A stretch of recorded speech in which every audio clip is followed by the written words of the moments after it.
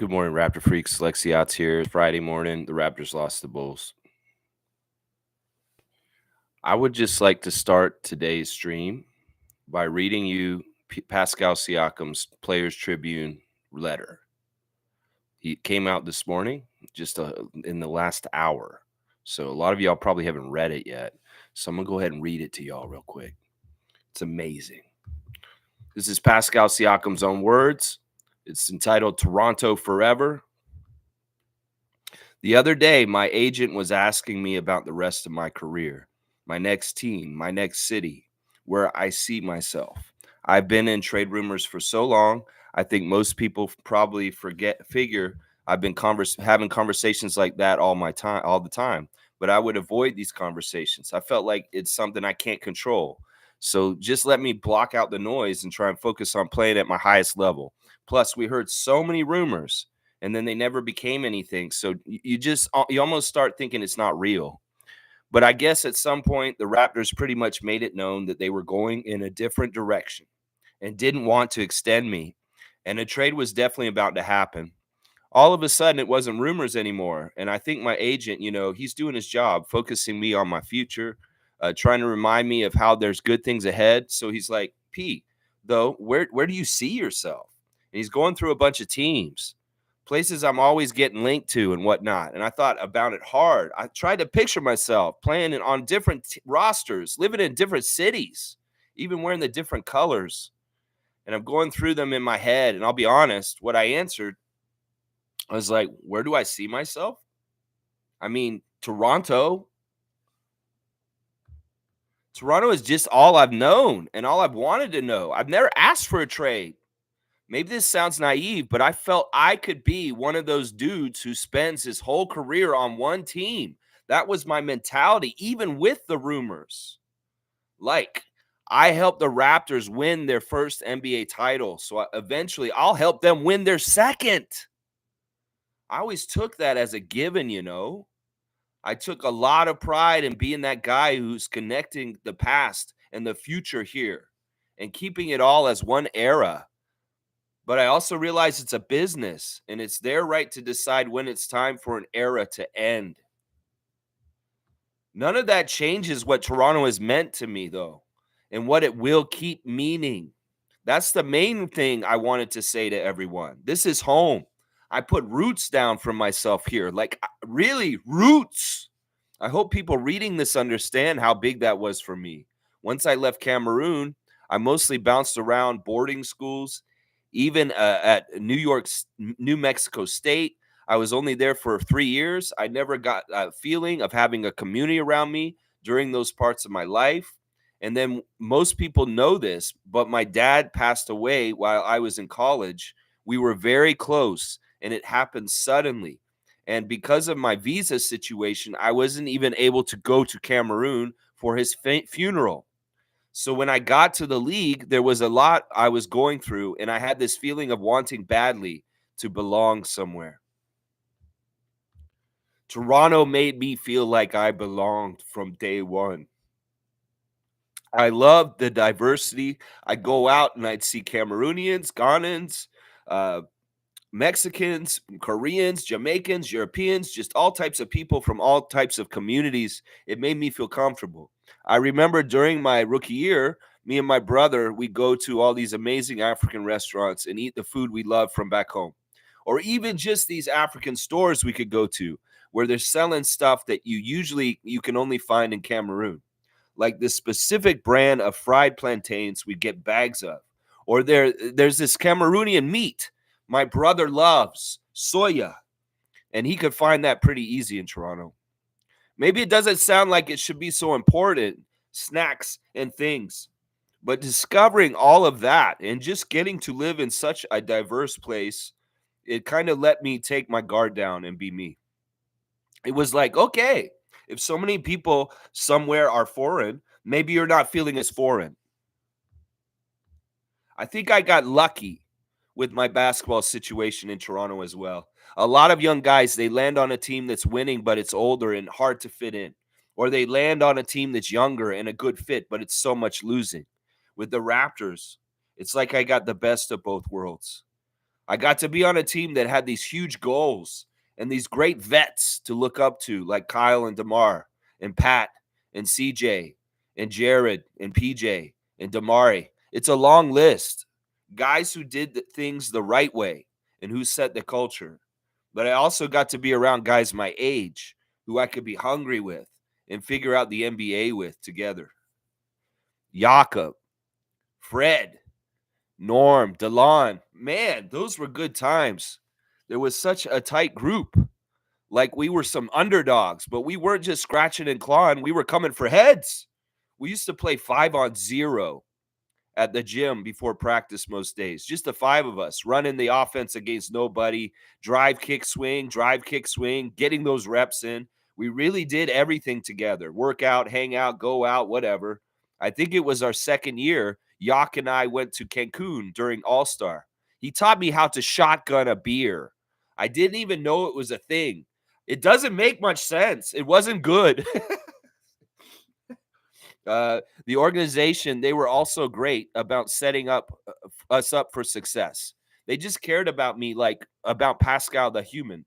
That was the standard. I mean, no joke. Raptors people took me to my driving test. I came into the league, never had a car in college, nothing, couldn't drive. So they helped me out. They took me to the DMV and I passed my first time. And I just look back on those things, those type of memories, and I'm so appreciative for how many people had my back. It's a cool reminder of how far I've came in these 8 years, how I really grew up here. As far as the fans go, I want to say a few things to them. One, it's so much love.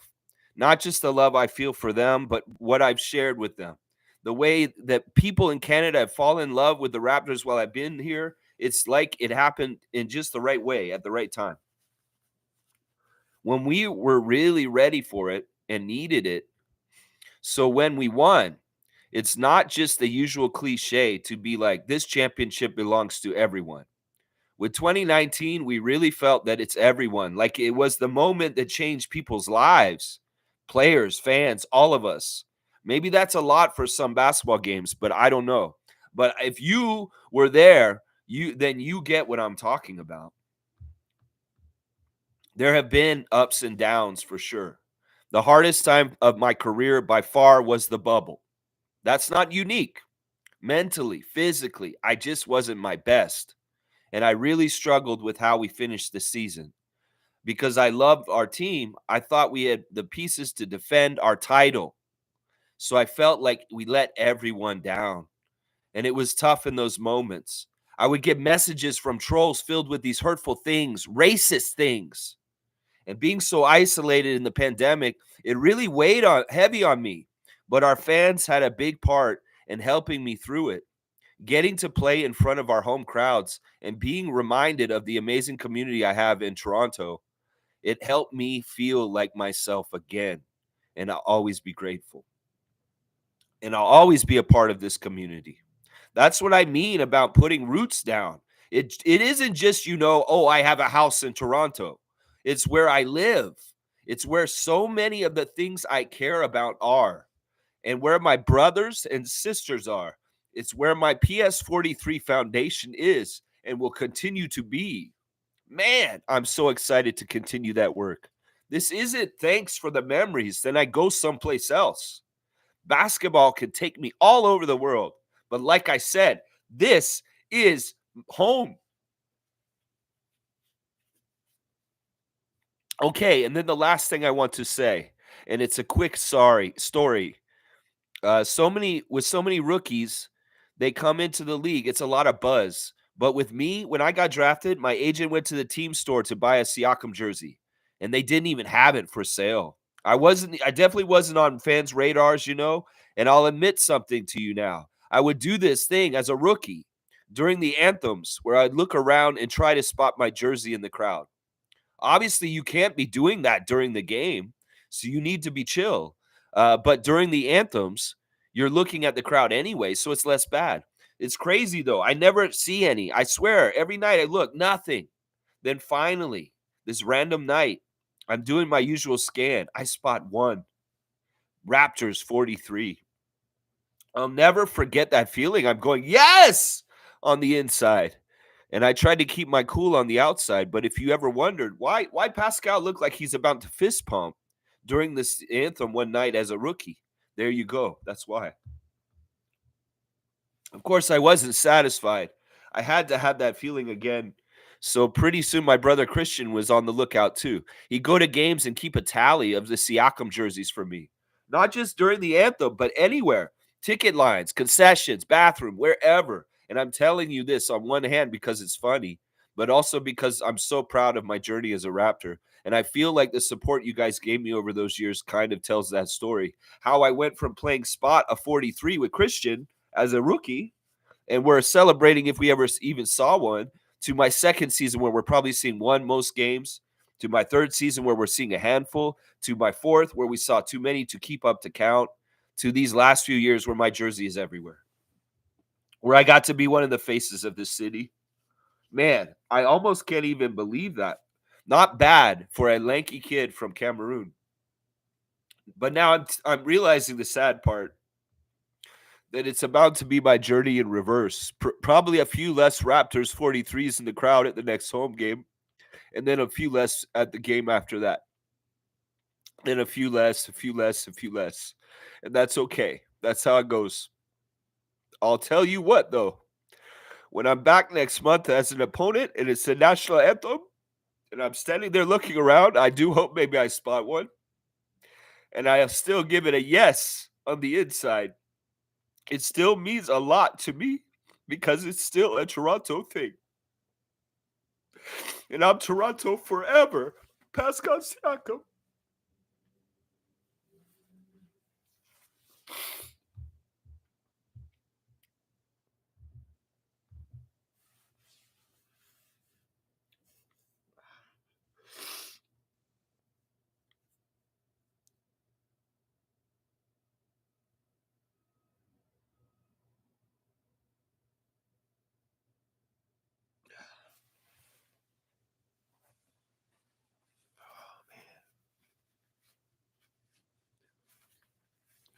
I read that 5 minutes before I came on the air. And I was like, I got to read this now. Because a lot of y'all probably ain't seen it until now. And man, he's a real one. I hate this. I hate this because it's just like DeMar. DeMar wanted the same damn thing Pascal wanted. And it's crazy that we saw DeMar last night in this transition and he beat our ass. Yeah. You know, the whole reason why we lost that game last night is Vucevic. You know, we needed Jakob and the dominance of Vucevic inside with the points in the paint. What the fuck are you supposed to do with that when you have no center? It really is evident that we need Jakob Poeltl on this team so bad. It's interesting what Masai said in his press conference yesterday about Jakob. He said, oh, if this is a mistake, my bad, I'll take it. It's still a value trade. It's still like, you know, when you make a deal and you trade a first-round pick, one first-round pick, by the way, and you get a starting caliber center, that's a win deal.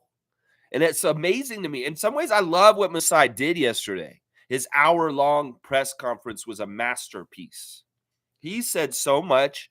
In some ways, these idiots have been filling in his coloring book for months now. And he was waiting for a chance to take the podium and the microphone and speak his truth and tell you what was really going on the whole time. I loved how mad he was when he was talking about, you don't know Pascal like I know Pascal. I know Pascal better than you guys. I know him as well as his mother. And you tarnishing the idea of my relationship with Pascal Siakam with your bullshit lies and Rogers in different media places has pissed me off. I could tell it pissed Masai off. And when he said his success is my success, and then he told the story about when Siakam came to visit his sister. It wasn't even there to come and try out to be in the NBA, and he ended up being in the NBA because of that fateful visit. People need to realize that Siakam would be nothing without knowing Ujiri. And the fact that people tried to sully that their relationship was messed up and all bad, and they did not understand the levels and the depth of the relationship between Pascal and Masai. Yeah, I love what Masai did yesterday. He came in there and he kicked some major ass. He kicked so much major ass, made so many people understand that's my GM. Yeah, that's my team president. Yeah, that's my guy running my team. And oh, I'm so glad he's running it. That Rodgers had to go on a full-on media assault against Masai in such an ugly, egregious way that it looked as bad as the reffing in the Lakers game 2 weeks ago. Yeah, it's all out now, Grange. Every single question you asked Masai yesterday was pointed and might as well have been coming out of the mouth of Ed Rodgers III. Yeah, everything they said on the broadcast last night on Sportsnet, on the pregame show, and all the stupid shit they're saying to tarnish this and that is from the voice of Ed Rodgers, panicking because he sees Masai Ujiri kicking ass at his job and making sure he's going to stay in his job, and Ed wants him out. So he will start the mudslinging and saying all kinds of bullshit around it and muddle it and confuse it with Michael Grange in his stupid ass voice. That is what's going on, y'all. He continued after the game. He's asking questions to Scottie, Darko, Bruce Brown. Idiotic questions that come straight from the mouth of Ed Rodgers III, honestly. Yeah, just know the truth. If you've seen Ben Taylor rig a game to help the Lakers win, realize that Rodgers Media Corporation is rigging themselves to badmouth our great team president, Masai Ujiri, every which way they can, and they know they're losing the war because they give that microphone to Masai Ujiri for an hour and the truth comes out and everybody's like, that man is a badass. That man, I'm so glad he's running our team. It all backfires on Ted Rodgers with his stupid ass campaign to oust Ujiri from his job. That is what's going on. Open your eyes, Raptors fans. All of the hate that you were supposed to have from a Ujiri was manufactured by his own fucking ownership group. And I tell you right now, I stand with Masai every single day. I stand with real ones like Pascal Siakam every single day. And it may not be Pascal's team anymore. It may be Scottie's team now. But man, it could have been Pascal's and it would have been sweet. Oh man, it would have. But the future is bright. You've seen Scottie last night leveling up some more.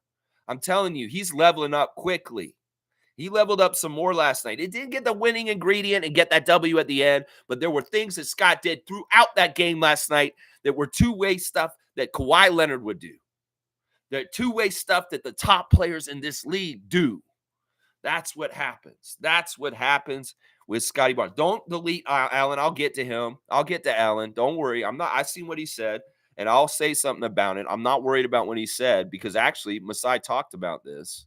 All right, we'll do the comments since we got Sheriff in here doing sheriffing and Alan Tams being a BAM son.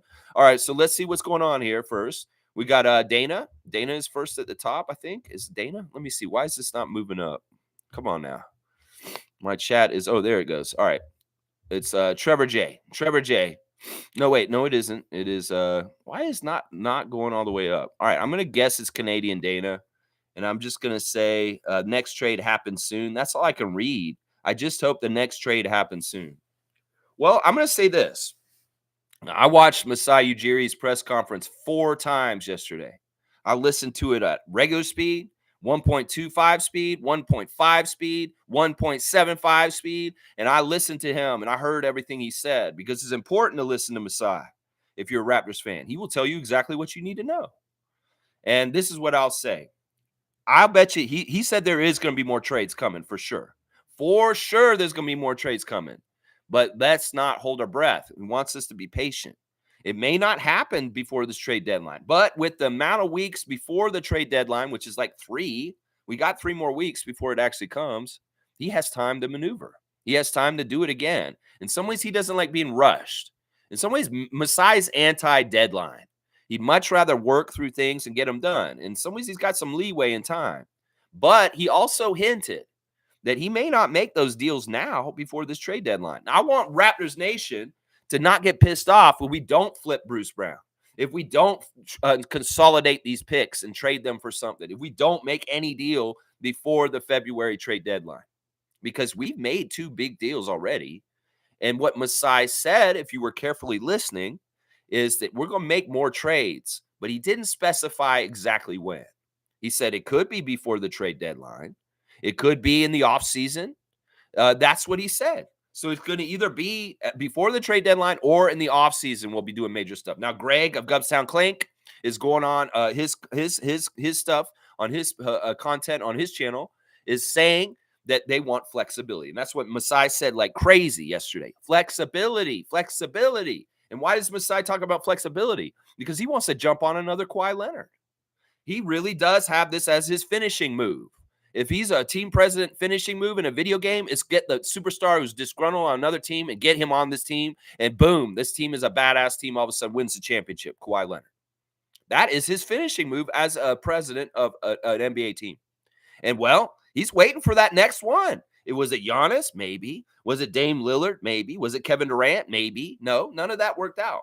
But he wants to be in a position as a team president with the team's situation to be flexible, to jump on disgruntled major superstars from other teams and luring them here to Toronto somehow, some way. Some ways that's financially flexible. Some ways that's asset flexible. But that's his strategy. That has been his finishing move this whole time. This is he talked about it again. In some ways, it's his signature. Yeah, make a big deal. Trade DeMar for Kawhi Leonard. That's his signature. Well, he wants to do another one, and he will. Watch. He will. But he knows every offseason that flexibility to land that big superstar is something he values. So just so you know. Now, Greg is saying we may do a bunch of moves just to get rid of contracts. He thinks we should acquire many, many expiring contracts for this year so it frees us up all kinds of different ways with our salary cap this summer so we can be big-time buyers this summer on the free agency market. Thank you, Gubstown Clink, for your information and insight. Yeah, I like this. I like where we're at. We are making decisions. People are saying, what the fuck are the Raptors doing? They're kind of in the middle of everything. They're not really making a decision. It's the direction.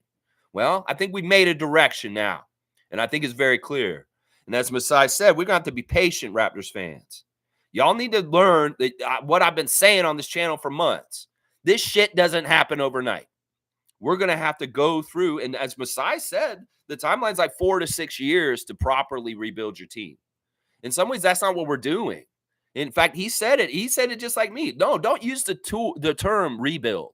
This is not apropos to the situation. It's not a rebuild because in some ways, there's a lot of stuff that's already been happening on this team that's a part of it that's got it ahead. These two Nick guys that came from New York recently, they've been building their momentum and what they're trying to do in their careers up in New York already. They don't come and wipe that slate clean. No, a lot of that work they did in New York transfers here as far as learning how to be in a winning nucleus and a winning team overall. So in some ways, Masai was hinting, yeah, a rebuild window takes 5 to 6 years, but you know what? We may be a little quicker than that. And I think he's right. In some ways, this rebuild started when we drafted Scottie Barnes. It may have been masked with the veterans around him. Maybe Masai and Bobby were smart, and they're like, you know what, let's have Siakam and Anunoby around Scottie for a few years so he can help them. They can help him get the culture of the team. The things that Siakam learned from DeRozan and Lowry needs to be passed to Barnes. So he needs a couple of years with him to have it soak into him. And that's what we did. And in some ways, Scottie is not shaken by this. Some people were worried, Scottie's going to be so emotional about losing Anunoby and Siakam. No, Scottie knew this was the plan all along. And he said it after the game. There's a stupid-ass reporter in the press conference with Scottie after the game said, when did Masai tell you were going to be the one over the other guys? Like it was some sort of like he's gathering evidence for a case against Masai Ujiri or some shit like that. When did he tell you and he didn't tell Pascal? It's like, what the fuck are you? It's like, Scottie's like, are you dumb or something? They drafted me, and I was going to be the plan all along. I'm the face of the franchise, bitch. Why do you not get that? Like, what do you mean? When did they tell me that? What do you mean? We knew this all along as soon as I showed up. What the fuck is wrong with you? It's like Masai said. He said, listen, I could blame the pandemic for some of the woes on our team, but I'm not making excuses. And guess what? That pandemic got us Scottie Barnes. He's exactly right. And what else did he say? He said this like twice. That's the hardest part of this job. Is getting Scottie Barnes, is getting that premium superstar that's above all the other talents in the league. That's the hardest thing to find in this league is that piece. That piece is the most hardest thing to find. That LeBron, that Giannis, that Scottie. And he got that job done on that part. Now he's just filling it around there. He told everybody what he's going to do. He did the hardest piece is the Scottie piece and getting that piece here. And you're going to covet that piece. You're going to throw all the money in the world at that piece. You're going to extend the hell out of that piece as soon as you can extend it and give him absolutely the most money he can make. Yeah. Yeah. And Scottie's bought in. I'm telling you right now, in some ways, the way I just read Siakam's letter, Scottie will write a letter just like that in years to come too. And it'll be just as loyal. Watch. I'm telling you, he's a real one. He loves the idea of being a franchise player. He loves the idea of being the face of Canada's team. He loves the idea of being the guy that everything's getting built around. So anybody who's going to say anything weird about Scott, man, he's relishing this. He loves playing in the NBA. He loves the idea that, oh, I get to guard DeMar tonight. I guarded Jimmy Butler last night. Now I get to guard DeMar tonight. He loves that challenge. He loves the idea of learning how to win. What did Masai say about Scottie yesterday? He said he picks my brain on how to win games all the time. We just sit there and talk about winning. I knew they did. They say that word so much. Of course, they sit around by the fireside and say, Masai, let's talk about winning some more. Okay, Scottie, I love talking about winning with you. Yeah, so when I'm in this game and I do this, and this is how yes, Scottie, yes. And, that's what they're doing. They're talking about winning. It's so awesome. In some ways, we have some amazing pieces already with him. I think RJ and Emmanuel are fantastic pieces to be next to Scottie. This next chapter is going to be very interesting. It's going to be very fun. It's going to be ups and downs. And Masai is exactly right. We're going to have games like the first half of the Miami game, and then we're going to have games just like the third quarter of the Miami game. And that's what happened. Last night was interesting. There's a lot of good things going on in the game last night, but there's a couple of reasons why we lost. Weren't making shots, weren't totally connected, didn't have an inside presence. Vucevic absolutely ate us alive. Kobe White doing too much himself. DeMar DeRozan being DeMar DeRozan. Zach LaVine scaring us a little bit, getting hurt, leaving, coming back. Shit like that. It's just like that. It really is Vooch. Vooch was the big, huge key to the Bulls winning last night. In some ways, we didn't execute well in the fourth quarter, and that did not help us. We were there. We were close, but we're still a baby team. In some ways, we're a baby team trying to learn how to win close games at the end of games. Well, it's going to be a little tougher without Van Vliet and Siakam around. In some ways, it will be a little bit tougher. But yeah, what an amazing, crazy couple days. In some ways, after hearing Masai's hour-long press conference, did y'all feel better about losing the game to the Bulls last night? Because, hey, the team president just told us we got to be patient. We got to be patient. I don't know what trolls and idiots are saying last night. Obviously, Siakam hears them. Obviously, people do hear them. But you tune them out and you hear the real fans. You hear the real ones. Just like Siakam said, the trolls, the racist trolls during the bubble, yeah, they hurt my feelings. And I did see what they said.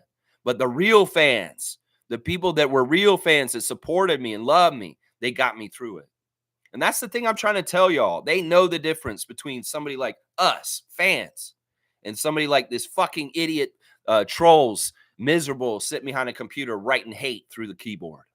Yeah, they know the difference. All right, Alan Tam Bam, son, let's see. This team will be shit for at least 3 years, but that's how a rebuild is.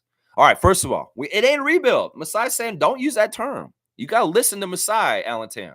He said rebuild. No, I'm not using that term. Retool, rechange, something. It's not a complete rebuild. It's not like we just leveled the house and we started over. No, we've still got very important pieces. In fact, Jakob is still a very important piece of this. Scottie, Gary, there's a lot of different guys that have been here for a bit. So it's not completely a rebuild. Now, as far as the timeline, I don't know how long we're going to be shit. I don't really know. In some ways, what is shit? Shit is Detroit Pistons. I don't know if we're going to be shit. In some ways, Masai said once again, we're going to win through development. That, the whole goal is like, we're not tanking to do this or that. We're not worried about our 6th pick. In some ways, what Masai said is we're ready for anything. And we're going to try and win. That's the whole important thing. What the fuck is the point of this? We're not going to try and win.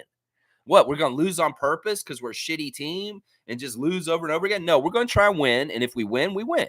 If we don't win, we don't win. And that's the way people should look at it as Raptors fans. That it's like, look, they could start winning sooner. Seriously, on some ways, it's on Scottie's timeline. And if you want to really be a microwave culture, well, look at Scottie's development. It is microwaved. It is a little quicker than the normal development. And maybe that would tell you the best indicator, Alan Tam, about when we're going to stop being little poop emoticons that you put in the comments there, bud. That maybe that's when Scott gets his big boy britches and starts being the big boy that he can be and just take over the games and just kick so much ass. And then boom, it's his timeline, bro.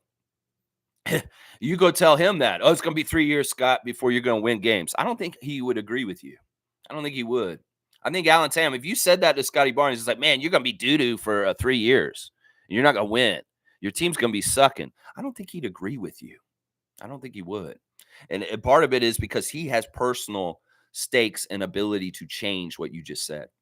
So I would say that right there. Alan Tam saying, I think they need to trade Boucher and maybe Trent, depending on what we can get from him. See, I'm not about continuing to trade Alan Tam. Bam, son. I'm not going to give you a strike, though. But yeah, your doo-doo comment is borderline strike. Let's just put it that way.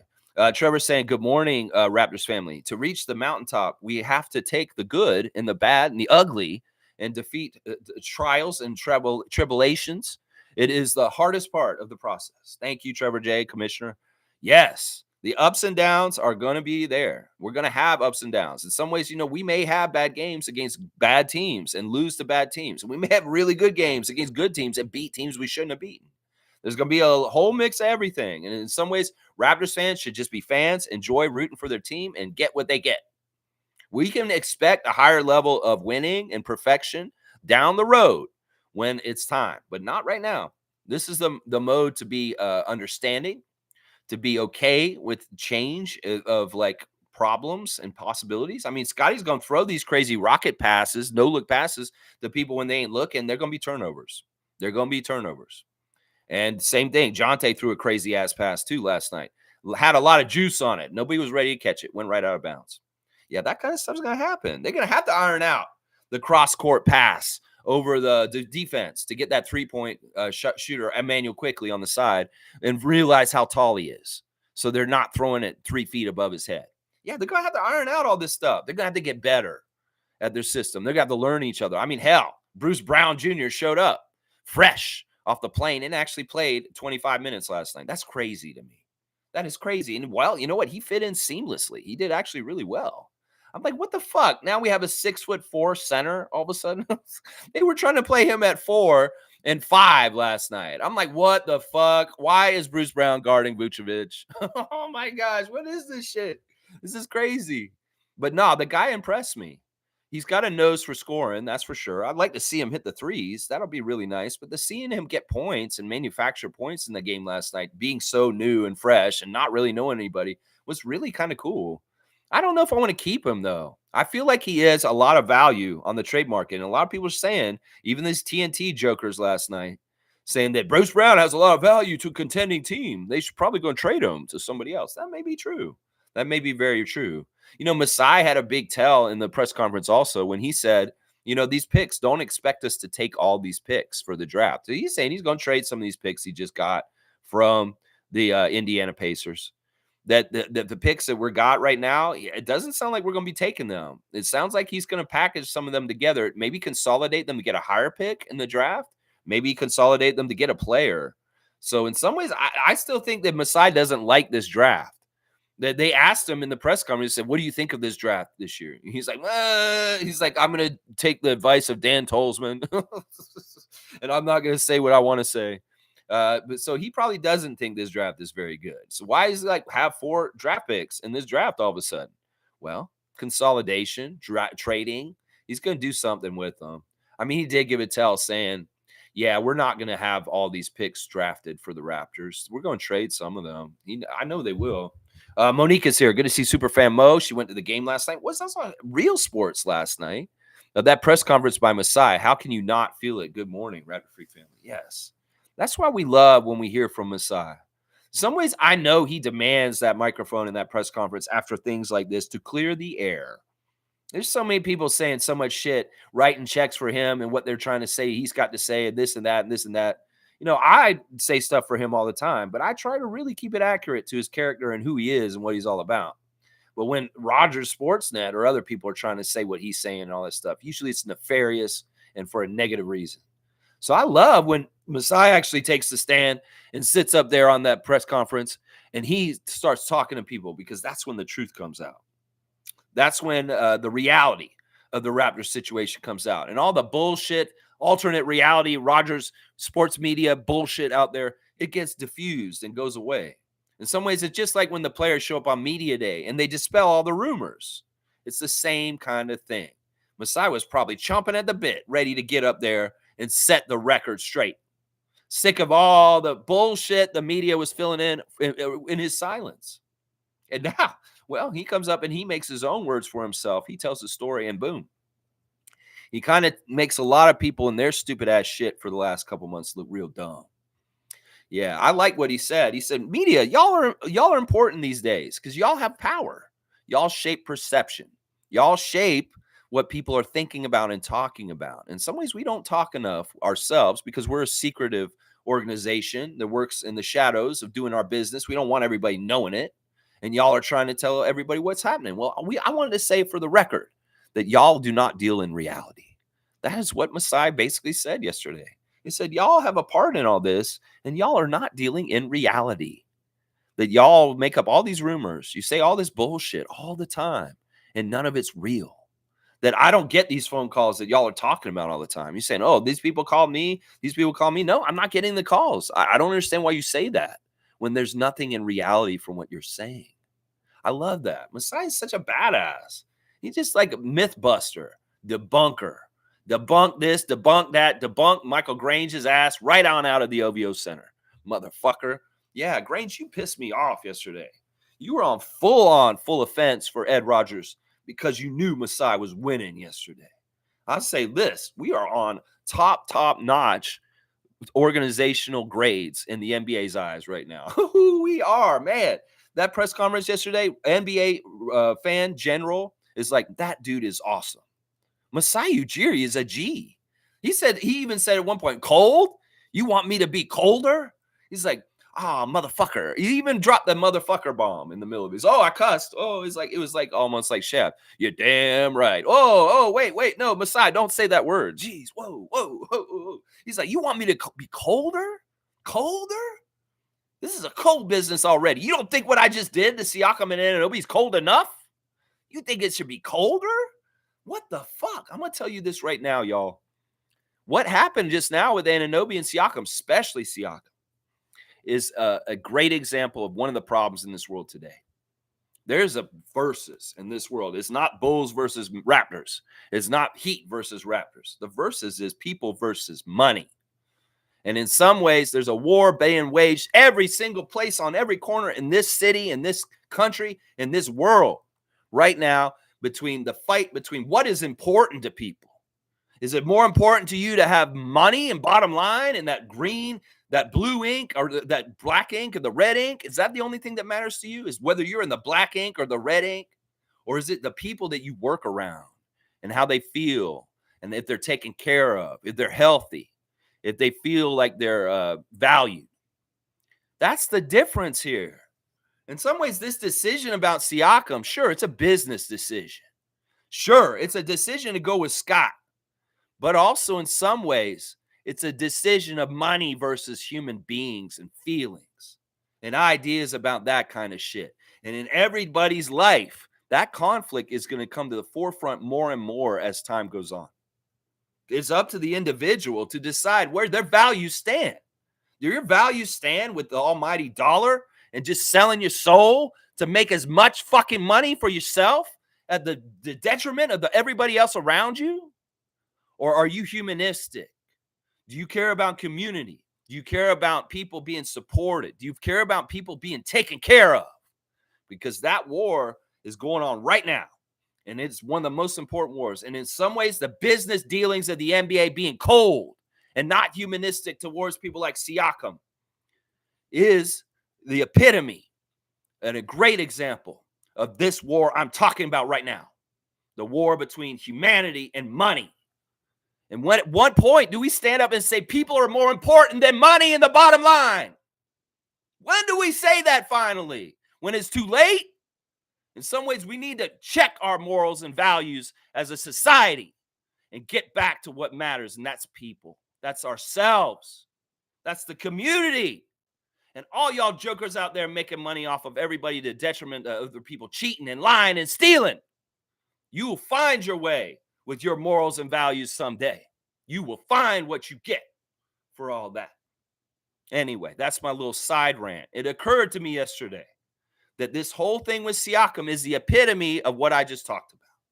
I love you, Pascal. You're a real one. Just like DeMar DeRozan. You will always be a Raptor. You'll always be Toronto's. Woo! All right, let me keep reading. Most saying didn't like the first quarter at all, other than that we battled love. What I saw from Bruce, it's early for him, but wow. All right, let me do my stars of the game. My first star of the game last night is Scottie Barnes. You know, I was saying this in the chat last night during the end of the game. I said, if we win this game and Scottie takes over and he kills it in the fourth quarter and we win it, this will be the greatest game Scottie has ever played. And the great thing would have been it was on TNT. They had Vince Carter there calling the game with Grant Hill on TNT nationwide in the United States. In some ways, this is not the game for the Raptors to look shitty. Them and the Bulls looking like they can't hit shots, like they're third-rate NBA teams. That's not the game that we need to be on national spotlight in the U.S. right now. No, it's not. Yikes. And in some ways, Scottie did enough in this game. I'm going to tell you right now, Scottie did enough, even though we lost, to wake people up. There were things he did in this game last night that educated, smart basketball fans down south see, and they're like, holy shit, Darko's right. He is a face of the league coming up. Smart people will see that. Dumb people will not. Now, in some ways, the things that Scott did last night ingratiated himself to be more in that conversation because he's on national television, on TNT with Charles Barkley and Shaquille O'Neal. And man, I wish we had won so they could have had that interview with him instead of Nikola Vucevic. That would have been awesome. That would have been a great feather in the cap of Scottie Barnes' early young career to get that U.S. media attention. In some ways, I wish he looked at that way and said, whoa, I want to win so I can get on TV and get interviewed by Shaq and Charles and Kenny. But no, that's not how the script was written last night. And it wasn't the refs. It wasn't anybody, but the Raptors didn't play well enough to beat the Bulls. The Bulls had better veteran presence at the end of the game, knew how to close it out, and they won. The Bulls had a real center and could go to him over and over again during the game. They won. They have a good coach, but Billy Donovan. He knew how to handle this game to make sure they won. And that's what happened. So it is what it is. But yeah, Scottie was amazing. I wanted him to get a triple-double. I wanted him to break his career high.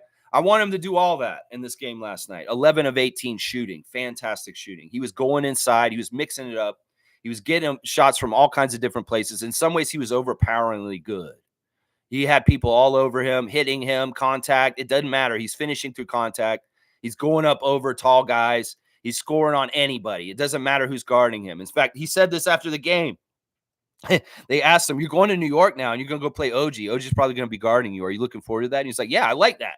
It's going to be fun. I'm going to get to play against OG. He's like, is OG going to shut you down? He's like, man, OG's not going to do jack shit to me. I'm going to go through him. I love that. I love that shit talk already. Scottie's already looking forward to playing OG on Saturday and beating his ass and saying, oh, OG, you going to try and shut my water off? No, you're not. I know your plumbing company van. I'm going to flatten the tires. You ain't even going to come over. No way. You think OG can stop Scottie? In some ways, that's going to be part of the fun on Saturday. Do we want to see if OG can stop Scottie? Because I tell you right now, nobody's stopping Scottie for real right now. Nobody. He's going up over Anthony Davis. He's going up against some of the top defenders in his league. He's scoring anyway. Nobody's stopping him. You think OG's going to stop him on Saturday? No, I don't think so. No, I think, in fact, Scottie may take special delight in cooking OG on Saturday, y'all. It's going to be fun. Seriously, that's going to be a fun little story to watch. But yeah, Scottie, amazing. Stat stuffing. They're talking about all his scoring and statistical accolades and where he is in his career and where he gauges against the greats, and he's right there with them. 6 defensive rebounds, 7 rebounds altogether, 6 assists, 3 steals, 3 blocks, 6 turnovers. Yikes. Lots of 6s on his line, 31 points in 37 minutes, a -3. No, Scottie was electric. Scottie was the man. And in some ways, if we won the game, that man would have been on blast down in national television down south. My second star of the game is the newcomer, Bruce Brown. How could he do this? First of all, I was like, okay, are they going to play them even? Well, they did. And he came out there and I was like, that guy's really short. I don't remember him being so short. Like, what is that? And then I'm watching him, and he's playing pretty good defense. He's like keeping up with DeMar, kind of keeping in between him and the basket. He's running around. He seems like he's fit, like not getting in the way of the other guys. He seems like he's going pretty good with it. Okay, he's down there scrapping. Oh, he just put a putback down in the lane. All right. All right. I'm getting to know him. Okay, I'm seeing stuff. Some diversity in his scoring. I mean, 15 points in his first game with the Raptors, 7 of 10 shooting, 1 of 3 from 3, 7 rebounds, 1 assist, 1 steal, no turnovers, plus 11. Bruce Brown Jr., you just got off the plane. You came down to the arena. I didn't even think you would be like, you're the one who played. That was awesome. It's amazing, actually. I was really impressed with him, honestly. He fit in really nice. He was interesting in the press conference afterwards. He's kind of happy to be here in Toronto. He said it's like, look, it's the true him by surprise, but it's a great opportunity, and he's excited to come and just try and see what happens. I mean, who knows? He may understand this may be a very brief stopover, and this may not be here for very long. And that's why it's kind of interesting to see him get in there and get play. But Darko's utilizing the good talent that he just got, and it looks like Bruce can contribute. I don't know if he'll take the starting job. He could. If Gary shoots like he did last night, some more, yeah, you could be knocked out of that starting lineup, Trent Jr. And Bruce Brown might be a little bit more consistent. We'll have to see. In some ways, it sounds like Masai's giving Bruce Brown Jr. a tryout for the rest of this contract for the end of the season, because that's what they asked him in the press conference last night. So how do you feel? Can you get over and show the team what you can do in 41 games to the end of the season so they can decide whether they want to keep you or not? He's like, yeah, I think I can. I think I can get out there and do what I do on the court and help them decide whether they want me around or not. Sure. Yeah. So I'm excited. We'll see. He's weird because he really is like very short, but he can play very big. Like, it's weird. He's throwing picks out there like he's a big. He's getting mixing it up down low in the rebounding battles. So in some ways, he's very interesting. In some ways, I don't like the undersizedness of him, but I do like the dog. I do like the toughness, and I do like the quick, easy, like scoring with the team already with no problems. That's very weird. That's not normal. My third star of the game for the game last night was Jonte Porter. I'm going to finally give Jonte a little bone. I feel like in some ways he finally, he did some stuff in the right balance. His fouls weren't so bad. He only got 2, 10 points, 3 of 6 shooting, 2 of 5 from 3. The 2 threes were very key. They sparked like an energy around our team to come back and get closer to them. We were down by like double digits. Jonte hits a couple of threes, and boom, all of a sudden we're really close to them in the game. So he was a spark. 4 rebounds, 4 assists, 1 steal, 2 blocks, stat stuff and 2 by Jonte Porter. And Masai let it be known in his press conference, he's very excited about Jonte Porter. The fact that he's a big that can shoot from the outside and is very versatile. He's a great passer. So it sounds like Jonte is one of these discoveries that we just stumbled upon that we're going to bring along with us, and he could be a part of our future. So that's awesome. That's great for Tom, Jonte's friend, and also just great for the Porter family and Jonte himself. I love the story about Jonte and Bruce and the number. Of course, this is the way it goes. Alvin said it in the broadcast. Well, he better got money for that, and he did. Jonte was wearing number 11 when we played Miami. Well, he wasn't last night. Bruce Brown was wearing 11, and Jonte was wearing 34. And, well, Bruce forked over $10,000 to Jonte to get that money. But it's interesting that he went through Michael Porter Jr. to do it. It's like, oh, I know Michael because I was on the Nuggets with him. We won a championship. So I'm going to call his brother. Hey, can you talk to your brother? Can you get him to give me the number 11? I like that number. I don't want any of the other numbers that the Raptors have available, and I'd really like to get my number. Sure, I'll call him. Hey, Jonte, will you give Bruce Brown your number? Yeah, sure. How much? Okay, how much? And it's like he said 10,000, and Bruce Brown's like, oh, you know what? He could have asked for more. So yeah, that's the number switching around. So Bruce Brown number 11, Jonte 24. Or 34. In some ways, that's just a hierarchy of things. Bruce Brown is a vet. And in some ways, in some teams, he would have to give it up without paying him in some cases. But Alvin's like, no, the code is in the NBA. You got to pay that guy for his number. It would be really weird if Bruce Brown paid $10,000 to Jonte Porter for the number 11, and then he got traded tomorrow. That would be kind of weird, like, honestly. In some ways, it's like Masai Baby's like, don't pay him that money for that. You may be going somewhere else very soon. I've got to get him that number. I mean, is it worth it if he pays $10,000 for a number if he plays only 5 games for the Raptors? Is that worth the money? I don't know. NBA players do pay crazy fines to the NBA, so maybe it is. I don't know. It's pretty crazy. But yeah, those are my 3 stars of the game. Really, the rest of the guys in some ways were disappointing in their own different ways. Gary obviously was disappointing because he was not hitting again. 6 points in 30 minutes, 3 of 8, 0 for 4, 2 rebounds, 2 assists. Yeah, I told y'all, it's not about starting or being on the bench. It's about him being consistent himself on a night-to-night basis. He could be just as shitty on the bench or starting. Either way, he can be good or shitty. He's a minus 21, the worst plus minus on our team last night, Gary Trent Jr. So you tell me whether Bobby and Masai want to invest in this guy. I don't know. I don't know if they do. RJ Barrett having a tough shooting night last night also. 6 of 16, 1 for 6 from 3, 4 for 5 from the free throw line, better than the game before. 4 rebounds, 6 assists, 1 steal, -5 with 17 points. RJ wasn't super horrible. There were times where he really had some awesome things going on in the game. A couple of highlights. I love some of the dunks in the game. But, RJ, we're going to need you to step up more because in some ways you have to be a big scorer for this team now. You really do. Emmanuel quickly, a similar thing. Emmanuel just wasn't shooting well last night. Some of the shot selection from Emmanuel I didn't agree with. And in some ways, I wish he had been maybe it's the kind of thing with Emmanuel is like, I want you to gauge whether you're on or not for the night in your first few shots. And if you're not on, you need to revert to being more pass first. And you may need to kind of feed RJ and Scottie and the rest of the guys a little bit more than yourself. Now, I will say this, even if it's like that, late in the game, if you feed the other guys, the pressure will come off of you. And then at the end of the game, take your shots again after that. But that's the way I would do it, Emmanuel. I feel like in some ways you were looking to shoot more and more. And even when you weren't hitting, you were overshooting. 4 for 10, 2 of 7 from 3. He made both his free throws. I will say one thing about Quickly that's funny is at the free throw line, he's definitely not quickly. That may be where he's slowly because he takes his time on his free throws. He has a preparation. He just sits there and waits. And I'm cool with it. I don't mind it because he's going to make them. But I think that's kind of funny. If there's anything Quickly doesn't do quick, it's his free throws. That's for damn sure. 3 rebounds, 3 assists, 1 steal, 2 turnovers, a -17. So this is a pretty bad plus minus for him, 12 points. Yeah, those New York guys are going to be different levels of shooting percentages when they play for us. And some nights it's not always going to be pretty. This one was okay. It could be uglier than this, but they could obviously be better also. Off the bench, Thad Young, just solid minutes. In some ways, he wasn't handling Vucevic any better than Jonte Porter.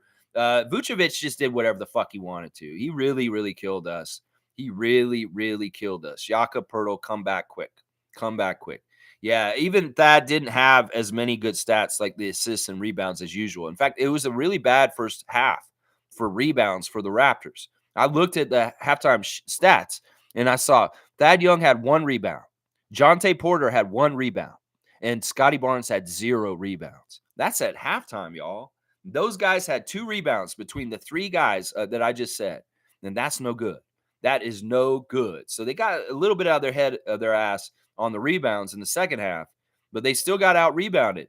And that is a very important metric to gauge whether the Raptors going to win or not right now, is whether they out-rebound the other team or not. Now, Chris was fantastic on the rebounds. For his time when he got out there, he almost was one of my stars, but he did just about what I expect from him. 9 rebounds from Chris. He was our leading rebounder. Very, very important rebounds he was getting in there and fighting. He's getting fouls off of position for rebounds, just like Dennis Rodman used to. Chris Boucher, you are an artiste, and I love your art, man. 2 for 4, 1 of 3 from 3-point range, 1 of 2 from the free throw line, 2 assists, 2 turnovers, a plus 13 with only 6 points. Yeah, Chris, we needed more from you in some ways. We did. Dennis Schroeder, interesting game. Not the best game. 3 of 7, 1 for 4, 5 assists, 0 turnovers, 7 points, a plus 4. Yeah, Dennis was okay, but once again, in some ways, what we need from Dennis, RJ, Emmanuel, Gary, Chris is more scoring. Y'all need more scoring. This was a low-scoring game. It was really gritty. It was ugly. There was a lot of ugly basketball in this game last night. But we need you guys to step up, make more of your shots, and get more production. That's just what I got to say right there. In some ways, it's like people said after the game, I think it was Raptors tonight, that, if Gary's not going to be hitting his shot, he better be contributing in other ways on the court. Otherwise, his minutes are hollow. And this is my biggest concern with Gary Trent Jr. If he is not hitting his shot, he is not helping us. He has to be hitting his shot, because otherwise, is he in there rebounding? Hardly ever. He's done more recently. Is he getting assists? Maybe a couple, but not really. He's more likely to get a couple of steals and be helpful on the defense still, even if he's not hitting his shot. But that's part of the problem right there, is we need Gary Trent Jr. to be more fleshed out to contribute, even if he's not making his shots.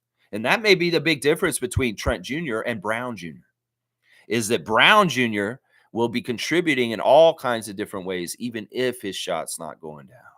And in the eventual maybe position battle that's coming up very quick for the starting job, Bruce Brown may be beating Gary Trent for the starting job just because of his defensive prowess and his all-round play in different ways. So I'm going to predict that right now, especially if Gary continues to shoot the way he has shot most of this season, that Bruce Brown is going to take that starting spot from him. And it may be in the next week, y'all. All right, let's keep going. Monique is saying the arena was jumping most of the time, except for the first quarter. That's good. I'm glad the hype was good. In some ways, Raptors fans, it's a weird transitional period, but the inspiring speech by Masai Ujiri buoys our spirits and makes us realize we're still in this. I love what Masai said. In some ways, he killed every single doubt that I have about the Raptors ever winning a championship again. That's how inspiring he is. He said, this city's going to win regardless if I'm here or not. This is just that kind of city. In some ways, this is just how things happen. You win something, it goes away, it comes around, you come back around, and you get it again. And he believes that's going to happen for the city of Toronto and the Toronto Raptors. In some ways, it was cryptic, him saying, whether I'm here or not, we will win. I understand. In some ways, this isn't up to him. Just as much as things for Siakam were not up to him, in some ways, things would not be totally up to Masai, unfortunately. And I really rue the day that he is not in charge of our team anymore. I really don't want that day to ever come, but it could be.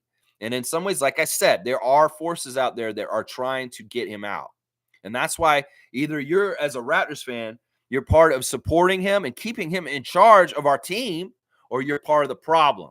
And the people that are coming after him, like Michael Grange and Ted Rogers III. So I'm going to say this to Raptors fans: support the hell out of Masai Ujiri. He is a godsend. He is the main reason why we got a championship for the Toronto Raptors.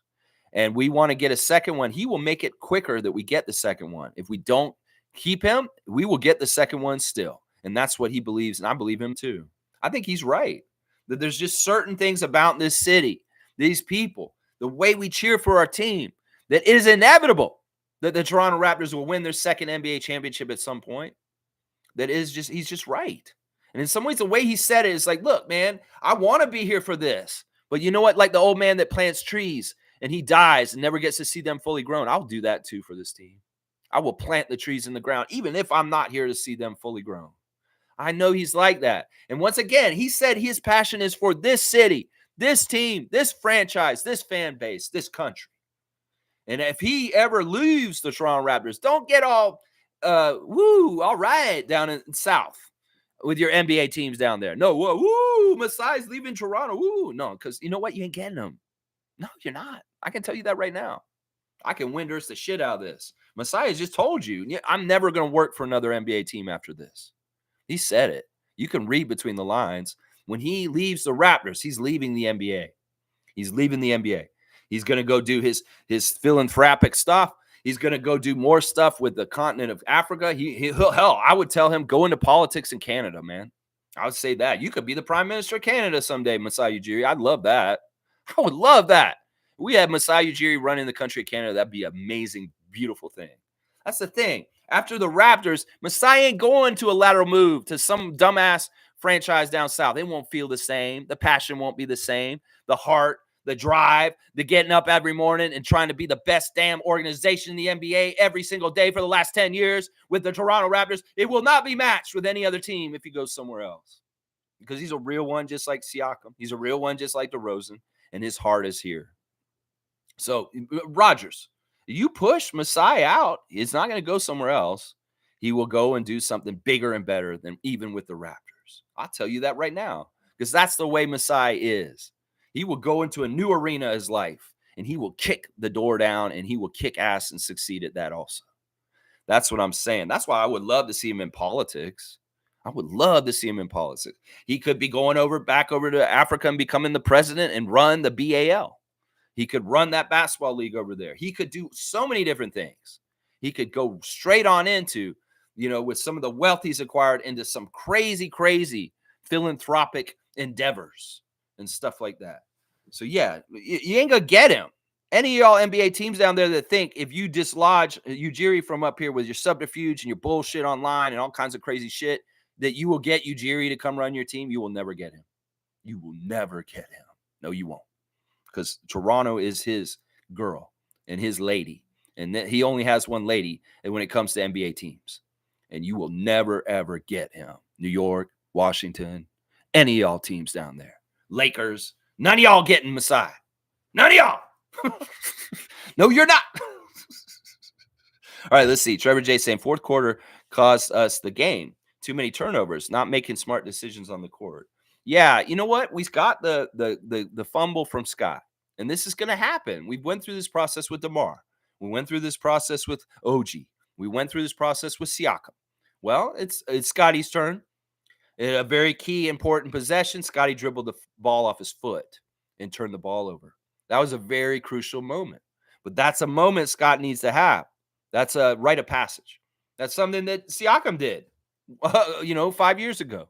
That's something that DeMar did 10 years ago. Yeah, I remember. I was watching when they dribbled the football off their foot in a crunch time moment. Well, they stopped doing that after a while. They learned. They learned how to avoid it. They learned not to do that. And they got better and better. And that's just part of Scott and his progress. He's going to have to do things where he's going to have to learn. I dribbled it off my foot at a key time. We lost. I threw an errant pass that didn't connect to my teammate and it went out of bounds. He's going to have to tighten those things up and learn and get better and better over time. And he will. He will. But we got to understand that's part of our present state, that we win and die and lose with Scottie. And if Scottie's going to have his mistakes, we're going to have mistakes for our team. We're going to lose. If Scottie excels and carries us and we win, we win. So in some ways, it's really going to be a lot like that. It's going to be just like with RJ. We're going to live and die with him making shots. And I'm okay with that. I'm okay with living and dying with Scottie making perfect basketball happen at the end of the game. He will get there. Trust me. He will get there. There's so many things he's doing fundamentally so amazing. There was one shot he did last night where he hung and waited. And he kind of got totally square and he didn't rush the shot. And the defenders were all around him and they could have agitated him. They could have made him miss, but he really got his form exactly right and square. And he just swoop and it went right through the net. There was a patience in that shot that told me everything I need to know in some ways about Scottie and his acumen and how he's looking at things. This guy is on a whole other level. This guy's fast tracking. Some people try to say he's autistic. No, he's not autistic. He's a savant. He's already learning this game in deep levels and really philosophical ways that the average NBA player doesn't look at.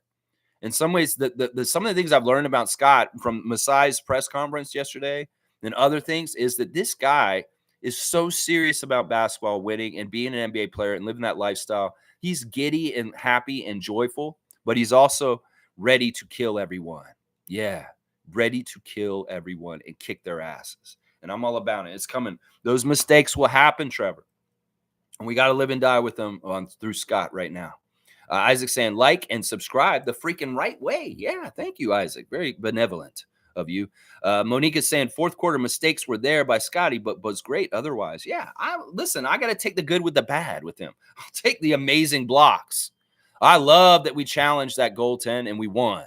That's Darko standing up for his guy. In some ways, the burgeoning friendship and partnership between Scottie and Darko is beautiful. I can tell there's certain things about what's going on that Scottie is going to trust Darko and Darko is going to trust Scottie, and it's going to be a beautiful, beautiful thing going forward. In some ways, our franchise is kicking ass. We had Masai make that press conference yesterday. Other people are seeing it, and they're like, man, I wish that was our guy. I wish that was our team president. He is so good. Listen to what he said. Look at that passion he had about talking about Siakam and Anunoby leaving. That was so crazy. He was talking about Precious too. It's special. These guys are important to him. This is not easy. This is not easy.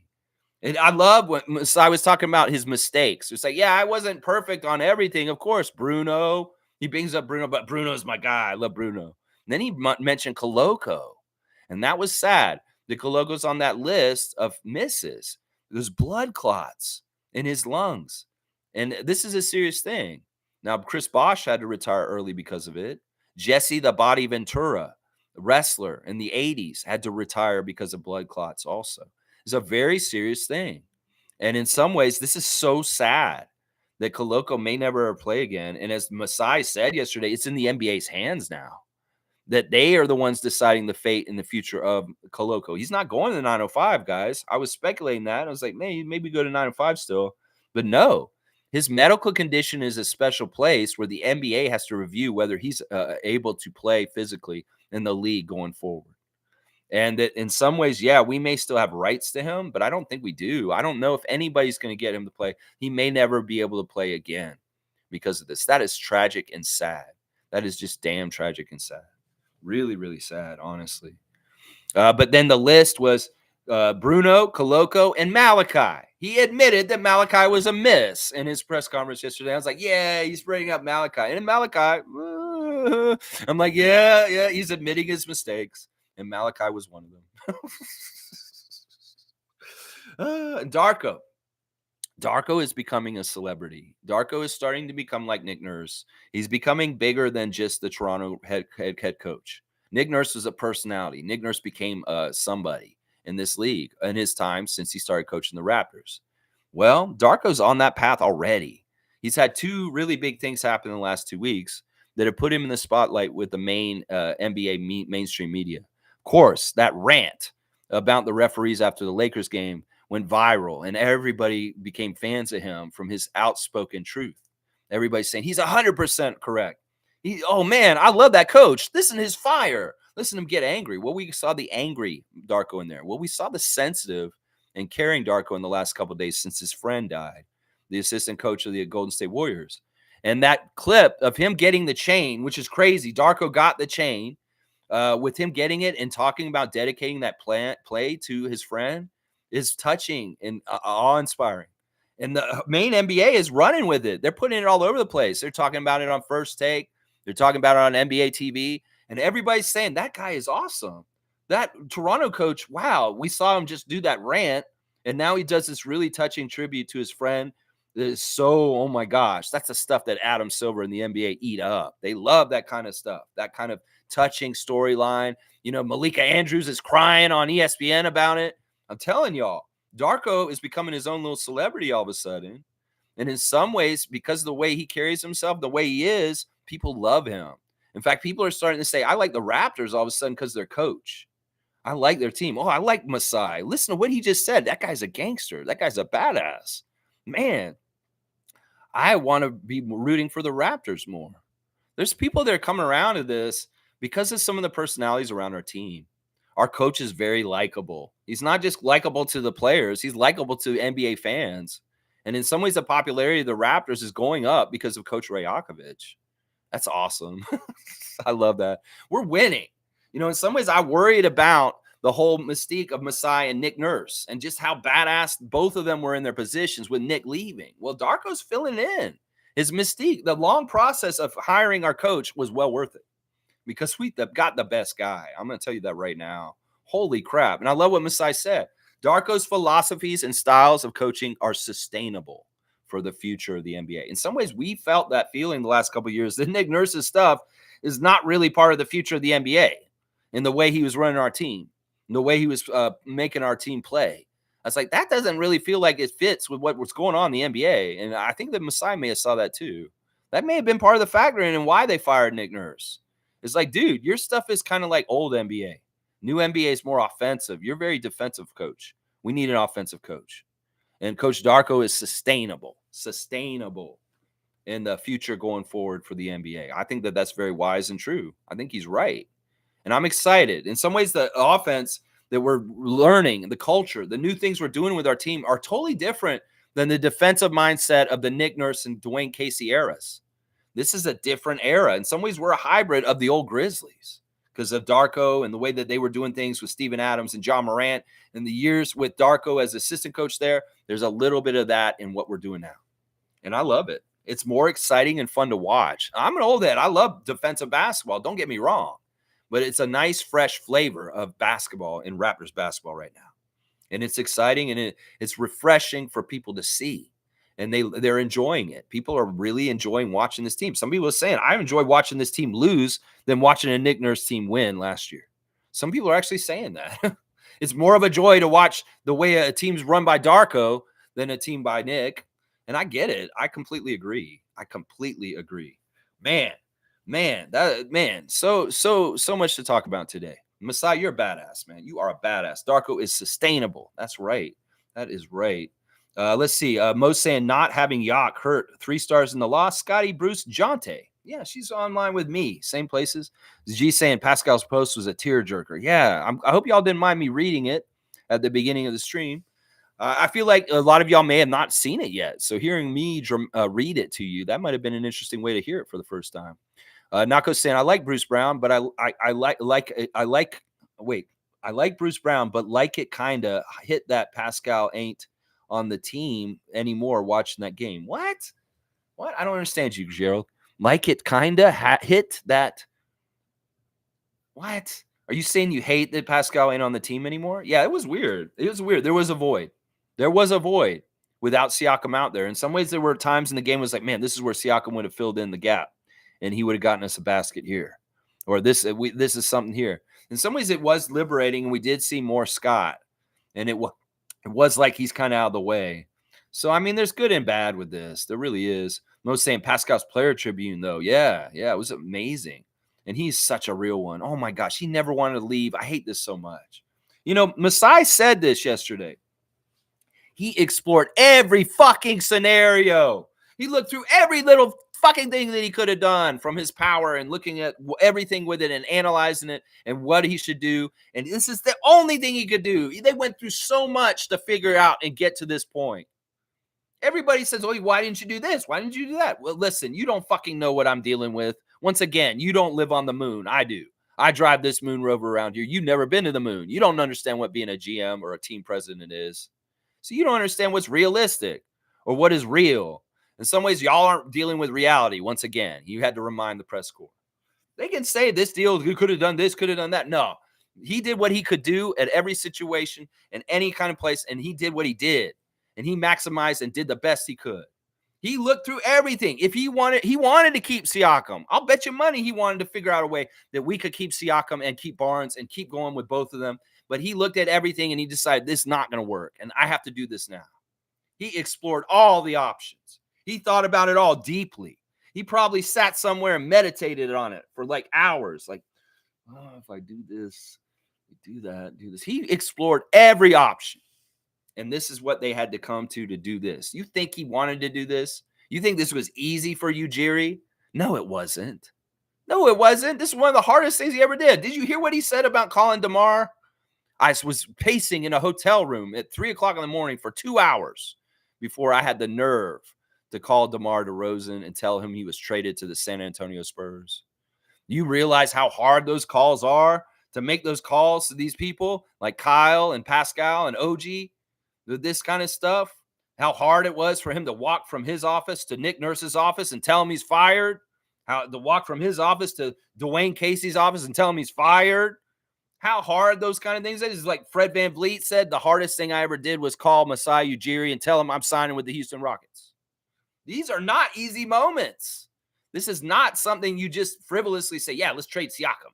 Like so many fucking idiot, hateful trolls online do every single day. Trade Siakam. No, there's a lot of thought. There's a lot of things that go through the mind before you take a big step in a move like that. You don't just frivolously get up in the morning and say, I'm trading Siakam. No, you really think about it. You plan it, and you think about all the different outcomes, permutations, outcomes, and things that could happen.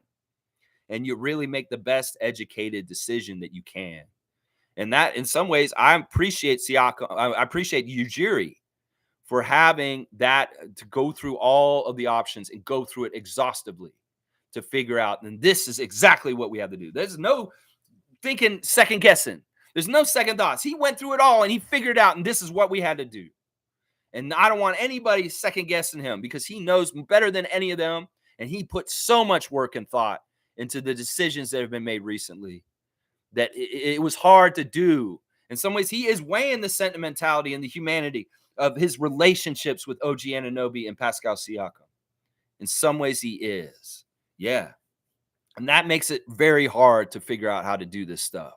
And that makes you really think twice and think it very, very much through before you make any rash decision. Yeah, you do. Yeah, you do. Yeah, you do. Trevor's saying, I guess now Scottie will get more votes now from the game being nationally televised. I hope so. I'm in some ways, I've given up on the all-star voting. Who cares about that? I say go vote. I'm just saying, but I'm giving up on the idea of Scottie's going to get voted in because I think it's too late. And, he's going to get in on the coaches. He'll get in on the coaches. Cowboys say, good morning, Lex and Monique and the Raptor Freaks. Bam, good to see you, Bradley. Mo saying, good energy at Real Sports Bar last night after the game. Good spirit. I really like seeing that Savannah was on the panel last night. I think you should do this more, Randy Urban. You need to have Savannah Hamilton on that panel more often. I think it's just good in different ways. Get Kayla, too. Get any of the ladies around there, Kia Nurse. I think that it's a good look. It's been a boys' club too long. And having a lady up there with you guys, well, it makes it a little nicer, to tell you the truth. Alvin's not as crusty. I seen Alvin kind of going crusty against Javon Shepard the night before after the Miami game. Yeah, he does his little shtick. I know Alvin's doing Alvin. I don't get mad at him for being a grumpy old man. I think that Alvin's funny when he does that, and it's all tongue-in-cheek. But, yeah, he can be a little surly, and sometimes you need a little sugar next to that sour. With Savannah sitting there, she's going to be positive and nice, and, she just added something to it last night. I'm just going to say that. So I highly encourage you, Randy Urban, to continue to have Miss Hamilton on your show. It's a good idea, a very good idea, and keep asking her and keep getting her there. Seriously. G saying the Bulls vets closed it out. You were able to see the youth mistakes, and that this is going to take time. Scottie will clean up his turnovers, as Masai said. Patience. Yeah. Yep. It's going to take patience. And Raptors fans, do you have it? Do you have it? If you want to make a team correct, if you want to get the next championship, there is a process. There is a schedule. There's time that's going to be needed to take it. And in some ways, y'all may not be patient enough. Well, go do something else. Go take up another hobby. Go crochet or some shit. And fucking go do something else to distract yourself. When we're closer to that time, you can come back. We don't mind. We're not going to say don't come back ever again. We do need you when you can be bandwagon to come on and help us get the last push. But when the heavy lifting, the hard times, the Raptor Freak family will be here. Yeah. The real ones will be here. And, if people don't want to go through the losing and the process of development of Scottie Barnes being the number one guy on our team, well, go ahead. Go do something else. Go watch another sport. Go do other things with your life. How about that? That's what I would say. Jimmy Pope saying, we really need Yak. Yeah, we do. It jumped. Let me make sure I get all the comments. We really need Yak is what he said. It's the first Jimmy comment. Where is he? Where is it? So much here. Okay. All right, y'all, give me a cutoff today. I don't want to go as long today as I did yesterday. 416 yesterday. Holy crap. That was crazy. That was crazy that I went 4 hours and 16 minutes yesterday, y'all. I guess I kind of had to, though. All right. Yeah, definitely give me a cutoff. It seems like y'all have very much filled up this a lot already. And I want to make sure I read every comment, but I don't want to be here for 4 hours, too. Okay, where's Jimmy? No. Wow, you guys really filled it up. I don't mind this. I don't mind this at all. Okay. Wow. All right. We really need Yak back desperately. We were just getting bullied early in the game. Yes. You can tell the game plan was to go on to the paint on us. Yes, the points in the paint were very heavy in the first half of the game last night. They were killing us everywhere. And it wasn't just Vucevic. They were all going in there. Let's see. Jimmy saying, and we can stop the trade chatter. Kind of sick of it. Yeah. In some ways, like people are like all excited about seeing the next move and stuff like that. Just hold, pause, please. In some ways, it's like this is never going to end, Jimmy. We're not going to get any like in betweens with this. I mean, hopefully we can get some period of time where there's no trade talk around us anymore. But in some ways, there's some people that just thrive on this bullshit. I don't even understand it. whether it's Raptors content makers or just fans. Like, why are you trade fans? Like, what kind of losers are y'all? We're trade fans. I'm a fan of trades. I just like trades. I'm like, what the fuck is wrong with you? Like, seriously. What the fuck is wrong with you? Cool Cat saying, good morning, Raptor Free Crew. Anyone read Pascal's Player Tribune? Yeah, I read it on the stream just after you wrote that. Nago saying, all the best to Coloco. Cool Cat saying, now I'm in tears again. My second cry after Masai's speech that made me cry. Now I'm an emotional wreck. Oh, Cool Cat. Well, this is just part of it. I mean, I am too. You saw me earlier. It's okay. As Cowboy's saying, yeah, Jimmy's crying too. Nako's got the hearts out. Jimmy's saying, damn. Yeah, if y'all hadn't heard it, hearing me read it, that was probably a good way to hear it. Infamous is saying, salute, freaks. Tough loss, but we will bounce back. I was feeling upset until the Masai presser. What an amazing GM we have. Yeah. Yeah, he's a keeper, isn't he? You understand why I fight so hard for Ujiri on this channel. Because in some ways, there's not enough media out there talking about his accomplishments and the greatness of him.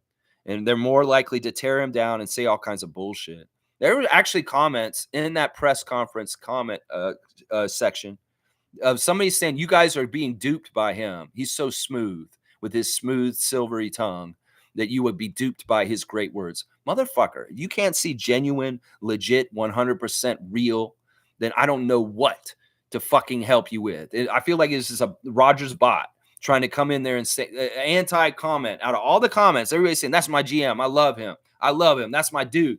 There's one comment in there, y'all are fools being duped by his silvery tongue and the lies he's spreading. I'm like, what the fuck are you on?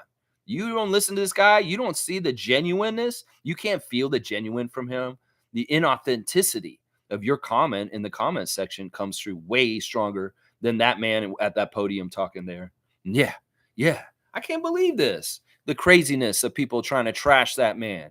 He is a godsend to the Raptors organization. He has been all along. I thanked him in person when I met him in 2014. I shook his hand and I said, thank you for making my team a winner again. And that was 5 years before we won the championship. I shook his hand and thanked him. In the 2 years into his career with the Raptors, I was so blessed to meet Masai Ujiri and tell him, thank you. Thank you for making the Raptors good again. Thank you. And I meant that. I'm so glad I got to say that to him. I am. I really am. Dana's got the hearts out, and Wayne's saying, I can't detach myself. I'm fucked. I'm happy to be attached to class. There you go. There you go. Wayne, listen, if you're going to be on a ship in the NBA, be glad you're on that Raptor ship. I'm going to say that right now. That's facts saying we the North. That's right, my man. That's facts. We the North. That's right. G saying, I don't know how anyone can hate and slander this man, all class. Either one. I don't know if you're talking about Siakam. I don't know if you're talking about Masai. Listen, that's just the thing about our franchise. It's just class all around. Everybody in it is a classy person doing classy things and holding themselves to a high standard. There's teams like the Hornets that ain't like that. Let me trust you. Yeah, they ain't like that. The Toronto is like that. That's what Chris Boucher says. If you even show up in Toronto or you're associated with Toronto, well, you've been checked out and you are a caliber of person that you don't even set foot or come near anything Raptors unless you're like that. I love the story that Masai had. A couple of stories here. Eric Kareen, you're an idiot. Michael Grange, you're an idiot. Both y'all were idiots in the press conference with Masai yesterday. Eric Kareen trying to say tampering with a 13-year-old with Masai Ujiri, talking about RJ Barrett. This was really interesting. Maybe my most favorite part of the press conference yesterday. When Masai told the stories about Rowan Barrett Sr. 10 years ago, bringing RJ to him during games. RJ and his dad would go to Raptors games when RJ was like 13, when he was a teenager. And Masai was running our team. And well, Rowan wanted RJ to be around greatness and to learn basketball from everybody. So he would bring him over to Masai after the game in the tunnel and say, hey, my son is a very big basketball fan. He wants to be a great basketball player. Can you talk to him? Can you mentor him a little bit? So Masai's been mentoring RJ Barrett for 10 years now in some ways. That in some ways, you got to think about it from RJ's perspective. You're a 13-year-old kid. Your dad is important. Yeah, you're a prodigy. You're coming up. You're a good player. Your godfather is Steve Nash. But here, dad's going to bring you over to the team president and the GM of the Raptors, and you get to talk to him and pick his brain. You're a teenager. How do you think RJ thinks about Masai Ujiri? How do you think that RJ Barrett looks at Masai Ujiri and the way of his life and the timeline of things? He probably looks up to him a lot. In some ways, he may have been a mentor for him all along, his whole entire time. And that bringing RJ home is just a beautiful benefit of this whole thing. Do you think RJ Barrett is not going to be a real one towards Masai Ujiri, a man who mentored him as he is a teenager? Yeah, he's going to be a real one. He's going to be a real one. Everything about RJ is real. And man, I'm so glad he's on the Raptors now. I am so glad RJ's on the Raptors right now. It's interesting. He's talking about, well, if I'm going to get in trouble for tampering with 13-year-olds, I ain't got enough money for Africa, because there's a lot of 13-year-olds over there I've been tampering and learning and knowing over time. It sounds so weird. And then he said, and also Nwara, I should get it right. Jordan Nwara is Nigerian, and his father is friends with Masai. And Jordan has known Masai since he was 5 years old. So RJ's known Masai since he's 13, and Jordan has known Masai since he was 5. I tell you, man, Jordan Nwara, he may be a part of our future going forward. I can see that. Yeah. Stargate saying, I blame Ed Rogers for all this. I have no doubt whatsoever that it was Ed Rogers and the board that tied the hands of Bobby and Masai. Yeah. And he is an employee of that company that he's talking about right now. He would know. I think this is just like the WNBA debacle this year, that Ed Rogers is like crushing basketball in different ways around himself. He did want to see a WNBA team in Toronto. He killed it himself. In some ways, maybe he is holding the purse strings and saying, no, you can't invest in Siakam. You have to make him leave. Ah, ha, ha, ha. And Masai's like, I would invest in him. I would if you would let me. But you're not letting me. In some ways, it has to do with the luxury taxes. It has to do with winning. In some ways, Masai can get us winning. Darko gets us winning. He can come back to Ed Rogers and say, well, we want to invest. We're going to make the next step. We're going to go for the next championship. You're not winning good enough. We can't do that. Purse strings closed. It's that kind of shit. Y'all can blame Bobby and Masai, but you got to understand that there's people above them that decide some of the money. And that is part of it right there. Yeah, I think Stargate's exactly right. Some people are already saying that some of these decisions already are because of Ed fucking Rogers. Yeah, this is part of the thing that we got to watch out for. I went and studied this new MLSE CEO yesterday. Yeah, I'm really skeptical of him. He's more a hockey guy. He's a golf guy. He used to be the head of TSN. He worked for Rogers Media for a long, long time, was the president of Rogers Media. Yeah, he's a Rogers person. Keith Pelly. Yeah, he was on TV, on TVO in the early 2000s, on like late night TV on Omni. He's just this fucking guy. I don't know. He seems like he's just some corporate Rogers dude. And now he's the head of MLSE as CEO. And there's questions about whether Masai and whatchamacallit, Shanahan, have to report to him, because they didn't report to the CEO before. There was an interim CEO, Cynthia, who's retiring now, who's going to step down soon. And this new guy is not taking over until the summer, that he'll take over after the NBA season's over. And I don't know how those changes what's going to happen with that. That's the thing I'm worried about. Keith Pelly, new CEO of MLSE, and how that's going to interact with things with the Raptors and the Leafs in certain ways. The corporatism of things always ruins things. Let's just put it that way. And the new CEO of the MLSE is a corporate puppet. He is. He very much is. And Masai is a people person. He's not a corporate puppet. And that's part of the thing I worry about right there. Fiercely saying, good morning, fam. I'm still sad about Pascal's departure, and listening to the exit letter brings back the tears. Be great, Pascal, and best of luck. I saw the footage of him showing up on the plane. It's a little awkward. He's wearing yellow. Hearing the interviews with his new teammates and Coach Carlisle is very nice. Carlisle has some very big plans for him. Apparently, Siakam really did like the idea of playing with Halliburton and Turner. That Turner is a really good big to work with him with the space issues. And Halliburton is very excited about playing with him. It'll be interesting. I bet he'll play tonight against Portland, and we'll see Siakam have his debut for the Pacers. It's going to be very interesting. I wish him well. In some ways, I really like the Pacers to win the championship this year. That would be fantastic. I mean, it hurts me to see in the letter that Siakam's saying, I want to be the bridge between the first championship and the second Raptors championship. He really did want that. I knew he did. And, well, if he's not going to get another championship here, I'd like to see him get another championship somewhere else. So you go, Pacers. I'll be in your nation because our guy Siakam's there with you. I will. I'll root you guys, especially against teams like the Sixers and the Celtics. That's for damn sure. Jimmy Pope's saying, champ, champ, champ. Yeah. CC saying, beautiful letter. Should we ever think we would receive less than our beloved Pascal? Yeah. CC, you're getting it done. That's a beautiful statement right there. Our beloved Pascal. Yeah. He's a special one. He always will be. And the great thing is, I have a feeling that, like he said, his home's staying here. I don't know if his mom's going to go with him to Indiana. I mean, maybe she will. Maybe she wants to stay here in her house and hold things down here. I mean, that could very well be what happens. It is going to be home bases here. In some ways, if I was Siakam, I'd rather live in Canada anyway than the States. He can play for a U.S. team and still be in home base here for sure. And it sounds like that's what's going to happen. Randolph saying, beloved Raptor Streaks, most informative gang, blessings on everyone and your families. Life is given for us to live our God-given purpose. Appreciate your opportunities and fulfill your purpose. There you go. I like that. Thank you, and blessings to you, Randolph. Yeah, Siakam, really fulfilling a purpose in his life. Wow.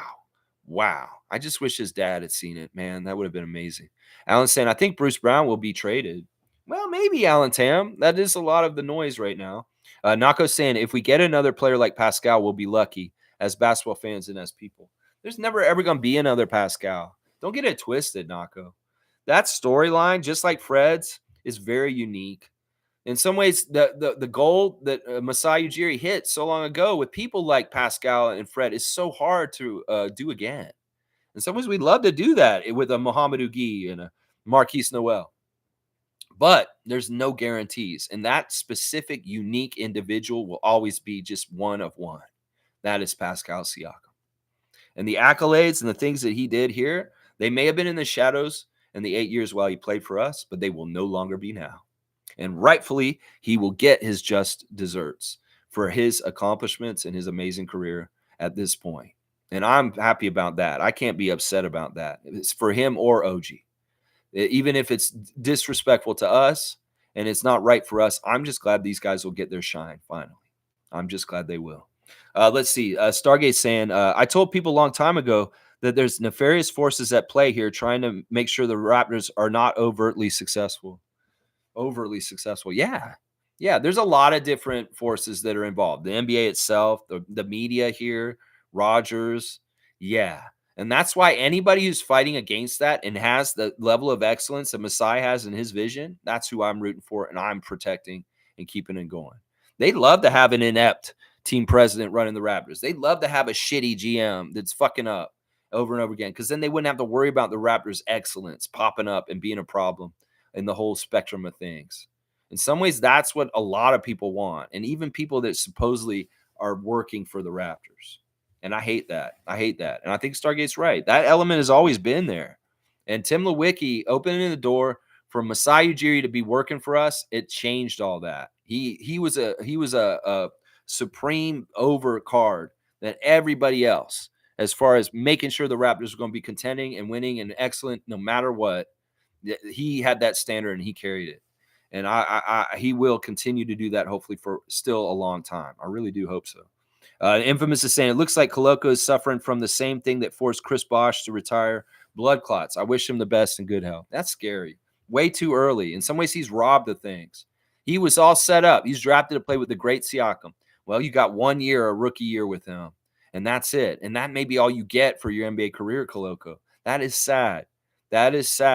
In some ways, there was so much promise. It's sad for us because in some ways, he could have been a huge piece for future in helping us win major ways.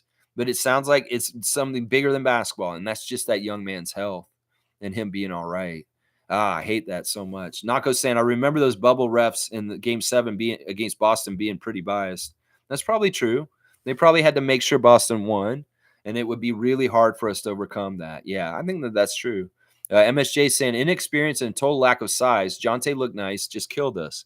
Thanks for reading the Pascal stuff. He had a great Raps run. Now a perfect fit for the Pacers, and we'll see Scottie Barnes lead now. Yeah, no problem, Chris. It was my pleasure. Yeah, inexperience, a little bit of inexperience, but a lot of talent is there also. And then, yeah, the lack of size. Jakob, we need you back. Kevin saying Spice is a real one, and that's facts. Said thanks, bro. Beautiful. My pleasure. That's facts. Seriously, my pleasure, man. All right, Alan Tam saying, why you crying, man? Alan Tam, why do you think, man? Do you not have a heart? Like, see, this is the stuff that makes me wonder about whether you're a troll. You don't think that I care about Siakam? I have not been a recent fan. I've been a fan of this team since 1995. I seen when Siakam showed up as a young rookie with hardly any hair, skinny as hell. And yeah, I seen him for the last 8 years. I'm sorry, Alan Tam, but if I have an 8-year or something with somebody, I feel something for them. That's just how it is. Whether it's a friend, a relationship, whatever it is, a coworker, you're with somebody around them for 8 years, you don't get emotionally attached or some sort of familiarity with them or some sort of caring and something like that. Then what are you, a monster? Are you a monster, Alan Tam? Do you have a cold, unbeating heart inside you that's dark? Are you a monster? How can you fucking ask me why are you crying? Do you not understand what just happened? Seriously. Seriously. It makes me suspicious of you. If you can't feel something about Siakam's departure, then I question everything about you with the Raptors, and I start believing the troll allegations about you. Is what I'm saying. Jimmy's saying I got to go to that game and wear my Spicy P jersey, proud and hope he sees me. Yeah, do that. Definitely do that, Jimmy. For the person who came in the stream the other day and said they bought their Raptors Spicy P jersey recently and now he's gone, wear it with pride just because of what we just said in his letter and how much that matters to him. I can tell exactly what he said. I remember that period of time. He was nobody. Why would they have his jersey at our place? He was nobody. He came from nowhere. It's not like he was flashy and attractive to market as a star. And boy, did he become that. Boy, did he become that. He became so marketable that McDonald's made a mixed swirl after him. That is a crazy turn of events. Skinny, lanky kid from Cameroon came from nowhere. Boom, you got a mixed swirl named after you. That is huge. That's making it, baby. That is making it. Yes, wear those jerseys with pride. He will see them. And we know that effect. This makes me feel so happy. When Siakam was hurt 2 years ago and he was coming back, I saw Christian outside the game in the arena, walking in the arena. I went up to him and I said, Christian, tell your brother that we love him. We're proud of him. And we can't wait for him to get back. And we know when he comes back, he's going to be better than ever. And Christian said, thank you for being a fan, man. And I will tell him. And you know what? Because of reading that letter, I believe Christian Siakam came and told him. Fans were telling me we can't wait you to be back and be better than ever. So, yeah, I know that it mattered that I said that to his brother that day. I know that it mattered, Jimmy Pope, when you're going to wear that 43 in the arena when he comes back. Yeah, it's going to matter, man. Fun guy saying, what the fuck, man? I'm not supposed to be this emotional. Just shows what Pascal meant to some of us since a rookie. Yeah, we're human beings. That's what I'm saying. What do you want to be? Some sort of AI bot that has no feelings and be like, yes, he has been traded. I don't care. I'm a robot. What the fuck do you want us to be? You want to crush the humanity out of all of us, society, with your AI bullshit? No, we're human still. We feel feelings. We care about people. Siakam being one of them. Yeah. Fiercely saying, even in Ottawa, when I was looking for OG's jersey, all I could find was Pascal's at Sport Check, Sports Experts, etc.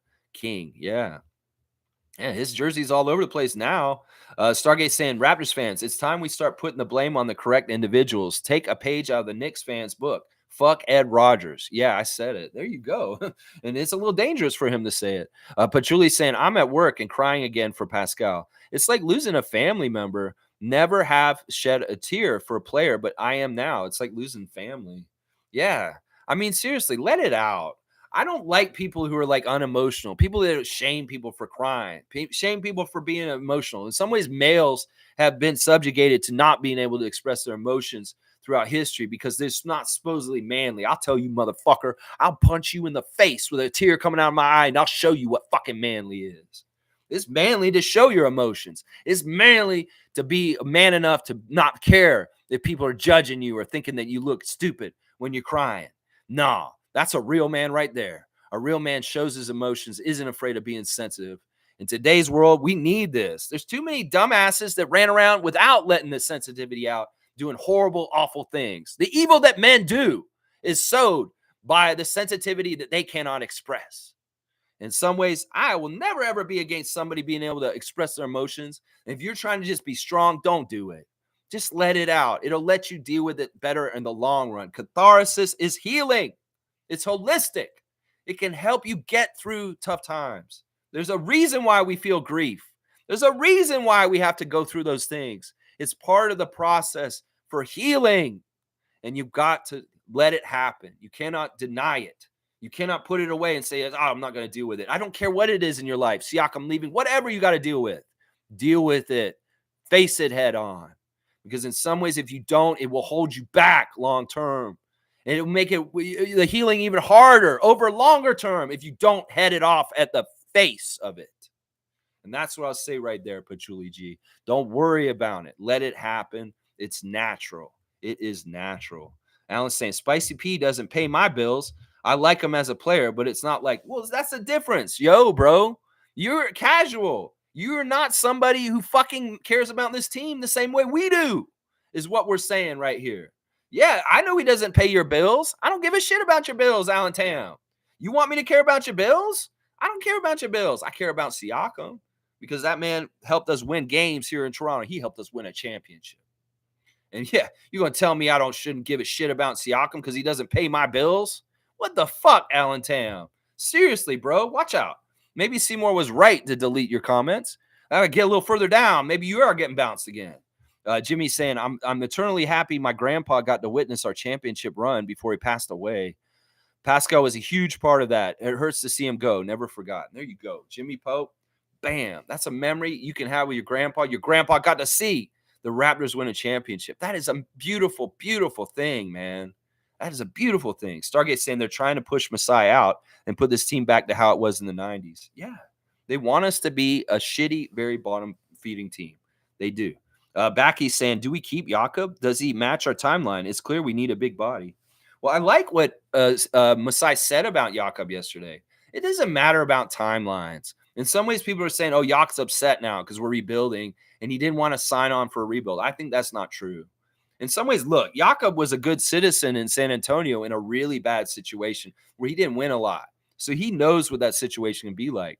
Now, the difference between San Antonio and this now is Scottie. Yak is not dumb. He can look at Scottie and say, this guy's really good. And in some ways, he may be like, yeah, we're going in a rebuild. But if I'm gauging this kid and just what's potential, I know this organization's good. I love being in Toronto. I know that we're going to be very aggressive in trying to get better and better. I don't think it's going to take that long for us to rebuild. And I think we're going to be fine.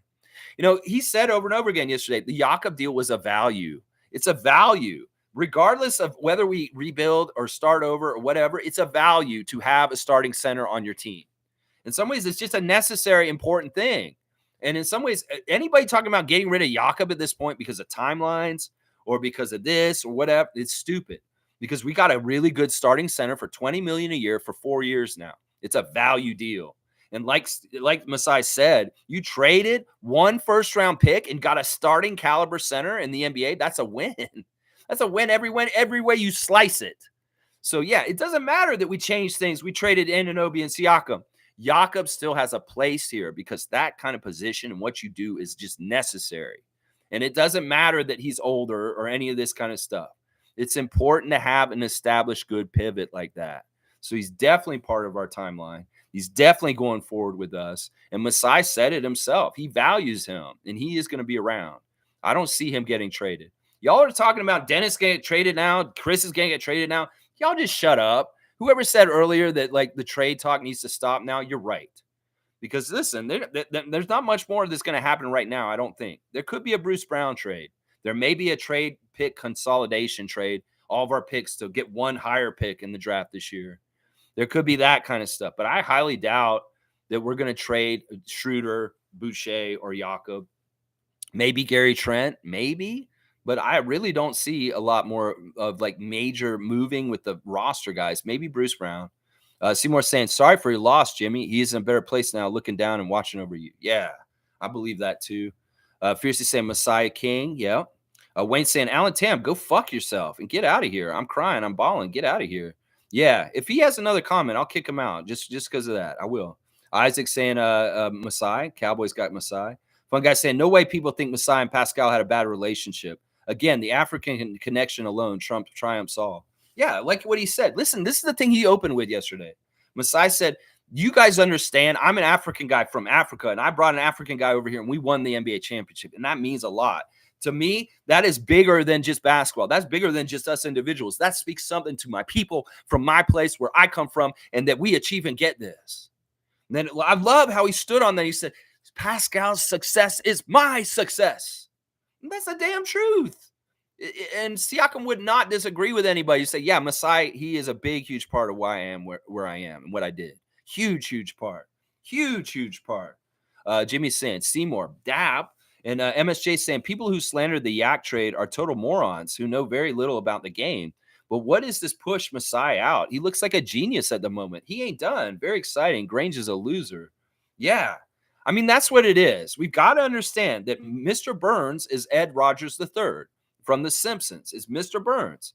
And he's got like minions and evil people. And he's got a big corporation, a media corporation that has people's ears because they are talking on the TV.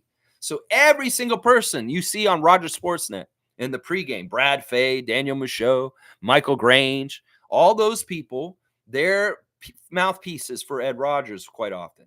Now, the basketball-oriented people like Sherman, Alvin, Matt Devlin, those people are more likely to be on the up and up. In fact, Matt Devlin probably annoys the hell out of Ed Rogers because in some ways, he's a rogue in it. The voice of the Raptors is a badass. I love you, Matt Devlin, for speaking your truth and being who you are.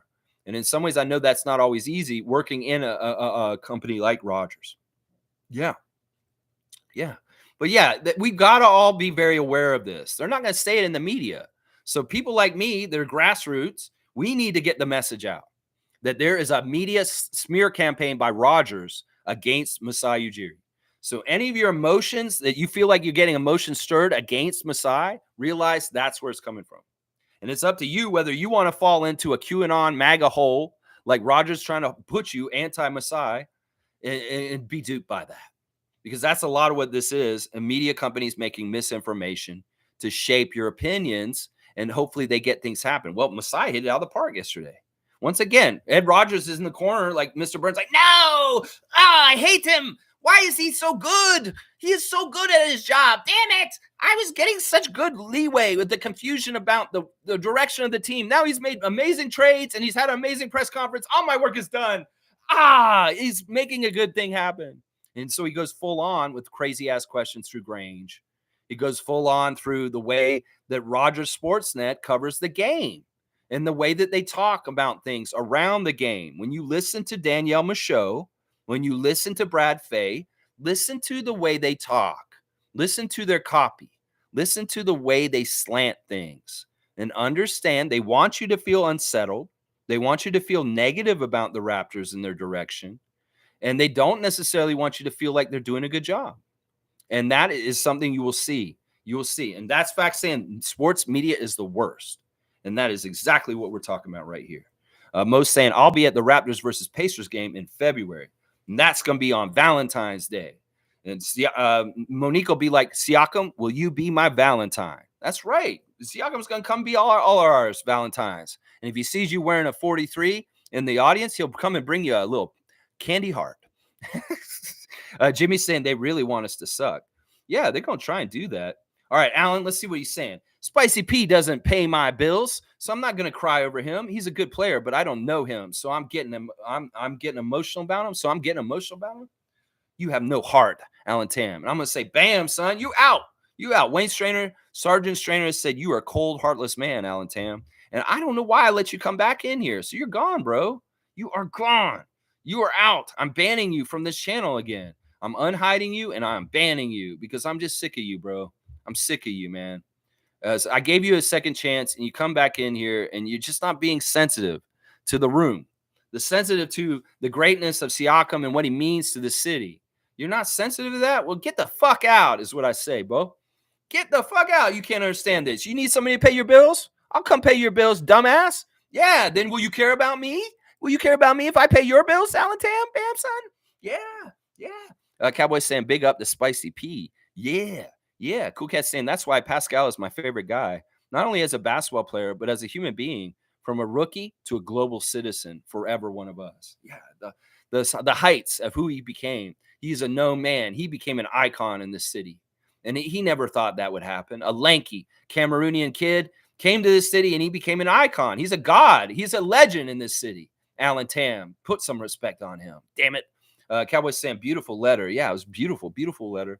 Infamous saying, Masai also explained a lot of the rumors that we hear about trades on social media was BS. I ain't getting those trade calls. Yeah, I love that comment. It really was Masai just like took the whole list of all the bullshit they've been doing and just debunk. This is what's happening with Christian. This is what happened with the communication between me and Pascal last summer. Yeah, I could have done a better job. He admitted it. But the thing that Masai said about the interaction with Pascal last summer is it's all business. In some ways, what did he say? He said, in some ways, when you talk to people back and forth in these kind of situations, sometimes there's nothing new to report. It's like they could call him every month in like June, July, August, and be like, yeah, we're in Austria. We're wondering what's happening, Masai. It's like nothing to report. I'm sorry. There's nothing changed as far as like what we're trying to do with what we're offering you guys and what you guys are wanting. It's not lining up still. Nothing's changed. There's nothing new to report. So God forbid he doesn't stay right in touch with them if there's nothing changing about the negotiation situation. I mean, that's how he described it. It's like, okay, maybe I was a little distant, but there was nothing to report or talk about with them as far as things, the communications were stalled. That's normal in negotiations for a contract. That's normal that in business kind of things. But once again, Masai reiterating and making people remember that there's a strong personal friendship, connection, and love between the two people, and that supersedes all of the business stuff besides it. That the ideas of him seeing press reports saying where he's being disrespectful to Siakam, he's not answering his calls. He's probably like, this pisses me off. Because you motherfuckers are trying to make it seem like I'm being awful to one of my friends that I love dearly and care about so much. And he set the record straight yesterday. Oh, boy, he did. Boy, did he ever. Oh, my gosh. That was awesome. Stargate saying, I can't wait till the Rogers sisters get their brother out of there. It's coming, folks. Believe you me. Oh, my gosh. This may be my favorite comment of the day right here. If they do this, please, I'm rooting for you. Maternal side of the Rogers family win. Beat that little shit out of there. I know you hate him, mama. I know you are disappointed in him. I know your sisters are really the rightful heirs. The oldest sibling is a sister, a daughter, is not Ed Rogers III. The hierarchy of toxic masculinity, of being just the son gets shit, is fucking us up in this situation. If it wasn't like that, the oldest offspring, the daughter, would be in charge right now. This is a problem with the men run the world, men this, men that. We're feeling it right now as Raptors Nation. Because she should be the one in charge. She's the humanitarian. She's the one who's more like Ted Rogers II, the guy who's got that statue down outside the Rogers Center. The humanitarian, the person who thought about his employees, the person that didn't just go by the corporate bottom line shareholder bullshit, red, black ink bullshit that Ed Rogers III goes through. That's the thing. They have the heart. They have the passion for their people. The sister, the daughter of Ed Rogers II. And if they can shuck that motherfucker out of power in the Rogers Corporation and get the rightful people in there, the daughter, that would be a great day. And if you think that's going to happen, Stargate, woo, you just told me the best news I've heard in a long time. I would love to see this happen. You go, Mama Rogers. You go, daughter Rogers. You kick your shitty ass, dumb ass brother out of there as soon as possible and help save MLSE, the Toronto Raptors, and everybody else involved. Please. Oh my gosh, Stargate. That's the best comment. I want to give you three-pointer for that because I hope you're so right. And I want this to happen. Please let this happen. They won't believe in this right here. This is a storyline I can get behind right here. Fiercely saying, I'm not into retaliating. I'm more of a fun, turn the other cheek person, but I want to know how we can voice our disdain against Ed Rogers. People need to know how much of a cancer he's been. Grange as well. Yeah. Well, we just need to inform each other. In some ways, that's the first thing. The disinformation is trying to point fingers at the wrong people. And the thing is, in Raptors Nation, we need to make it very well known that this situation is like this. It's just like with the Knicks and Dolan. Knicks Nation needs to stay on the same page also when it comes to their ownership and who the real toxic people are. So, in some ways, we need to do that. We need to make sure Raptors Nation is informed about the reality of the situation and why some of the things may be happening the way they are, and that is the person to blame. That they're going to try and put the blame on Masai every twist and turn they can. And Raptors fans, as long as they know the truth and understand the whole situation, they can know and be informed the right way on what's going on. So I would say just make sure people know that this is what it is. That's the best thing you can do.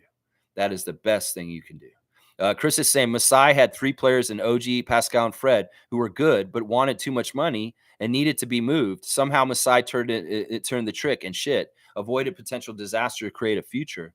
Yeah, I have no problem with how you characterize this. In some ways, I agree with the idea that those 3 guys may not deserve the money that they're going to get after us. In some ways, we make players into money makers, and they go make the money other places. Fred's getting $43 million a year from Houston. We didn't want to pay him that. How much is OG going to get this summer? How much is Pascal going to get this summer? It may be crazy. And in some ways, we really got to take care of Scott and worry about him. If Rodgers is pulling those purse strings and saying you can't spend that much on people, well, we better damn make sure we pay Scott. That's the one person we need to make sure we pay, because like Masai said, he's the hardest part to get. And we pay him, we can fill in all the other stuff around him as we need to going forward, and we'll get there. That's what he's saying yesterday. Yeah. This. It's funny. Masai was joking. He didn't want to get tampering. He's saying, yeah, there's a bunch of free agents this summer. They're all former Raptors. It's like out of the top 5 free agents, 4 of them are former Raptors this summer. In some ways, he was kind of like, when he said that, it was kind of like, wait, is he going to try and circle back and steal Siakam back this summer? Is he going to try and do something weird with OG this summer? Is there going to be a weird Raptor returning this summer because of the free agency of the former Raptors that Masai was going over? They kept saying, no, there's more than that. And it's like, oh, yeah, do them on your head, Grange. Who is it? Who's on the list? I won't say them because I don't want to get fined. But you guys go ahead and say them out there in the press group. Yeah. Yeah, it's very interesting. Bunch of motherfuckers, Fiercely saying about the press. Jimmy's saying the fact that he commented about the bad comments after the bubble hurts, man. Some fans really suck as humans. Well, I'm going to say like this. Those weren't fans, first of all. First, they were toxic people from like Celtics Nation, that racist shit. You know, Sherman Hamilton said in Raptors Tonight is somewhat racist. No, that shit was racist, bro. That was straight up racist. Some of the shit that I was seeing, I don't even want to talk about it, how ugly and awful it was. No, it was awful. But you know what he said also, Jimmy? Remember, he said that he saw it, it hurt him, but the real fans came out, showed support to him, and that made up for it, and that made him feel loved, and he was okay. And that's what I would say. You can either be a troll, be a little snarky, little fuckface like Alan Tam, or you can be a real fan, and you can be showing your love to the players. They feel it. And it counterbalances and makes up for all that other negative, absolutely awful, atrocious, dreadful, abhorrent human behavior by racists and trolls that was coming at him.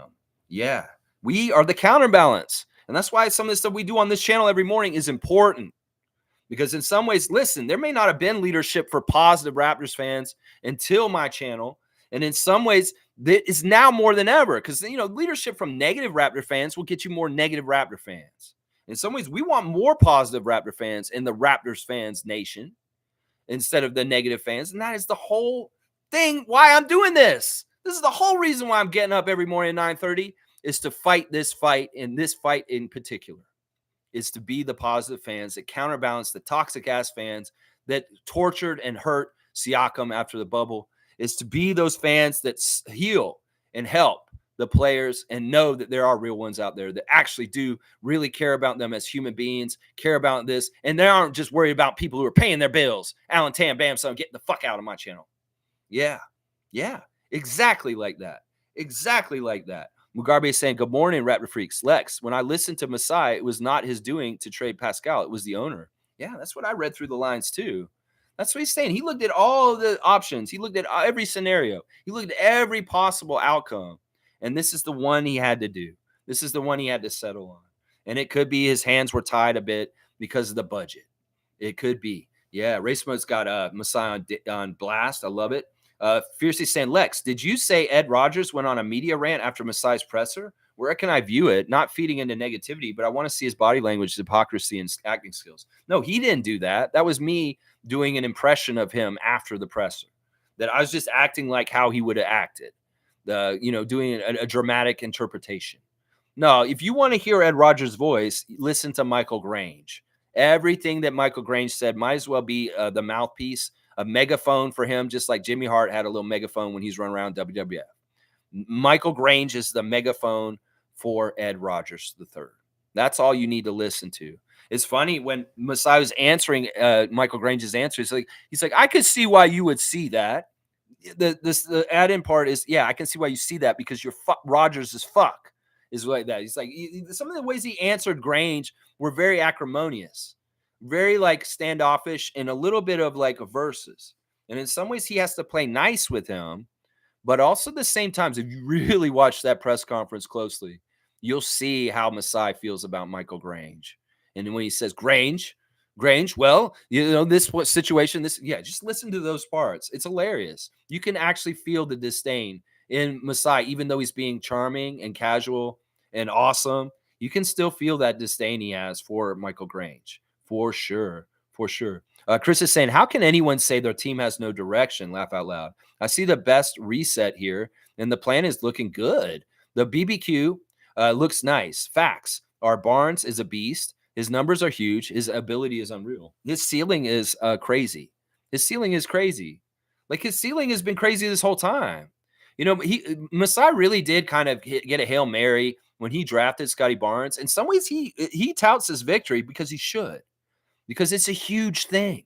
These guys like Scottie Barnes are once in a lifetime kind of players. And he landed one. And he landed one in Toronto, one of the hardest markets to land one of these kind of guys. That's what's so amazing and beautiful about it. And in some ways, Masai was like laughing after he drafted Scottie because he knew I've won now. I got Scottie. And that's enough to say, like, look, you're a fucking badass because he's going to see more and more. As much as he can say the success of Siakam is his, well, he's going to say the same thing about Barnes down the road. Watch. Yeah. Barnes is lucky he's in a position with a team like this. He's lucky to have Masai Ujiri. He's lucky to have Darko. He's lucky to be in the Toronto Raptors because they're going to do everything for him and center it around him and take care of him. And Scottie deserves that with his ability. He really does.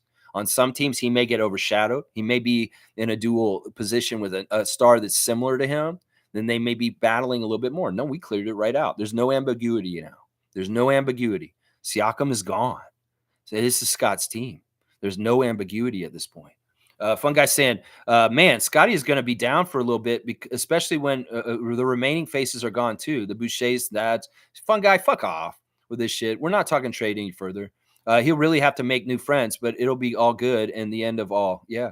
Listen, I feel like that's not actually what's happening. I feel like Scottie isn't down about Siakam leaving. I didn't read him that way. Sure, it's sad because he has a connection. They'll always be friends.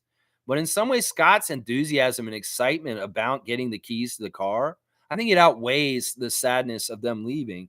It's like Alvin said in the Raptors tonight after the game. He said it's a bittersweet moment for the players that remain behind, but they're also really happy because they're going to get the opportunity to fill that void of him gone. That's like the perfect time for them to step up and do stuff. So, yeah, you think Scottie's that upset? All of a sudden, you're the man, bro. It's like your dad gave you the keys to the car and you're 16 years old. Here, you can drive to the store, son. Go get us some milk. Really, Dad? I get to drive the car? That's right. You get the keys today, sir. All right. You don't think Scottie's like that right now? He's giddy.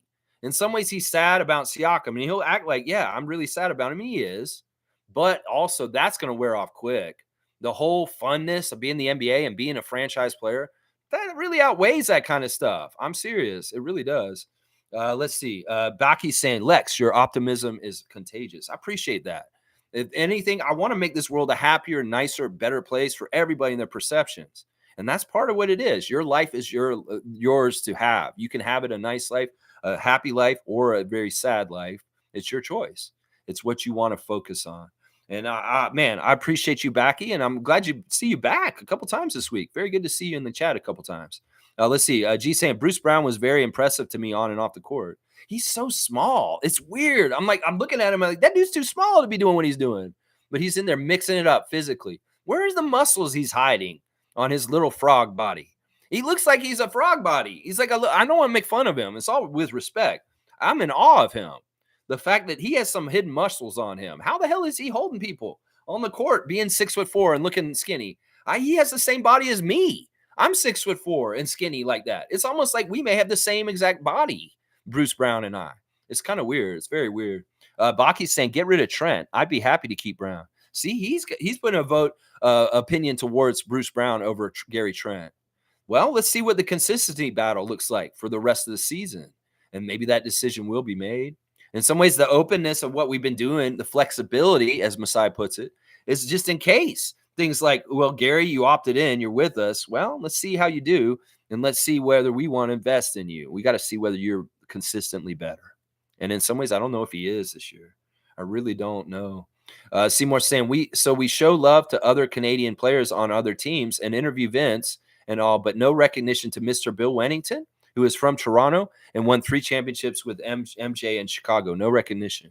All right, I want to correct you just a little bit. You're saying if we are going to honor great Canadians, we fumbled that last night. Respect to you, Mr. Bill Wennington. I don't mind this. I agree with you to an extent, Seymour, but I am going to kind of be a counterpoint to what you're saying. All right, yeah, that was fun to see Vince there. In some ways, I'm annoyed with them. I didn't watch their telecast. I stuck with Matt and Alvin.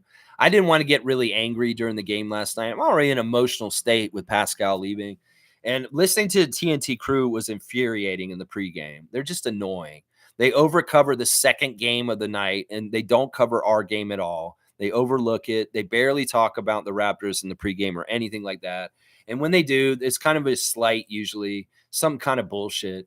So I can't watch them. In some ways, they turn me off so bad. Now, if I was going to watch the game and listen to Vince Carter and Grant Hill do the game, I probably would have got pissed off at that too. Some of y'all may have listened to them last night and heard their call, but I didn't. So I have no idea what they said, whether they were fair or not. In some ways, Vince could get in my good books if he's saying good things, but I don't know what he said. So I don't know what he said. In some ways, I like that he took that picture with DeMar and Alvin last night. Raptors alumni, Raptors legend, Raptors culture.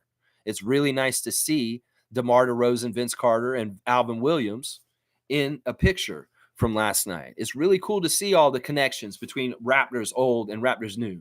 Somebody says 3 generations, Vince, DeMar, and RJ, Scottie. Yeah, 3 generations of Raptors stuff. Now, Bill Wennington is not from Toronto. He's from Montreal. He's French-Canadian. And he is also a Bulls veteran and leader for a long time. Now, I'm going to tell you this right now. We've probably honored Bill Wennington a few times, but that probably all happened in the early 2000s. This is like, it's not like Bill Wennington's like done something recently. Bill Wennington won all those championships with the Bulls in the 90s. And if he retired at the end of the 90s and started his broadcast career or did anything kind of stuff, I'm sure we honored him at a game way back then as a Canadian, as a part of Team Canada stuff in the past. And yeah, so I think he did get recognition at some point. It's just that was so long ago. And that's probably what happened right there, Seymour. I would say that. G saying prayers for Coloco. Blood clots are very serious. Yeah, it's a health. Forget about playing. In some ways, we got to worry about this man's health just in general. Monique saying, seeing Savannah at Real Sports Bar for Raptors tonight was real nice. Did you get to talk to her? She seems like such a sweet person. I really do like her around Raptors broadcasts. I feel like she's doing a great job. She's getting better and better. And obviously, like, you know, she's just a very charming personality in a lot of different ways. So, yeah, I love Savannah Hamilton and all the things she's doing around the Raptors. I want to see her more prominent.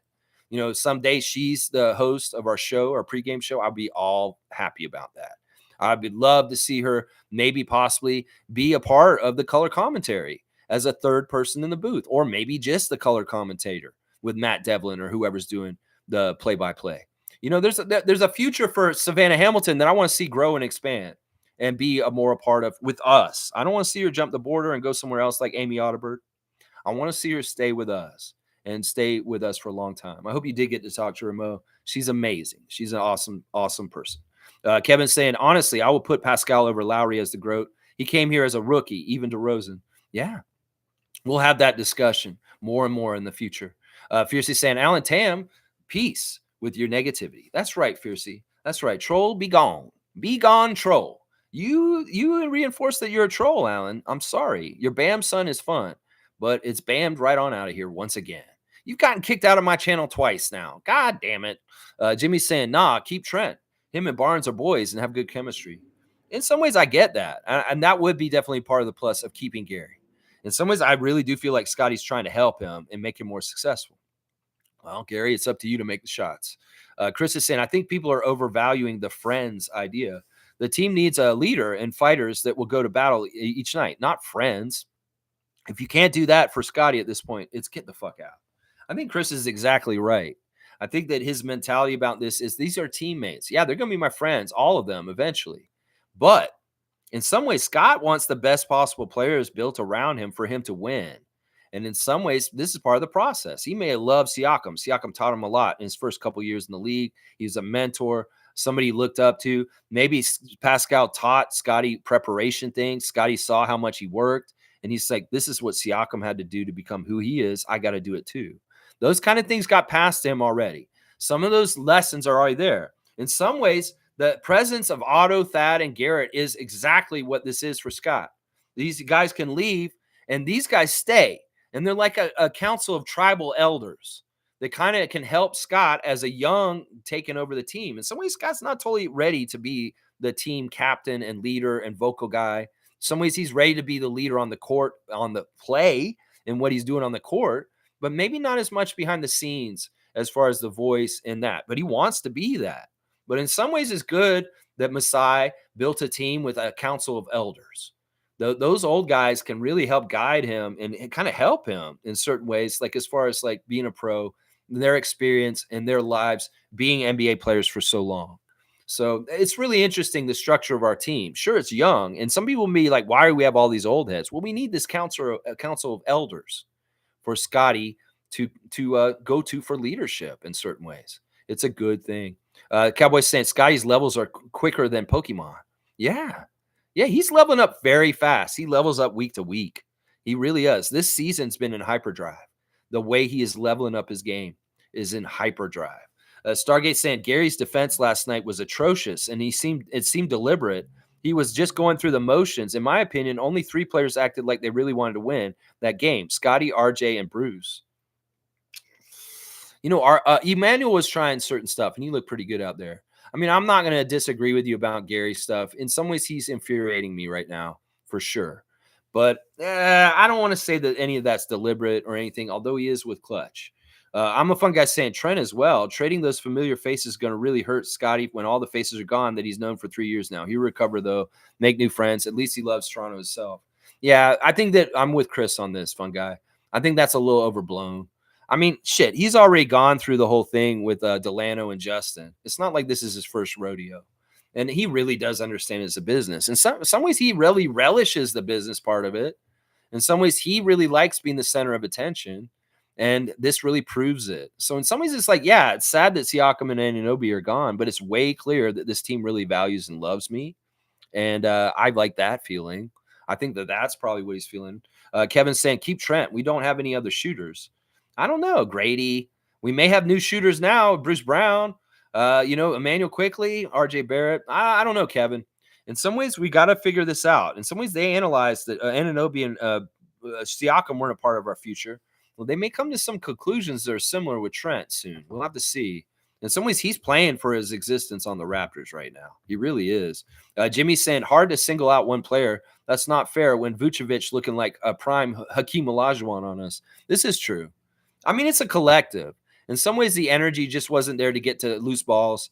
The Chicago Bulls were getting better rebounds. There's different stuff that was happening out there where we could have improved and done better. Missed free throws, once again, a little bit of a problem.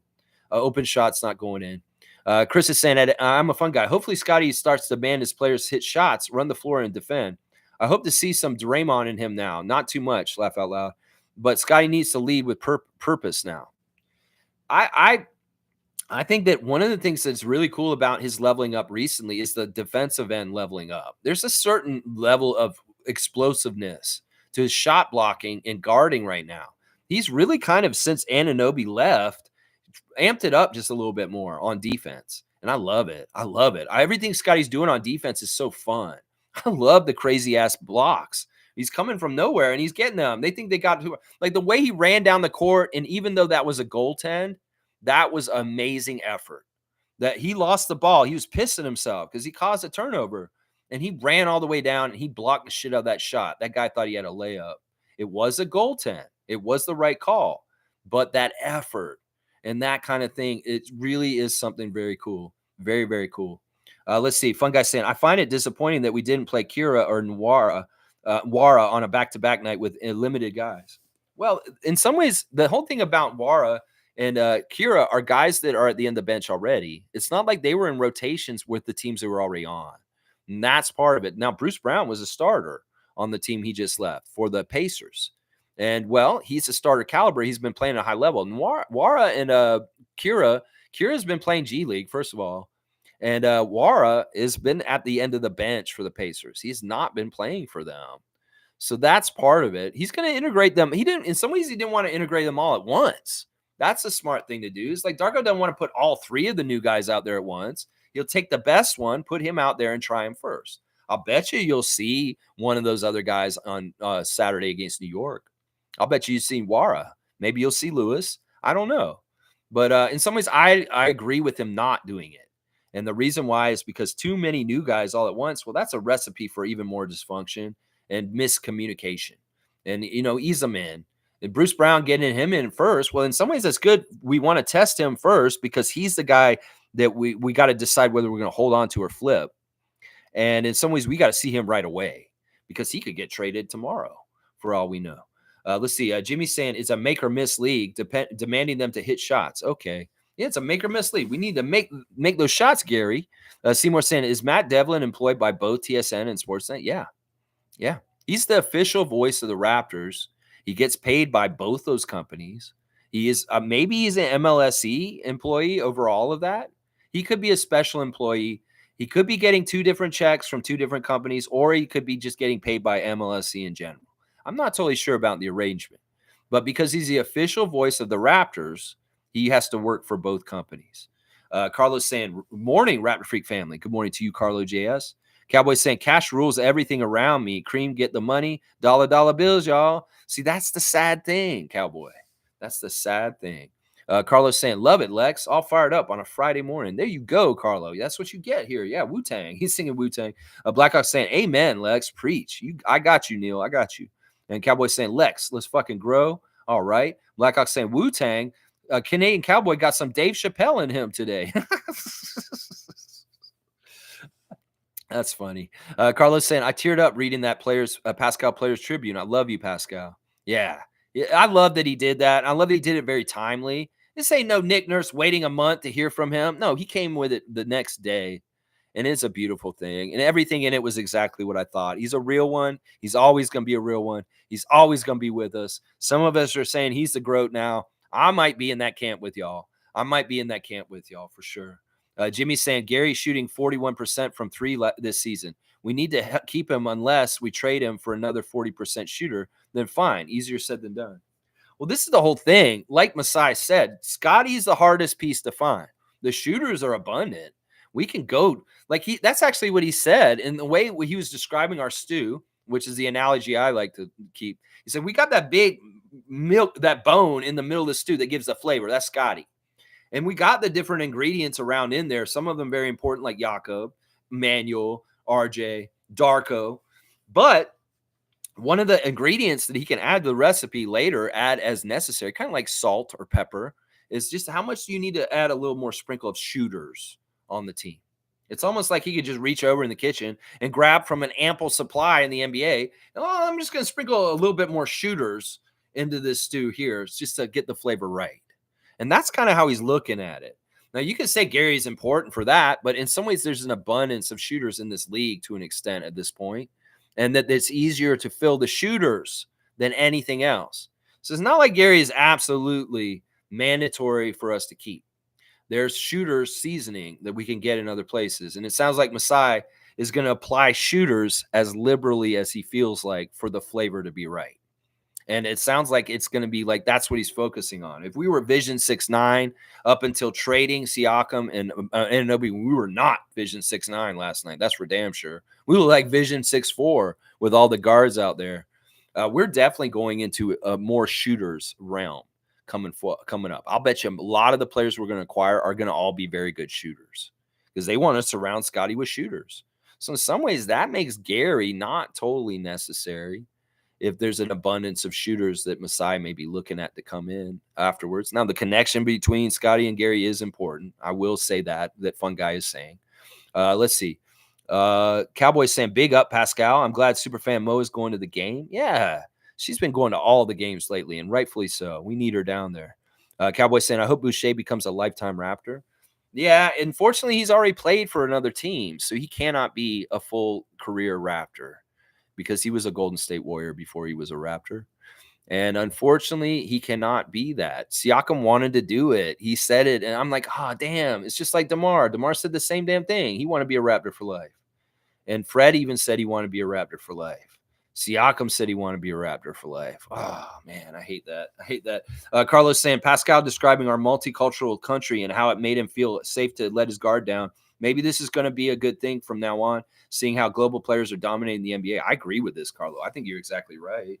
I love that. That made me proud of our city when I read that part about how he fit in here and how it made him feel. That in some ways is a part of our team identity and our culture.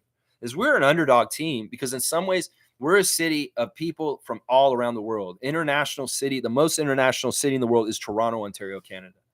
And there's people from everywhere in the world here. And because they're all here and we're all equal, it just really is a place where anybody can come here and they feel like they belong. And I love that. That's not common. You can go to a lot of major cities around the world and you will not feel welcome there. As cosmopolitan and multi-international, here you will.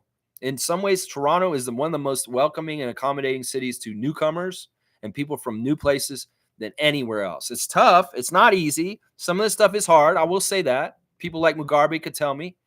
But I will tell you that, listen, the fact that he felt at home here because there were so many other people around him speaking other cultures and languages, that is a big, big compliment and a big, big thing that I am proud of about my city, Toronto. For sure, Carlo. For sure. Baki saying Brown is very scrappy on defense. Yeah, he's something. There's something about him. I don't know why I'm not familiar with him. I guess in some ways he's overshadowed on the Denver Nuggets championship team. I know that the people loved him and they really wanted him to stay, and they were upset with his free agent decision last year. Well, in some ways, hey, listen, he was a championship caliber starter last year for them, or I don't know if he started or not. We're happy to have him on the team. We'll just see if he sticks. We'll see if he sticks. Cowboys saying everyone slam dunk the like button for the best Raptors content on the planet. I appreciate that, Bradley. Blackhawks saying Pascal, my player for life. Pascal right there with MJ for me, except Pascal is more humane. Yeah, Michael is a little bit of a monster, but we love Michael Jordan too. Infamous is saying from the Masai presser, I got the feeling Bruce is here to stay for the short term. I have a feeling Dennis may be on the way out. I hope not. You know, in some ways it is tells when Masai name drops people. He name dropped a couple. He name dropped Scottie a lot. Obviously, he's the center of the attention of everybody. RJ and Emmanuel are definitely part of the future. And he said Grady also. But beyond that, Jakob, that was another person. He didn't really name drop anybody else. And that is where you kind of get to the point where you're like, okay, when he's not mentioning people about the future, they could be in trouble for possibly being traded. I would look at that. So if people are wondering about who would get traded or may not get traded, I would tell you the names he named in the press conference are not going to get traded, probably. And that would be Scottie, RJ, Emmanuel, Jakob, and Grady for sure. And the other people, I don't know. Got run yesterday. Maybe he'd build off the game from before. Maybe in some ways, some of the people didn't get to play because of the back-to-back. I don't know. In some ways, maybe he didn't like the matchup with them. Could be all kinds of reasons. G saying Bruce bought his number for $10,000 from Jonte.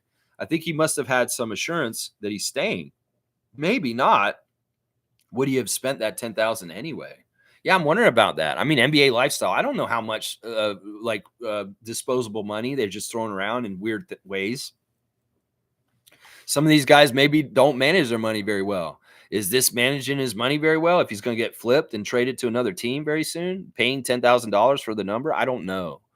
In some ways, if we're Windhursting this, I would say maybe this is a sign that he is here for long term. That he's been assured. Why would he spend $10,000 to take a number with our team if he's just going to get traded the next day? That makes me wonder about that.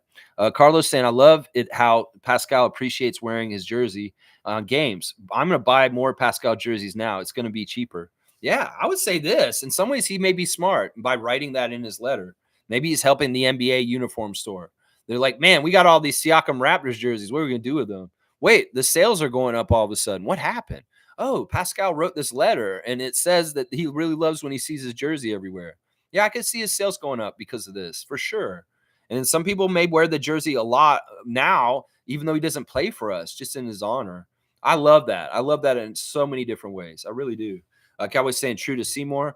Fiercely saying Pascal emoji's gone. No, is it gone? It's gone? Tom must have took it away. Oh, man. The emoticon trolls in the middle of the night. The gnomes. I should say gnomes. He's not a troll. Pascal emoji gone. So I'm putting Masai on blast today. Thank you for taking the time for the press conference. Your transparency, emotional takes, and passion in Messiah trust. There you go, Fiercey. That's right. He's a real one. Why would you ever doubt him? This is why we say trust in Messiah. When you hear him, you see what he is, and the reality of it, you understand why we do. You really, really do. Things may be not clear. In some ways, this is so important to build that trust with your GM and your front office that we need to value this. Just like if you switch a Nick Nurse for a Darko, there's an unsure time where people are like, I don't know if I can trust this new guy. Well, we would have to go through that again if we lose Ujiri down the road.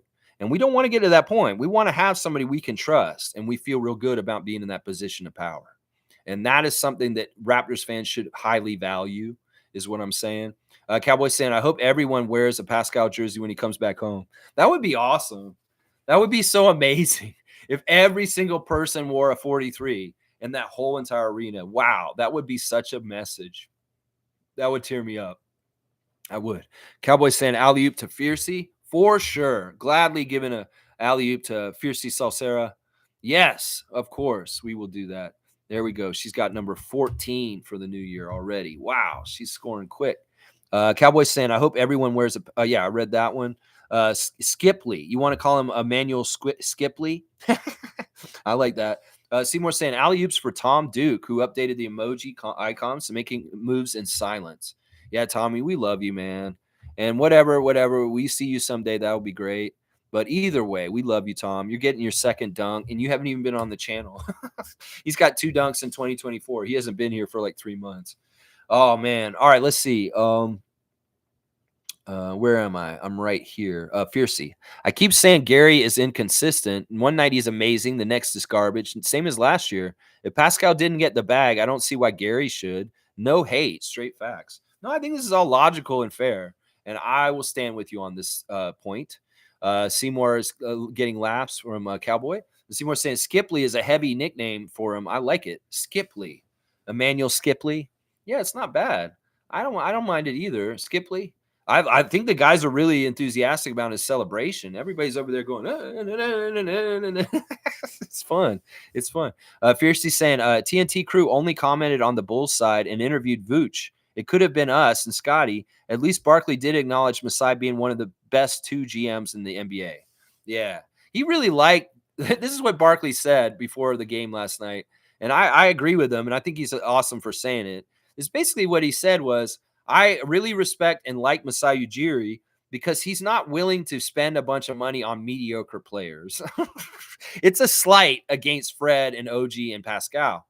But in some ways, I get what he's saying. And it is kind of like what we've been saying in the stream already. It's like, why invest $40 million a year in Fred or these guys? In some ways, it's not a good idea. And that's why Charles thinks Masai's so good. Is because he's not dumb in investing in mediocre players. That was his main point. I thought that was a slight towards our guys, but in some ways a very big compliment towards Masai also. But yeah, that was pretty interesting. Yeah, of course they're going to call the game from the Bulls' perspective, and in some ways that's why I did not want to watch them. Seymour saying, can we please beat Chicago? Please. They put us out last season. I want to beat Chi-Town and Portland too.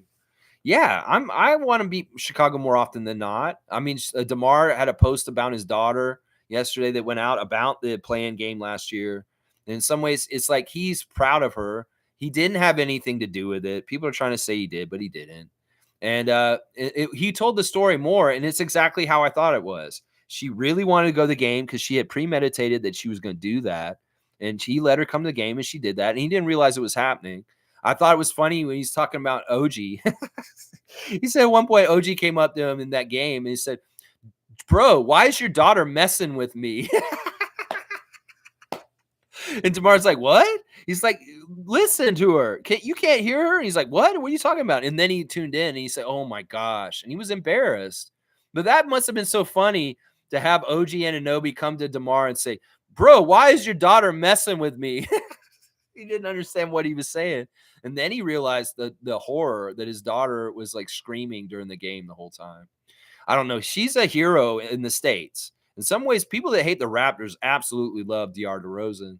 In some ways, I can't hate her. She's cool. I get it. People are saying, anybody who's mad at DeAndre DeRozan still, get over yourself and get help. And I agree with them. It is just a cautionary tale. In some ways, us losing to a team last night the way we did, well, on the day after we traded Pascal Siakam, it's DeMar DeRozan. Let's think about the history, the context of this. In some ways, I'd rather us lose the way we did with Scottie learning and development to DeMar DeRozan, a guy who got burned by the trade and knows how Siakam feels right now very much knows how Siakam feels because he went through it himself. I love that Masai talked about healing things with DeMar in his press conference yesterday. He said time heals wounds and that him and DeMar are cool again. That is really awesome and amazing. And that speaks a lot to how humanistic and open and the way Masai is. That he was like, obviously DeMar could hate Masai for the rest of his life. He could obviously be like, I hate that guy. But obviously he also really likes him because he gave him a lot of opportunities and he helped them in a lot of different ways, along with the rest of the Raptors organization in his time. So it's a weird situation. In some ways, DeMar DeRozan has a lot of angst and sadness and depression in his life already. So he fights through the darkness to find light and happiness any way he can. And holding on to a bitter grudge and an anger towards the Raptors for trading him for Kawhi Leonard 5 years ago, it doesn't serve him any purpose. And in some ways, him being able to come around and heal the wounds of leaving Toronto and heal the wounds of things with Masai Ujiri is so powerful and awe-inspiring and a lesson for all of us in our own lives to look for situations like that and do it ourselves. And I love that they're at a good place at this point. I think that it would be a travesty if players like DeMar and Pascal and Fred and Kyle could not have this relationship with our city that they do. That if they were more like Vince, that would be sad. If Vince is a cautionary tale.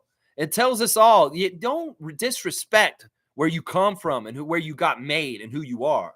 Because in some ways, that respect, you disrespect it, that disrespect may come back to you, Vince Carter. And in some ways, Siakam, DeRozan, Lowry, Van Vliet, they don't deserve that arrangement that Vince Carter has. No, they don't. And that's why it's so beautiful to see the healing of DeMar DeRozan with the Toronto Raptors franchise and Masai Ujiri in our city. Because when that day comes, when DeRozan hangs up the shoes and stops bouncing the ball, he can come back and fully be a full-fledged alumni in a proud way with the city that he loves, Toronto. All the great memories of growing and becoming who he was, just like Siakam. They can come back and be a part of our alumni culture in a way that Chris Bosh, Vince Carter, and a lot of those guys failed ahead of them. And that's what I will say I love about this situation. Heal those wounds, Masai and DeMar, so that y'all can be friends and he can be an active part of our history and our going forth in the future as alumni. DeMar DeRozan deserves everything he gets in Toronto, even a win over us in a close game as a veteran on a day after Pascal Siakam got traded in a similar kind of situation that he went through 5 years ago. That's what I would say about that. In some ways, I don't mind losing the Bulls last night for that reason. That in some ways, I don't want DeMar to lose on our home court. the day after we traded another real one named Pascal Siakam. That's right. That's right. Cool Cat saying, off to a meeting, we will see barbecue develop. Masai said patient. That's right. The spicy barbecue era may have been short.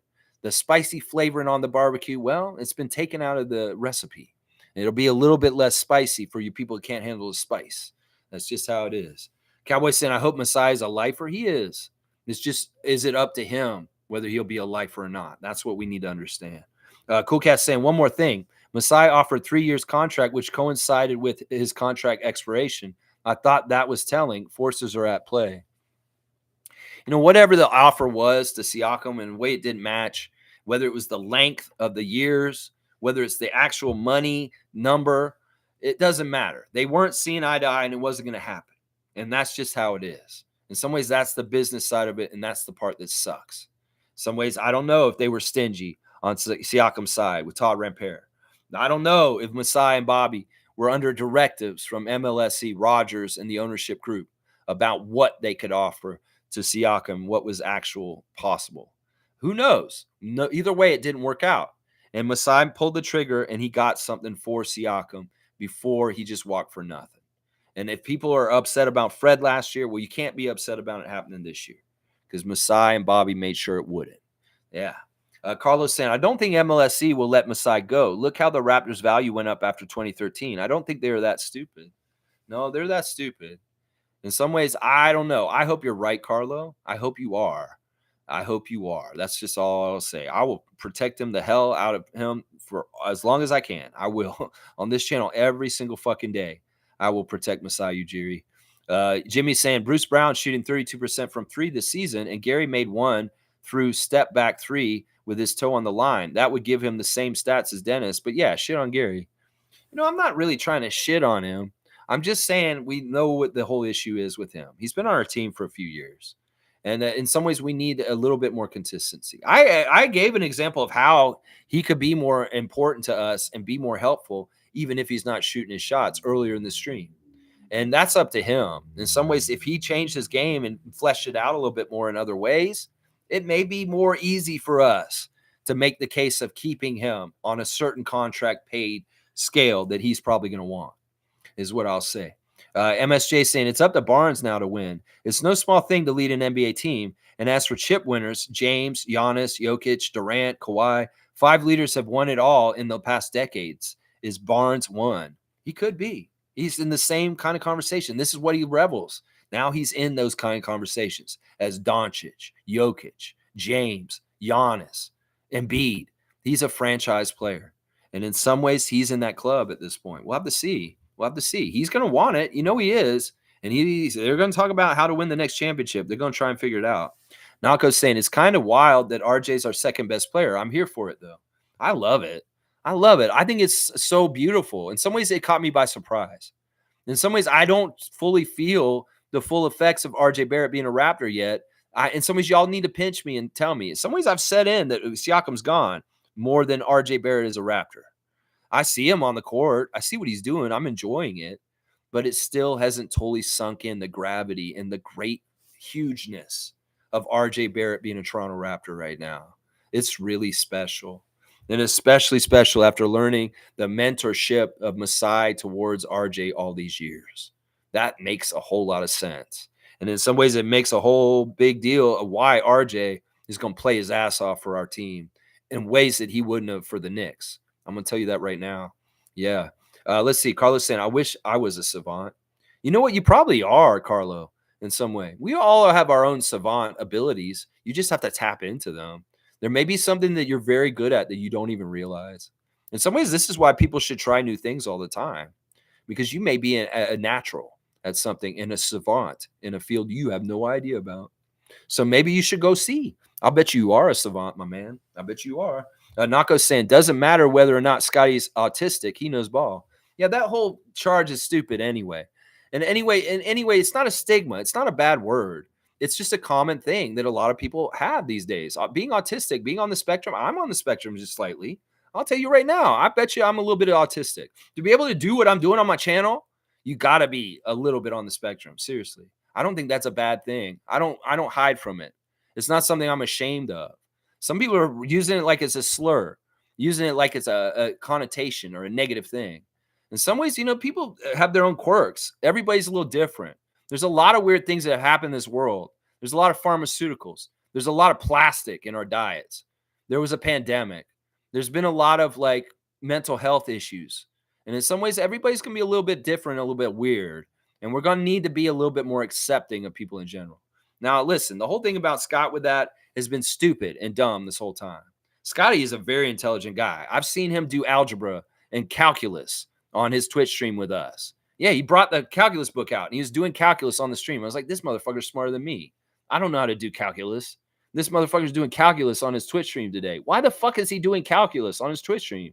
Oh, I think it's to prove a point. He's not a dummy.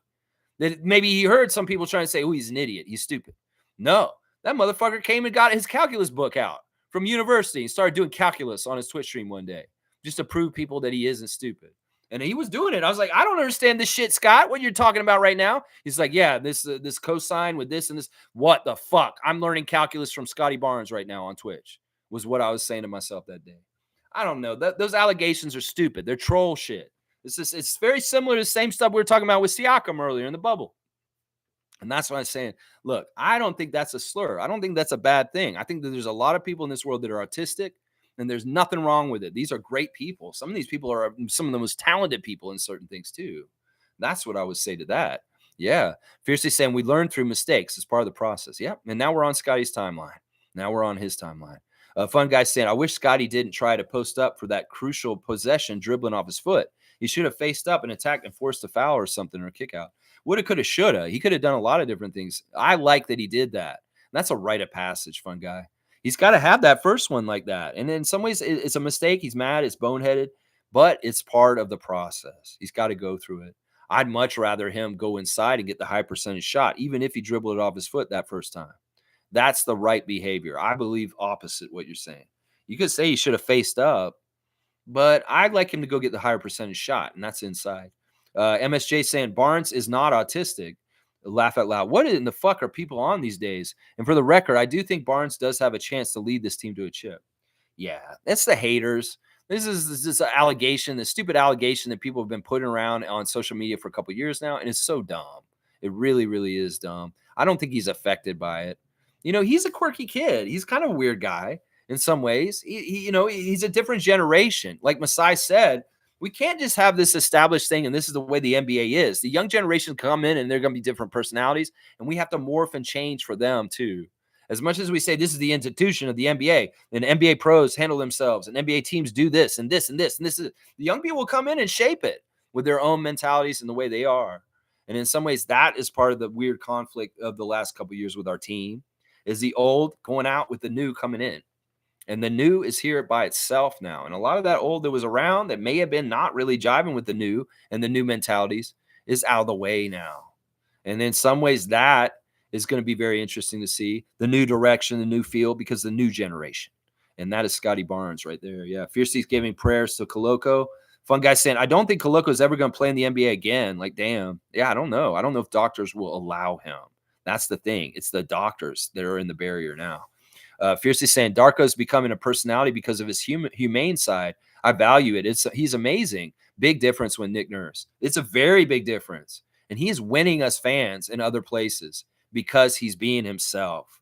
Now, I mean, that was really touching. And getting about sensitivity again. I love how much Darko's been saying things like, what did you do with your team when you found out about your friend dying?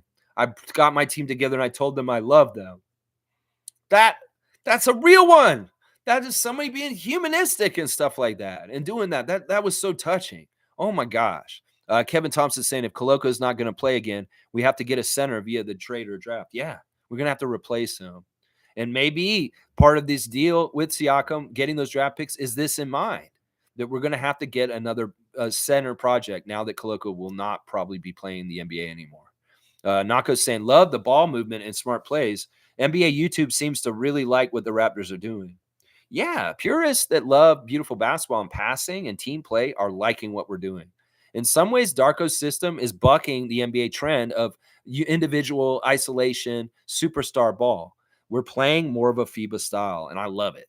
And in some ways, that's the more attractive, fun basketball to watch. And in some ways, that is something that'll make us attractive to watch too. Wayne's saying Bruce Brown for Gary Trent Jr. I wasn't a fan of Bruce, but respected his game. I think he's a keeper. Mere fact, those fuckers are saying he's a stocking filler makes him valuable to us. He did well. He makes a lot of money. I mean, he right now on our team is like the third highest paid player between, I think RJ is the highest now.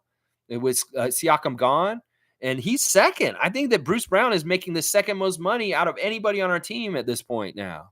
So in some ways, think about that, Wayne Strainer. That's a big chunk of expiring contract coming off of our salary cap in the near future. In fact, Greg outlines this on his Gubstown Clink latest clip, talking about the flexibility this summer with the money that the Raptors are going to have freed up from expiring contracts from these trades. We're going to be a buyer this summer. And in some ways, yeah, RJ, we gotta pay Emmanuel this summer. RJ's already on. Scottie's on. In some ways, they're talking about we're going to do an extension with Scottie this summer right away. So there's none of this speculation about what the fuck is going on with him, like Siakam in the last couple of years. And, we got money. We're going to have money coming up this summer. That's what Greg is saying. That's right. That is right. Let's see. Nako's saying, I like how Bruce Brown plays. For me, it feels like Pascal is off the team, and that's real sad. Yeah, it's a change into the guard. It's a different time. Jimmy's saying RJ missed 5 threes. Scottie missed 4. Gary missed 4. Quick missed 4. Dennis missed 3. I really don't like and agree with singling out one player. Quick missed 5. Yeah, I mean, I get what you're saying, but I kind of pointed them all out. I pointed them all out as far as things. It's just that Gary doesn't add anything else otherwise in some ways. And some people were saying he wasn't trying on defense as hard last night from what they saw in their eyes. Listen, I'm going to be critical of the team in ways of what they're doing on the court, and this is fair to talk about with Gary. He had an amazing game against Miami, for sure, and then he had the opposite last night. I wish we could get somewhere in the middle on a consistent level. That's all we're saying, Jimmy. MSJ saying, if people don't know, African men who move to northern climates have an increased blood clot risk. As such, climate induce thicker blood. Some say it's myth, but maybe Coloco was affected. All right, Chris, you were talking about this shit in the chat yesterday, and I wasn't totally comfortable with this. In some ways, listen, sure, medical studies can show that certain groups of people have proclivities for certain things, but I'm not totally comfortable with you going on and on about how blood clots are more prevalent in black men. In some ways, I'm not comfortable with you specifically talking about this, whether this is true or not. In some ways, why are you bringing this up? In some ways, this is not an important part of this conversation. The individual's name is Christian Coloco. It doesn't matter that he's from Africa. It doesn't matter that he's black. He's a human being, and he has blood clots. And that's the only thing we should be talking about this. If you want to expand this into a whole conversation about how black people are more susceptible to blood clots, I'm not going there with you, okay? Unless you have medical journals, unless you have very good substantiated science. No, not knowing a coach that you knew in your real life that had it happen. I could say Jesse Ventura had blood clots. He's a white man. So in some ways, I really don't like the direction you went in the comments last night in our chat. In the first place, introducing this whole trope. And now that you bring it in here, I'll say what I have to say about it on this live. And that's all I'll say about it at this point. So go ahead. You can put stuff out there. I'm going to poo-poo it. I'm going to say this is one individual. His name is Christian Coloco. I don't care if he's black or white. He has blood clots, and I care about him as a human being. How about that? You don't have to make this about race, Chris, is what I'm saying. Kareem's saying, I just read Pascal's tribute article, the Players Tribune. We should have never let him go. Pay the man his worth and do right by someone who did right by us. Yeah. I did a dramatic reading of it at the beginning of the stream, Kareem. So you can go check it out. You can see what I'm saying. Let's see. Jimmy's saying maybe we should invest in any of them. Sarcasm. I don't know what we should do. It's Masai's job. I'll let him do it. I don't live on the moon. I don't know. Fun guy saying, yeah, Jimmy, we were tired on a back-to-back. We should be better. That was part of it. We played last night, the night before. And in some ways, maybe we should have played more of the other players to fill it out. I don't know. There's a lot of woulda, coulda, shoulda we could have done. They were in a position to take over and win the game at the end. They just didn't execute. It didn't happen. And that's the way I look at it. Vucevic was too overpowering for most of the game. DeMar did DeMar stuff. Kobe White was annoying. Let's just put it that way. Kobe White was a big factor in certain ways in the game last night. Vucevic, the biggest factor. And what are you going to do? Vucevic, 12 of 20. 14 rebounds, 7 assists, 2 steals, 1 block, no turnovers, a plus 23 with 24 points. The 3 Bulls got 20 points.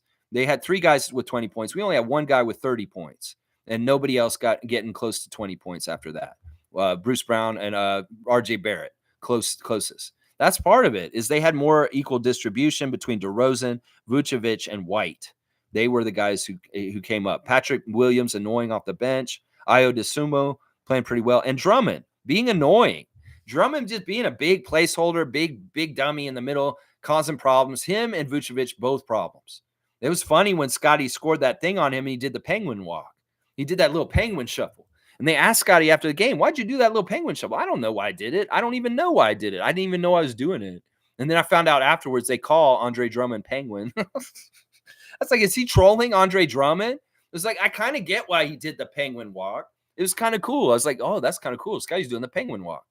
And then he's like, oh, I found out that Drummond's called the penguin sometimes. And I didn't mean to troll him. But yeah, you kind of did troll him. You didn't even mean to. It's kind of funny. The shuffle, the penguin shuffle. That was so funny. Oh, it was so good. All right, let's see. Carlos saying we were overanalyzing it. If Yak was there, last night was a W. Yeah, I'll get behind that. He would have negated a lot of the Vucevic stuff that was happening that really helped them get going. In some ways, both teams couldn't get going in that game. It was ugly. UGLY. Really not the best game to be on TNT. Once again, we get on national television. Nobody can make a shot on either team. And it looks like a garbage basketball game. Well, Vucevic settled it down for the Bulls and got them into the game. If Jakob had been out there, giving him any kind of resistance, maybe the Bulls would have never gotten going in the game. They would have had a really hard time. That is where I could tell you exactly how Yak could have helped us right there. Nako's saying Bruce is a real good six-man who is what he is. No upside, but good, consistent play. I don't know what his upside is. I don't know. He's a mystery to me. In some ways, I want to discover more about him. I really, really do. Carlos saying Yak is worth a first-round pick. Teams are holding on to starting caliber bigs. Yeah, they're scarce. In some ways, getting a starter like Jakob is hard to do.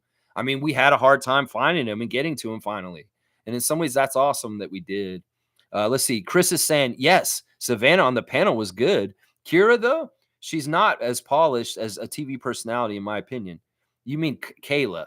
It's not Kira. But I would say replace Randy with her. No, Randy's fine. Randy's got a tough job. And in some ways, I like the job he does, even though he's not always totally good. There could be a much worse person doing that show. You know, if I did that show, it'd be hilarious, honestly. If you plug me in there instead of Randy Urban, oh, that show would be off the chain. Just think about me doing that show. That would be crazy. No, I don't know. I think Randy's fine. Kayla Gray could do it too. She could do it too. She could sit over there just like Savannah. Kate Bernass, she could do it. Kia Nurse, she would be a good one to be on there too. I just thought that it was nice to have a lady on the panel for once. It's been such a boys' club. And seeing Savannah here, there was really good. Duke saying, if Jakob played last night, we win. See, there's another person saying the same thing, and that's Duke Rocks, fantasy basketball champion. A few of us, hang on, it jumped. I don't know why it jumped right when I was starting to read it. It's annoying. But Duke's in there. I know he didn't comment much, so I should be able to find my place pretty quick. Milbester's come in. All right, y'all give me the cutoff. I'm already over time. I don't care. These are special days, so I'll go a little extra on time. A little bit of extra here and there.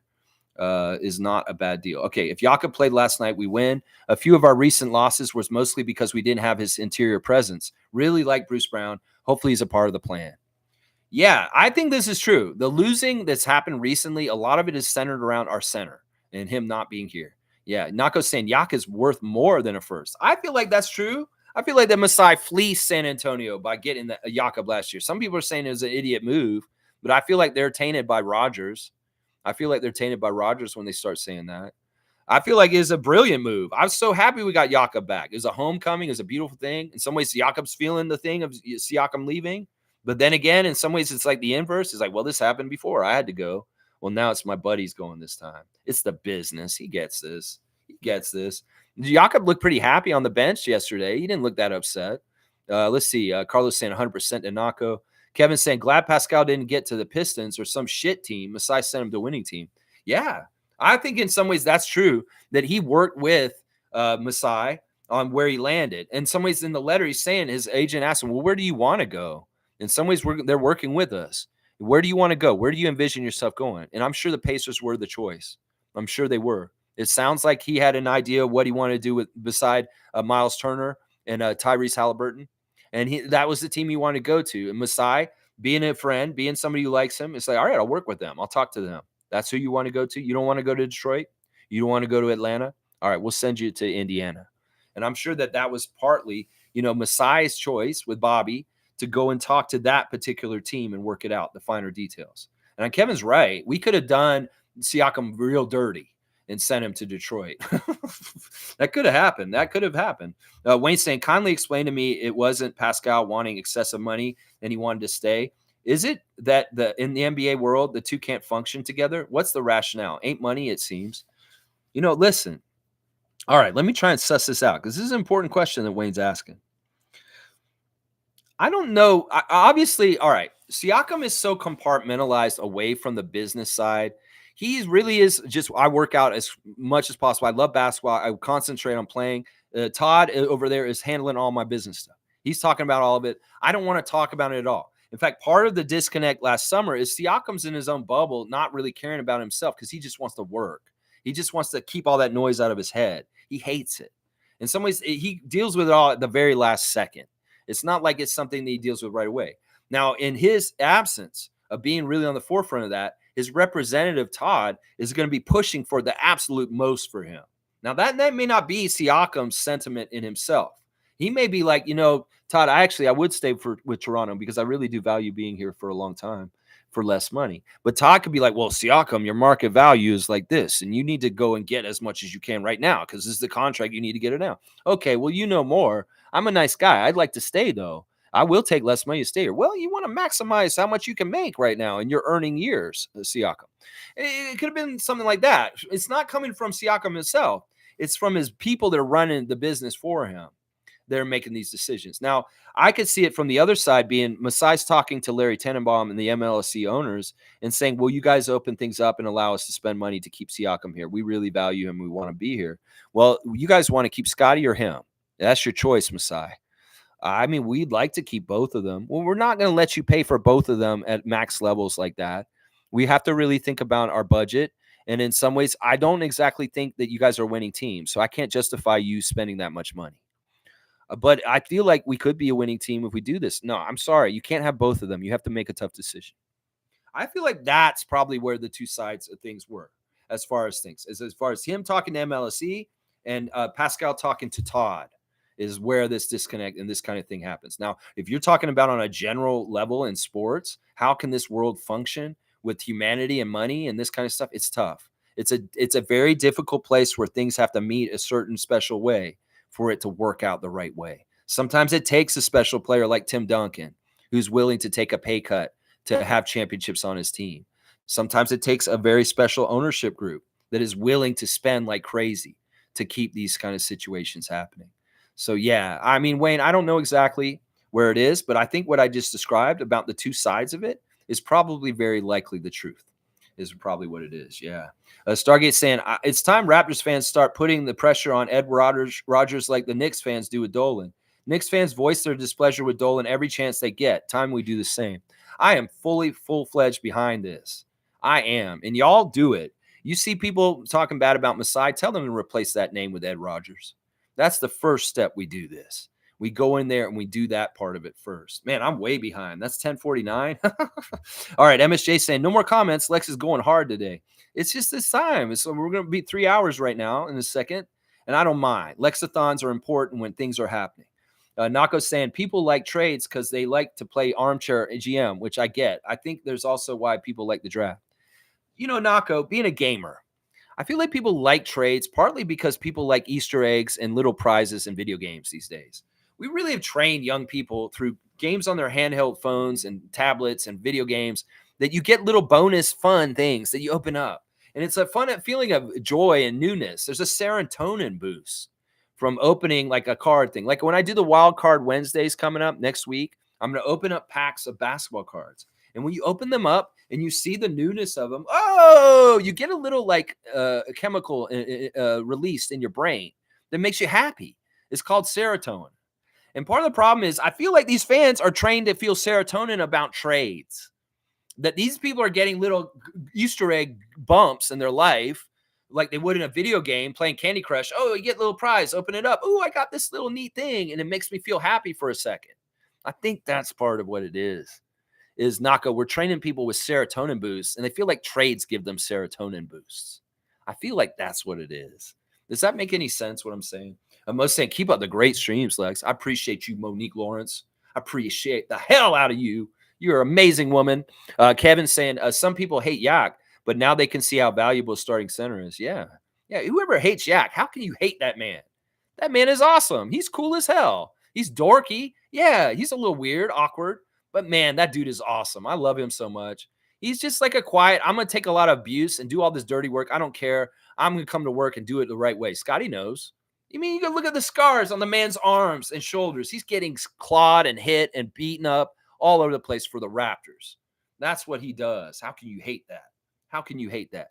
Kareem saying, in terms of your comment about new hobbies and crocheting, at one point in my life, breaking up weed with all the sticks and stems was a lot harder than making a blanket. So you saying that's what you're a savant on? I don't know, man. Whatever talent you have, sorting weed, that could be a talent.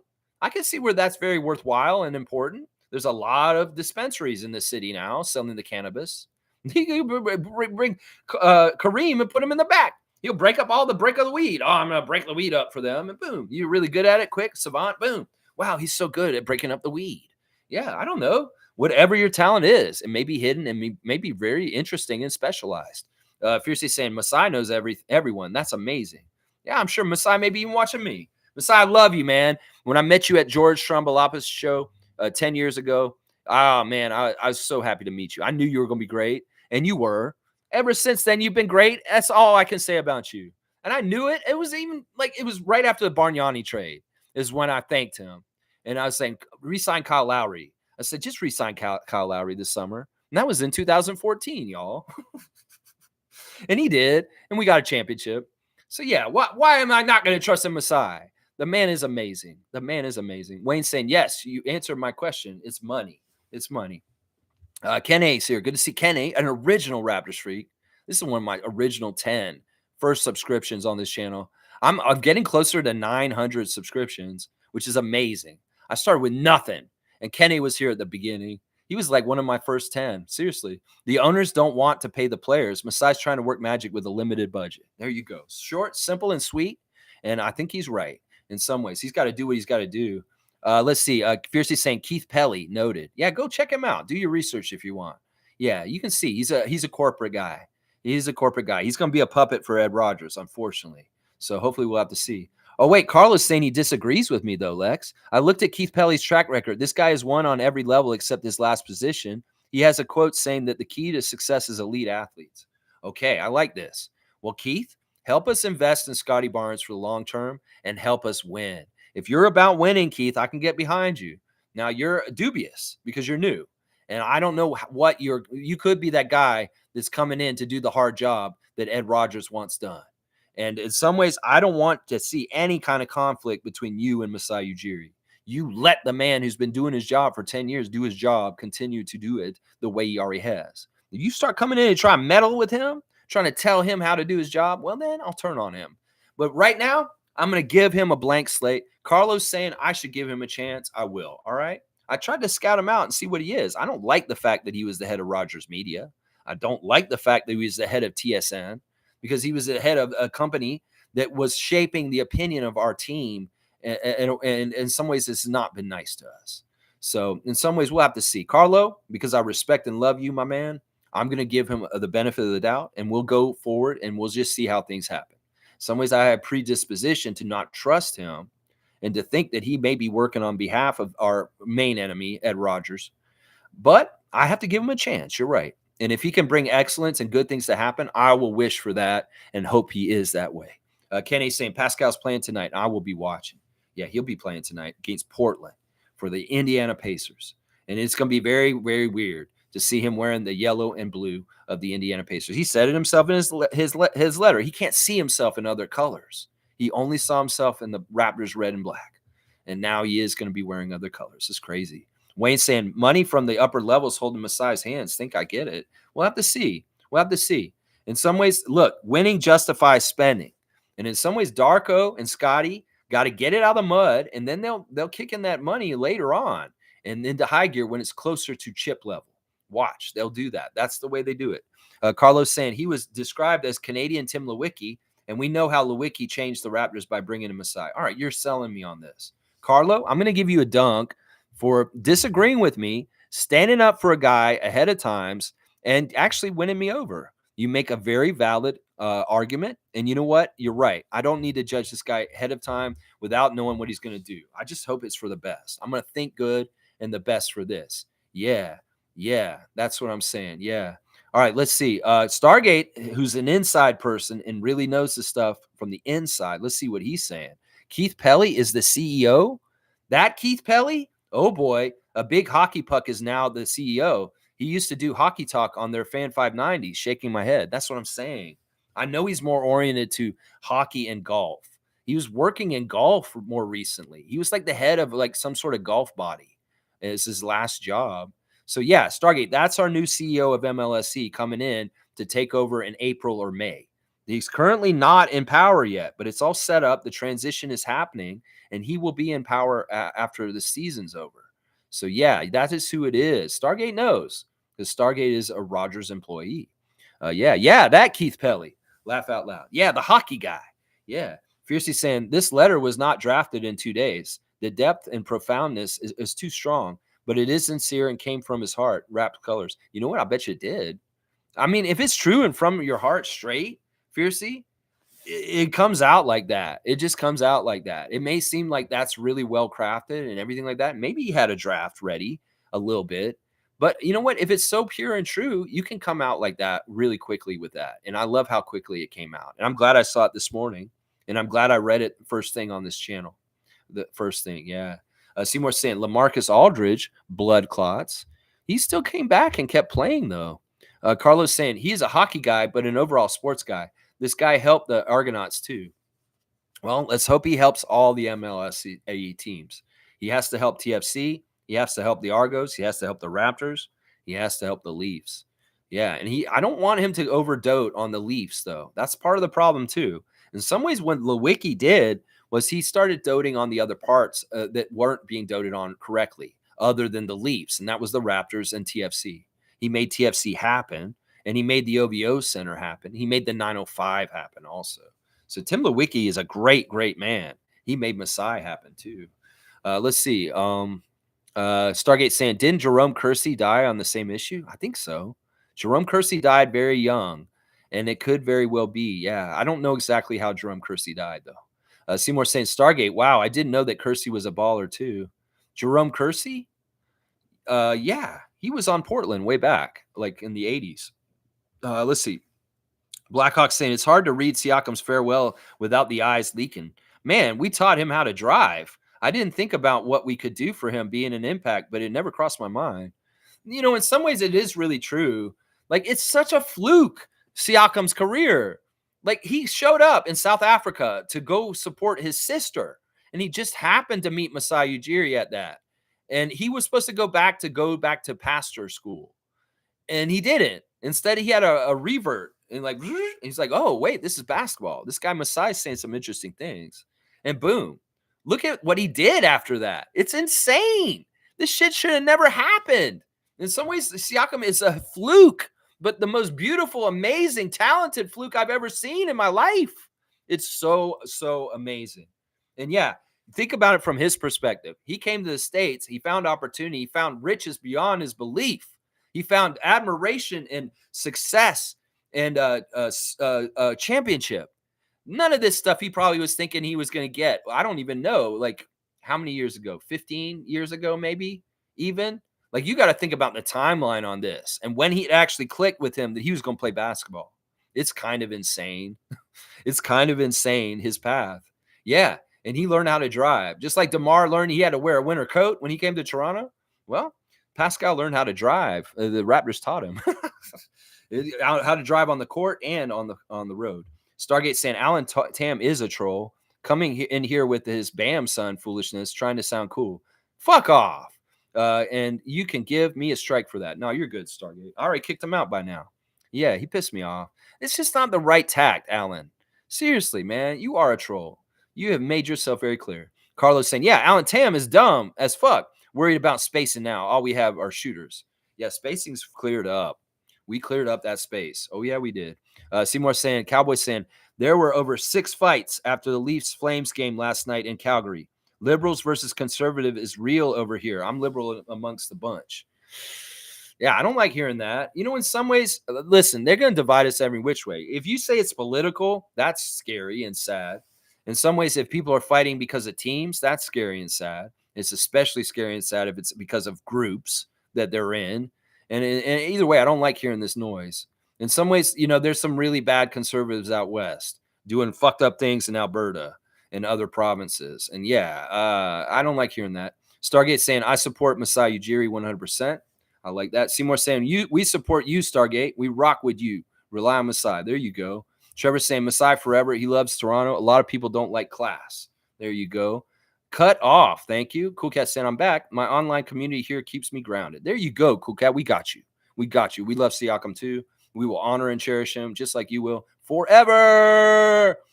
Seymour saying, I'm not surprised, Seymour. And Carlos saying, Masai's our MVP. As long as we have him, we can stunt on these hoes. That's exactly right, Carlo.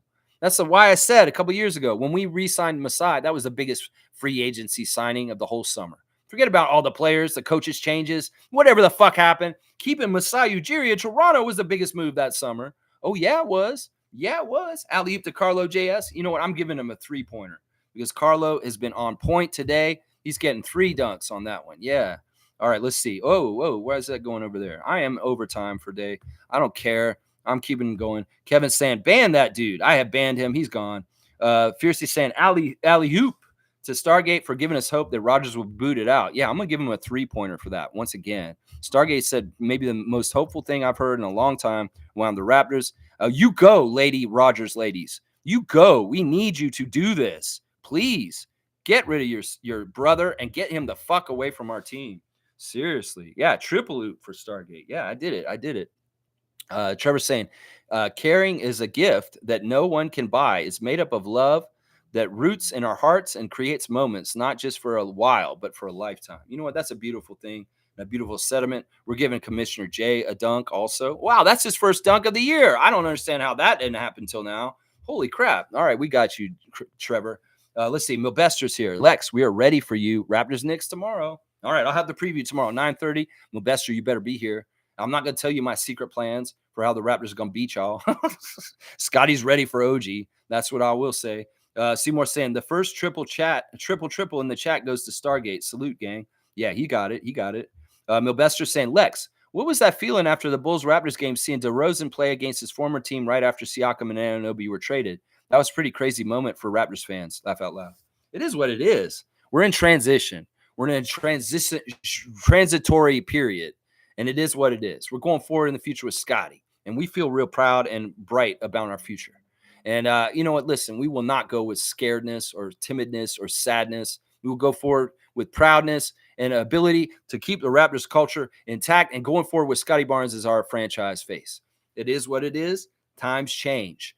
The winds of change happen. I would whistle right now, but I ain't got no spit. I would do Scorpions, Winds of Change. Do do do do do do do do do do do do do do do do. That's right. It's the Winds of Change. That's what we got to do with Milbester. Y'all got your own Winds of Change going on in New York too, to a certain level also.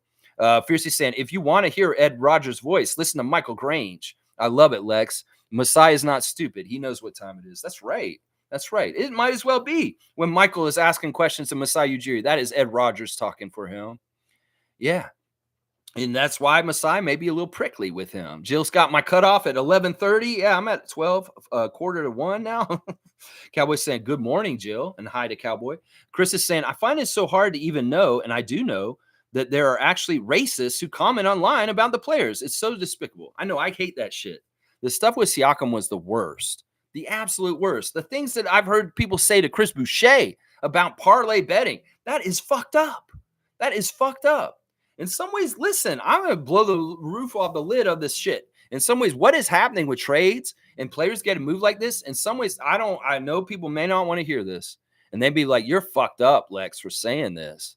But in some ways, if you really lift the veil and you think about everything and you think about how controlling the NBA is, you think about how contracts and salary caps and being on teams is, it's a really kind of a ugly, like new age form of, like trading people from other eras of history.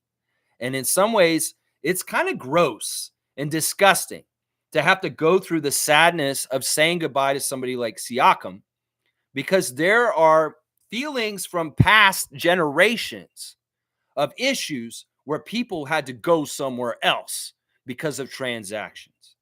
Now, I may sound out of pocket. I may be going too far with this, Chris, but in line of what you're saying right here, in some ways, if you really think about it, there are parallels to this NBA system of teams and ownership and players that go to ugly parts of the history on this continent. And in some ways, I will just say that. I'll say that. Now, these guys get paid a lot of money. They get compensated a lot for this kind of stuff. But in some ways, the whole system and the thing about it, it fucking speaks too much like the old systems that I just talked about.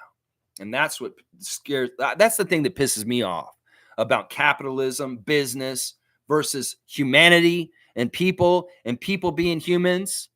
That's what I'm saying. The same kind of ideas about money and making money and utilizing people as resources to make money off is what drove slavery. Yeah. And in some ways, that kind of mindset of making money off of individuals in that kind of way is the gross, disgusting part of the NBA that I still don't have a total okayness with, especially when you got an owner of the Detroit Pistons that makes money off for-profit prisons. Yeah, it's a lot of it's gross. Saying goodbye to OG and Pascal, in some ways, I'm not saying it's the same level of this kind of stuff, but there are generational feelings from this kind of shit that families go through because of certain things, because of the dark history of this world. And that's all I'll say on that. Yeah, and that makes it even more disgusting, the troll racist comments and disgusting shit that is said on social media around players in the NBA sometimes. Yeah, Seymour saying, how was the dentist? I don't know. Jill had to go to the dentist. That's right. MSJ saying, he told me to relax and that I would feel a sharp, small prick in my mouth, but I would be okay. There's a joke in that, Chris, and I'm not going to go there. I'll let y'all figure out the joke there. Yeah, you can get the joke out of Chris's statement there. Anyway, I hope everything went with your checkup good. No cavities. That's right. Get the sucker afterwards. 11:39. Well, we're an hour after that. Jill's saying, wow, what did I miss? Lex, upset with I'm a fun guy. Lex, people are complex, so have complex feelings. All of us, not just Scottie, can miss someone and be happy about in the future all at the same time. I know, but in particular, I feel like you're over embellishing this just like fun guy. Scottie is smart. He understands it's a business. Y'all can say, yeah, he's over emotional about it. No, he's not. Alvin was right when he said it in Raptors Tonight. The players, they're sad to see their friends go, but they know they're going to get to talk to them still. They know that they're going to still have a friendship with them going forward. It's not like they lose them forever. They just don't see them day to day anymore. And in some ways, the anticipation of getting the opportunity to fill the void of them leaving is really exciting. And that's what I would say, that's probably more on the inside what Scottie's feeling right now, that he got the keys handed over to him and he's in charge. And that's exciting. As sad as he is to see OG and Pascal go, he's probably more excited about it being his team now, is what I'm trying to tell y'all. And y'all may be over exaggerating. Yeah, he cared. He's human. He loves these guys. They're his friends. He's sad that they're leaving. But don't underestimate just how excited he is to get to work with their absence now, too, is what I'll say. Stargate saying, the only thing I hate more than trade talk is draft talk. This sudden over-obsession with draft picks prospects by our young fan base is mind-boggling to me. I find the trade talk is worse than the draft talk. Draft talk is more realistic, and I don't mind it. In some ways, the draft talk helps orient me to get ready for the draft. In some ways, they're doing the work for me. I don't have to go do all the work. Thank you for helping me with that. I appreciate that. The trade talk to me is more unnecessary. I feel like draft talk can be necessary, but I respect your opinion, Stargate. And in some ways, I'm with you. There's too much talk in general, is what I would say. Fiercely saying good morning to Jill. Good morning to Fiercey. The Fun Guy saying, Lex upset at me. I missed that part. I wasn't that upset at Fun Guy. No, I was upset at Alan Tam. Yeah. Yeah, it is what it is. I'm going to be weird. I'm a little cantankerous as a person. All right, let's see. Jill got a filling. See, both y'all went to the dentist. Although Chris might have been making a little joke, a small joke. That's pretty funny. Let's see. Fun Guy saying, I maybe typed like 3 times in here. Not even engaging today. I got shit to do. Yeah, there's no problem with me and Fun Guy. I love my big man out in the 905. And when we get a team together, we need a center. We're going to get Fun Guy down there. He's going to hit the court with us. Yeah, I'm sure it looks good on you. What looks good on him? The filling? But morning, Jill. Fun Guy saying, Lex is kind of sensitive. He'll quickly get mad at things and that he doesn't agree with, even though it's so obviously imminent. Yeah, it's all good. Listen, once again, take me as seriously as y'all want to. It's not like I'm on here saying, y'all just need to listen to me and believe everything I say. This is a very much an open place for discussion and not all getting along together. I'm very opinionated, that's for sure. And honestly, we're all individuals. We're all going to have our own mindsets. I just love that we coexist and we manage to interact, unless we're troll like Alan Tam. Fun Guy and I have been at odds a few times over the years. And I just love that he's still here with me. In some ways, he's a great counterbalance to some of my opinions. I may need him to be there, just like Batman needs Joker. Sometimes you need the opposite to you just to kind of keep things realistic. And Fun Guy is definitely one of those guys on this channel. In fact, there were things he said last year that I disagreed with, and he was redeemed later on, that he was right. And I circled back and I apologized to him. I said, you were right.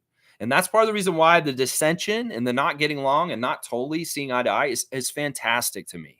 In fact, I'm a Fun Guy is one of my favorite Raptor freaks. I'm going to say that right now.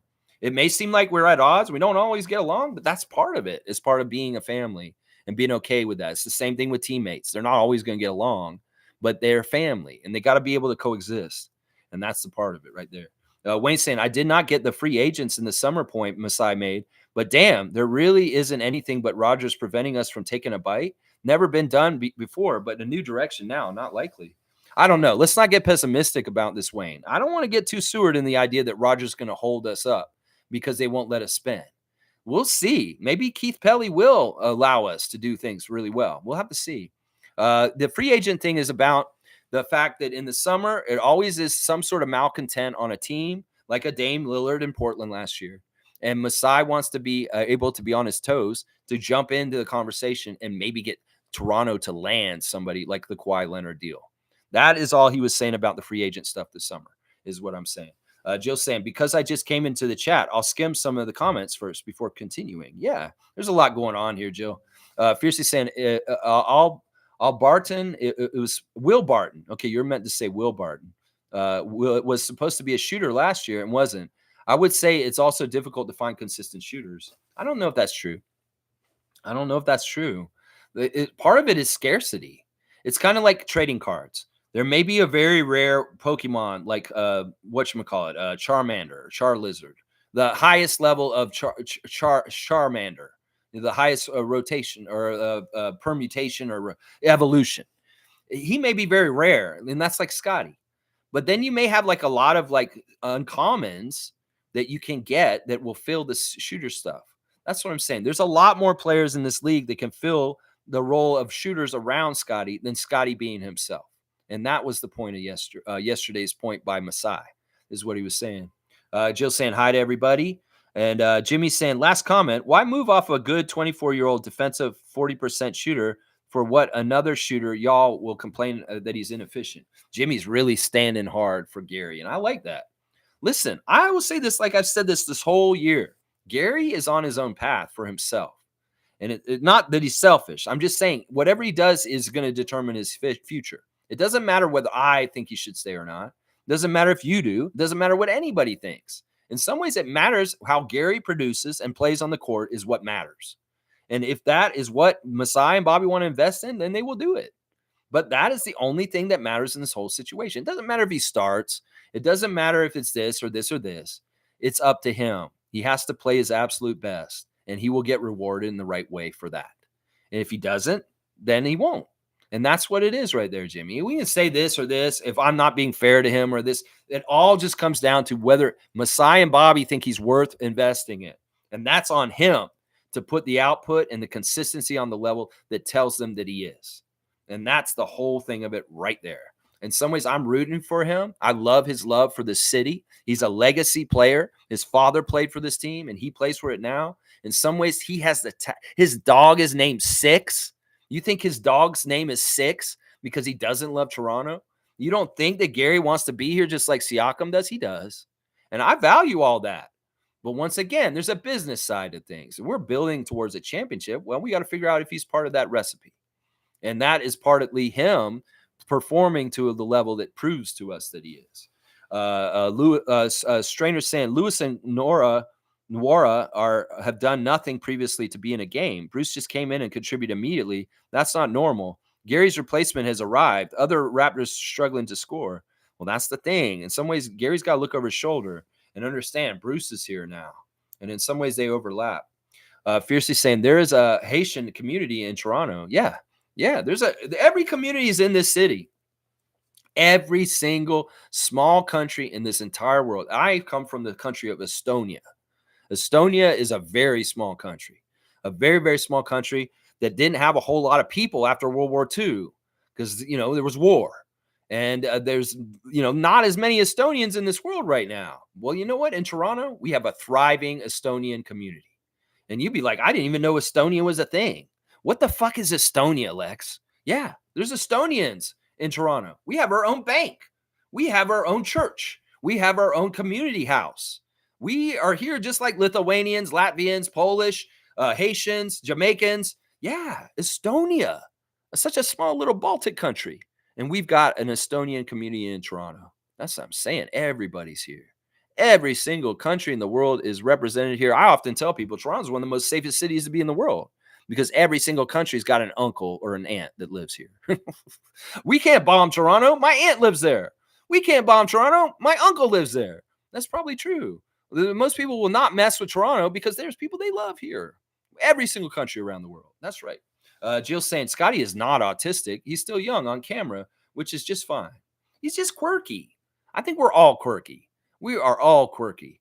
Cowboys saying later, Lex and freaks, have a blessed day and painting a condo at Yonge and Eglinton. Looking south, great view of the beautiful city. There you go. Bradley's enjoying our city, the city of Toronto, the city that Pascal loves, the city that DeMar loves. That's right. Bradley, you take in that view as you work down there. Tada Services, they will come and paint your condo at Yonge and Eglinton if you live there also. 644-647-833-6844. That's right. They do windows, area rugs. That's cleaning, starting as low as $89. So if you need help around your house, get the Canadian cowboy Bradley to come down there. He's painting a condo right now for somebody. He can come see you too. 647-833-6844. All right. Jill's saying Bruce was good last night. Reporters also saying he's sexy. Laugh out loud. I thought IQ and RJ also came into their first game scoring. Yeah, we've covered a lot of the game already. And some of those points were there. Cowboys saying Toronto got all communities. That's right. Dunk for Pascal. I don't know how to do that. I guess I could, but that'd be kind of weird. Seymour saying I used to work at Fran's restaurant at Yonge and St. Clair. Fran's is awesome. Both my aunts used to work at Fran's way back in the day, like in the 50s and 60s. They were at Fran's then. Yeah, Fran's is an institution for sure. Stargate saying he mentioned Temple as well, Lex. I would love them to keep Temple on this team and not for playing reasons, just for league optics. We need that. Yeah, there's often things happening with Garrett Temple that casuals that don't really understand the NBA, shitty Raptors toxic fans don't know. Garrett Temple goes and meets with the refs before every game. He actually goes and talks to them. And in some ways, he's helping us with favor with them to a degree. In some ways, he was talking trash last night to Vucevic from the bench. And did you see Vucevic come over and have a little word with Garrett Temple in the middle game last night? There's a lot of intangibles that Garrett Temple's doing out there. And it doesn't hurt to have one of the main player union reps on our team. Trust me. He's going and talking to the other teams before the game and checking in with those guys. And we have a brotherhood with everybody in the league easier because of people like Garrett Temple and Thaddeus Young. If we were a completely young team with no vets, like some of the teams in this league, it'd be harder for us to bridge that gap and to have those kind of feelings of coolness with everybody in some ways. So I agree with this. Temple's important. Jill's saying on Bob McGowan's YouTube, according to Jack Armstrong, it's too bad, but no one's fault that Pascal just aged out. Truth is truth. Yeah. Yeah, I didn't watch those clips that you posted, Jill, but I saw that Matt Devlin and Jack Armstrong did Bob McCown show yesterday, and they had interesting things to react to the trade. It is what it is. It just had to be what it was. Wayne saying a Raptor Freak said yesterday that 2 trades were a masterclass. That's differently true, as stated by Masai yesterday. When Pascal returns, I want to see a video production for this man. Yeah. Well, that's what the whole idea was. The New York trade and the Indiana trade are a set. And in some ways, the outcomes of them coming to the Raptors have to come together to really flesh out the whole picture of the GM work that Bobby and Masai have done recently. And he said that. He said that in the press conference yesterday. That the 2 moves that he made were in concert with each other and intended to go with each other. And that he's very proud of them. Yeah, that was awesome. Chris is saying, that was moi. Moi, you said that. Yeah, in the chat. That's good. I like that. Stargate saying, that is so OG. Yeah, I could see OG returning, actually. Yeah, OG turns circles around, comes back. Fiercely saying, is DeMar a free agent this upcoming offseason? I think he is too. On that list. Jill's got me to drink water. I'm dry. I'm gonna keep going right now. I want to finish up because I do want to finish. I'm at 1 now. Wow, I'm an hour over. Jill's saying, Masai said Pascal was supposed to be a pastor. Yes, he could write that speech to the players in 2 days. Trust. It's not like he has to write it. He could just say it. He could just say it into a machine, or somebody could type it down for him or something like that. He doesn't have to write it himself. That's a misconception about the pastor thing. Everybody keeps saying he was supposed to be a pastor, but that's not actually true. He was in seminary school, but it's not that he was there to become a priest. He just went to a religious school. That's all. He said, I've heard him say this. He had no intention of ever becoming a priest. It's just that in his route in life at that point, that was the next part of his schooling, was to go to a pastor school, because it was a religious school for kids to just learn their education. But he had no intention of becoming a holy man or a clergy. That it's just that the school he went to was a religious school. That's all. That's something that is lost on a lot of people. They hear the whole thing about his school and stuff. They don't understand it. It's just like you going to, I'm going to a Catholic school, or I'm going to this temple school for Jewish people. It's the same kind of shit is actually what it is. Let's see. Slug Deezy saying, we went from needing a point guard desperately to needing a sweet shooting power forward center. Yeah, that's not a bad. I guess that's kind of true. Stargate saying it was advanced calculus as well. Yeah, you were there that day. It was insane.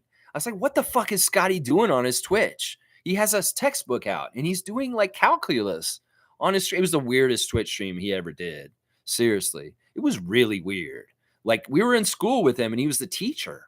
And he was like, you got to do this to do this. It was almost like he was trying to prove something.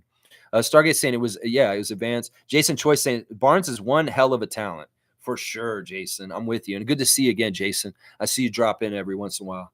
Jill saying Jack Armstrong also said on Bob McCowan that though Pascal has yet to sign with the Pacers, Raptors doing all these trades, people got to think, no player's coming back to us. No, you got to stop painting it in a bad light. Come on now. We don't know. In some ways, we should have kept them and retained them if these guys are circling back. They're not circling back.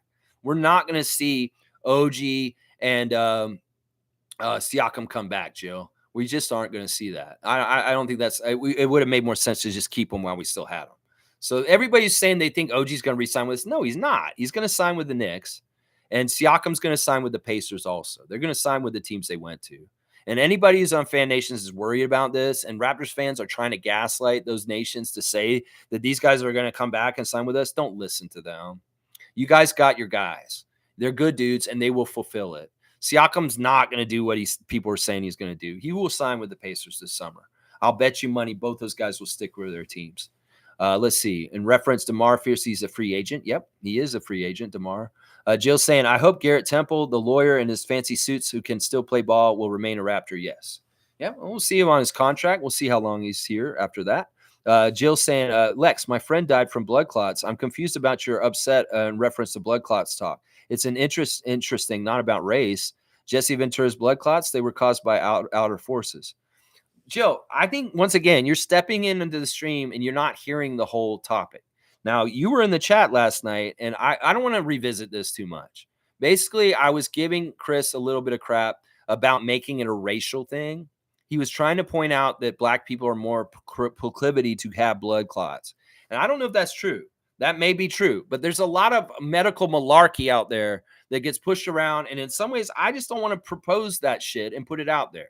In some ways, that's not a fair thing to say. In some ways, it's not in our area expertise. And that's what I was talking about. You're misconstruing what I was talking about. I was upset with Chris for introducing the element of race in the whole Coloco story. I don't give a shit if he was black or what. He's a human being.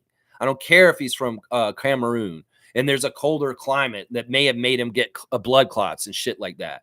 In some ways, that's a dangerous area. Just take it from me, somebody who studied sociology, demography, and mortality in grad school at Florida State. It's a slippery slope when you start putting race as an add-on to health outcomes. And it's something that I don't engage in. And I was just cautioning Chris to not do that, is what I'm saying. He was going into the whole tropes of bringing race into the blood clots thing, and I disagreed with it. So, Jill, you got your clarification right there. Jill's saying Kayla is an accomplished host who has given her own show. Yeah, Kayla would be great on anything. She can do whatever. Nameless is saying Michael Jackson said it best. It doesn't matter if you're black or white. Exactly. Nameless is getting a dunk for bringing up a silly song in this, with Macaulay Culkin dancing in it. It doesn't matter. He's black, he's white. Yeah, yeah, yeah. Yeah, that's that song. Yeah, I know that song. That's a good song, Michael Jackson. In some ways, that song was about him. It doesn't matter if he's black or white. I don't know what color Michael is. We don't know. It doesn't matter. Fiercely saying flight time from Toronto to Indianapolis is 1 hour and 50 minutes, staying close to his mom and brothers. Yeah, I don't think mom's going with him. I think she likes the house here. I think in a lot of ways their life is here. And in some ways he might be able to juggle everything and do it all right. You know, in some ways he's going to be here in the off season. I'll bet you he will be here. Jill saying my biggest concern in reference to Masai's news conference was whether I'll be here or not. I want Masai to stay. We covered that already, Jill. So please go back and watch the stream earlier. Nameless is saying, I thought he was injured when Scottie started waddling. He was injured, but he's crazy. In some ways, Scottie's never going to admit when he's hurt. He's going to hurt his hand. He's going to be holding it in the middle of the game. He's going to be, he'll never come out. He's inhuman. He's crazy, like strong. And in some ways, he does not want to admit when he's hurt. He will not. He'll have a messed up ankle. He'll have a messed up thumb. He's going to keep playing. He's just like that. It's crazy. It is crazy. Jill saying, if Scottie wants to teach me calculus, I'm so there. That was on his Twitch. Fun guy saying, I thought calculus was mandatory for any advanced functions, of course, at high school, but I'm seeing not many took it. I didn't take calculus in high school, and I had AP classes. I was in gifted classes. I never took calculus. I never had to. It wasn't a prerequisite for me to graduate in Florida, at least. Maybe it's different up here, but Scottie took it. I don't know. Maybe he took it at Florida State. Maybe he took it in high school at a high level. Maybe he was a really good math student and he went to high level math than just the average high school student. I don't know. He knew calculus. That's for sure, though. Jill's saying, bye, cowboy. Have a great day. Name was saying, did Masai hint he was leaving or something? He said basically, this is all he said. Toronto's going to win whether I'm here or not. Now, it took me just his saying it as I may not be here because it's other forces. I want to be here. I'm going to stay here as long as I can. But if I'm not here, don't get mad at me. And also understand, I believe y'all are going to win regardless of whether I'm here or not. That's how I took it. It's a little cryptic. It's a little unsettling, but I like the overall message. He's saying it doesn't matter if I'm here or not. Toronto, you're good. You're going to win no matter what. It doesn't matter. This is a city that's going to gravitate towards championships no matter what. And if Rodgers gets his way and kicks me out, y'all going to be good either way, is what he said, is what I took it as. Jill saying, my sister had to choose calculus in high school to get into business. Okay. All right. Nameless is saying, I bet we could have got more if we sent Pascal somewhere else other than Indiana, but we were loyal to our player instead. That may be a factor in it. Sure, maybe. Maybe it was.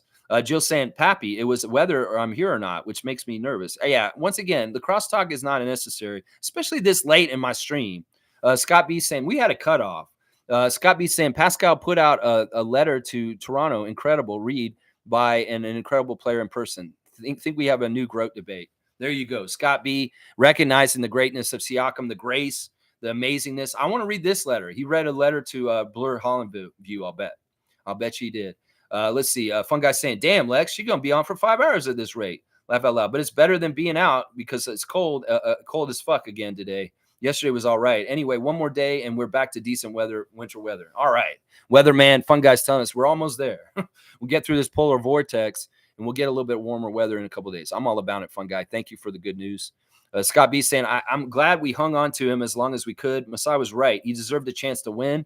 It was time, as much as fucking hate saying that, but I don't regret 1 second. We got to have this great player. Yeah. Scott B, I know it's emotional. It's a tough time. I appreciate Masai's candor in saying that he held on as long as he could. He felt like they deserved the chance to make this still work. And he did what he could as long as he could. And he had to do what he had to do now. And that's shit. What is BAM, son? BAM, son. Well, you can ask a guy. He's gone now. It was his catchphrase. Let's see. Fun guy saying, Kirsty had a surgery prior to his blood clot death. It was complications from the surgery that caused the clot and traveled to his left lung. Did Koloko have any surgery? Not sure. Either way, I don't want to speculate on Koloko. I just want to send him good vibes and hope that he gets healthy. It's too sad that, man, he had such a path with us that could have been so amazing, but it sounds like it's not going to happen.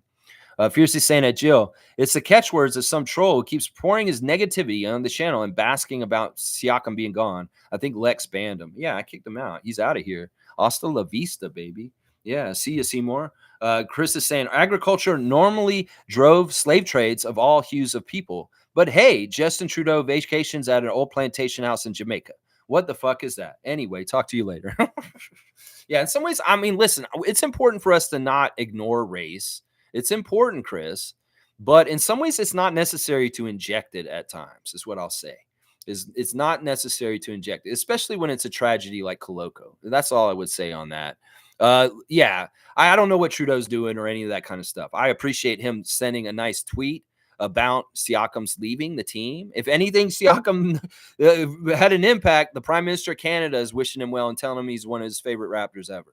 And that says a lot right there about a skinny, lanky Cameroonian guy coming to Toronto and the impact he had in the 8 years he was here, and he leaves. The Prime Minister is giving him a farewell, a hero's farewell. That's a big deal. That's a big deal. Jill saying, not sure in reference to Koloko, but I meant outer forces. But naturally, Koloko moved up here from Africa. Ventura was in combat in Vietnam. I don't understand. I really don't want to talk about this shit anymore. We went into this earlier. She's saying it's not race talk to say that a lot of us older women have had huge blood clots removed. It's normal. Jill, if you want, go and look in our Facebook chat yesterday. In some ways, it's similar to the thing with you and Bob McCown yesterday. You were saying some things like you thought Bob McCown was drunk on his show without knowing that he had a stroke last year. It's just, in some ways, just go look at what Chris said. It doesn't matter. In some ways, I don't want to put a spotlight on this more. In some ways, you're bringing things back and echoing things that I want to move over and gloss and get away from. And in some ways, that is my whole critique with your comments. And the only reason why I single you out is think about what you're writing. And is this going to add to Lex's stream at 4 hours almost? And is this helpful in him keeping him on here instead of him going to eat something? I want to ask you that when you write these comments. Is this helpful? Is this something that is necessary for this channel? Or is this just backtracking on stuff that we already talked about, we did earlier? I know you weren't here, so you didn't know. Or is this necessary? Because I'm giving 4 hours of my time. And I want you to put more time into what you're writing. And think to yourself before you hit enter. Is this something I should send to Lex's chat because he's going to read this? In some ways, listen, I get this. My point about what Chris with this was a personal thing about talking about what he talked about. This isn't about the whole situation in general. I can't go over this over and over again ad nauseum. You have to let me move from subject to subject. It's like a ESPN show. I want to cover something for 5 minutes and move to the next one. I don't want to continue to retread the same conversation throughout the show. Now, I understand because the comments, the way this thing is set up, is going to happen to a certain degree. But I ask every single one of y'all, and I'm not just singling out Jill. I want y'all, before you hit enter on your comments, to think, is this necessary to write and send to him right now? Does this add to the content? Does this add to the discussion? Or is this just me talking to other people? Is this just me saying stuff for my own jollies? Does it help for my content, Jill? Is what I'm asking you. That's my general critique of you the last couple weeks. I really want you to think about things before you hit enter. Because every single thing I want to write, read it. Now, I feel like I don't want to read some of your comments because they're not adding to anything. They really don't. I understand this whole thing. I don't want to talk about the race talk. I had a lesson for Chris earlier, and that's all I wanted to say about it. In some ways, I don't want to continue to harp on him because of it. I love Chris. And in some ways, I understand what he's saying. But once again, from my background in graduate school, introducing the element of race when it comes to Koloko is not necessary in this. It is absolutely not necessary. It doesn't inform us on anything. He's an individual, and this is an individual case. I don't give a shit about blood clot cases across African Americans and white people and differences and all that kind of shit. That's something I study in grad school. I'm very familiar with that kind of shit. But in this case, it does not pertain to this. And it was an unnecessary add-on. And that's all I was trying to say about this. You came in at the end of the conversation and you extended it longer than it needs to be, is what I'm saying. Yeah. All right. Cool Cat saying our beloved Pascal on Valentine's Day. It's going to be a sweet day. It's going to be a sweet day. I honestly love the idea somebody had earlier that everybody in the whole arena wears that 43 for him. Maybe the Raptors do something special. Listen to me, Raptors, right now. Get your act together in the next month. Can you get the shirt for that day to be number 43 and get everybody to wear that 43 in the whole entire arena? You make shirts for games all the time and put them on the chairs. Are you cheaping out? Because I don't see them as much these days. But I would love to see a return game for Siakam when the Pacers come on Valentine's Day, that every single seat in that arena has a number 43 white sitting on that chair, and they put them on, and everybody wears his number that day. That would be a beautiful honoring thing for them, for him. And some people like Wayne will be like, whoa, Lex, that's too soft. That's too nice for our guys. He deserves it. He deserves it. And the Raptors could do this if they get their act together and get their shit together. Listen to me, Raptors organization. You listen to Raptors Freak in the morning? You hanging with me all the way to the 4 hours? Listen to my idea. Do this. It's a good idea. This would be a fantastic, beautiful thing. I hope you all hear me and you do this.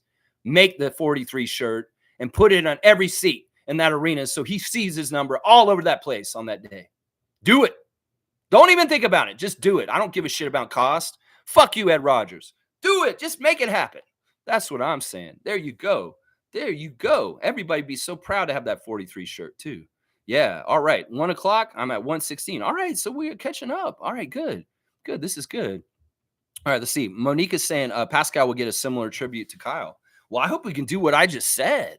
That would be even different and crazier. Jill's saying, I'm not painting anything in a bad light. I'm saying people aren't going to re-sign. I'm saying players can be sad and happy. I'm not saying anything in a bad light. I'm having a good day, Lex. I hope you're having too. I am, for the most part. I mean, this stream started really emotional. Jill, if you see me at the beginning, I read Pascal's letter right off the bat, and it was emotional. It really was. You know, listen, I'm not against, I hate this whole idea that people won't re-sign because of how we treated people. That's bullshit. That's bullshit. In some ways, I feel like that's a negative mindset. It's like, look, Scottie saw what happened to Siakam. That doesn't mean he's not going to re-sign with us and want to stay here. Everybody's different, and they all understand their paths are different. And Scottie has a path in front of them that's very clear, and he understands what it is. And in some ways, that will make him stay, is because he's on the same page with our ownership, and he understands what's going on.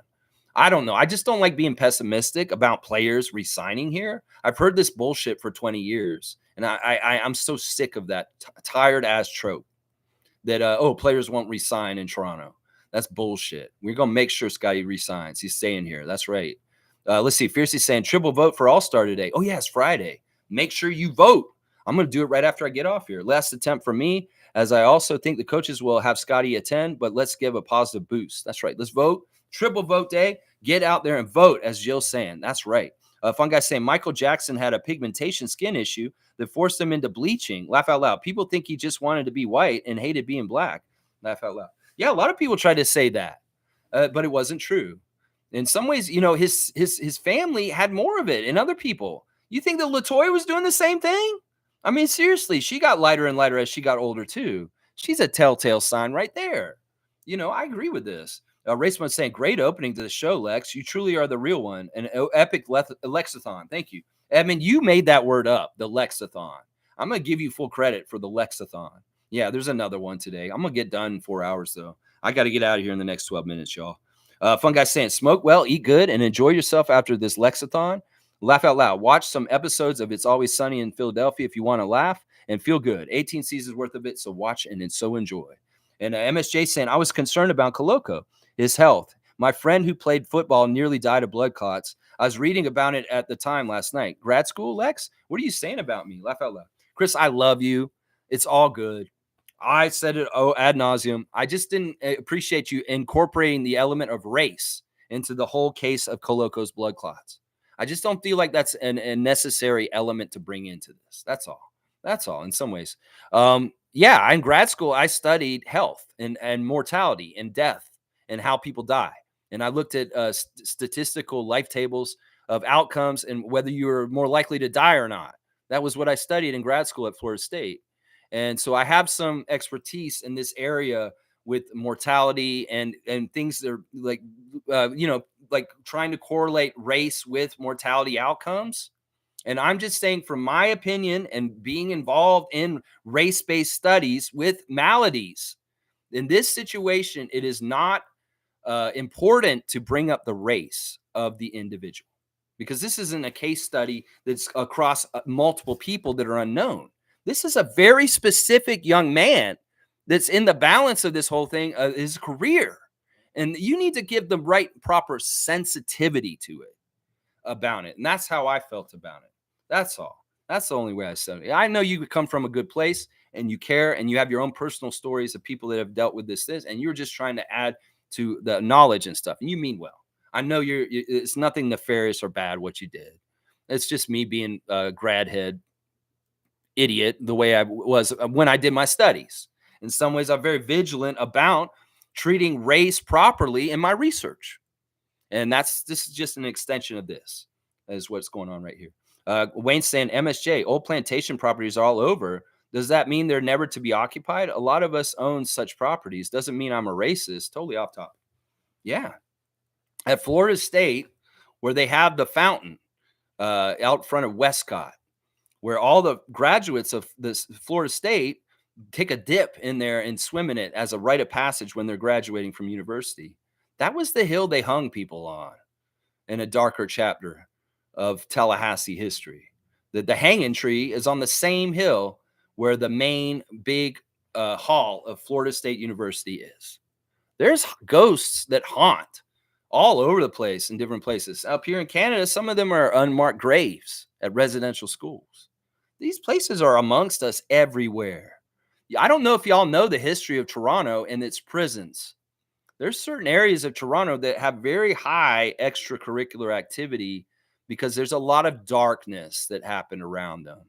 There's a prison that's just around the corner from where I am right now, over by the hospital at Girard and Broadview. And that is a very disgusting, gross place with a lot of history. If you knew about that place and that piece of land where that hospital is next to the DVP, and you knew everything that happened there, you would be disgusted with the city. If you knew about the history of the prison that's over by Strawn, over off of Bathurst, down near Fort York, and you heard about all the crazy shit that happened there, you'd be disgusted. There's a lot of history around us that lies dormant and has changed. The pieces of land, the buildings, the different things, the history's still there.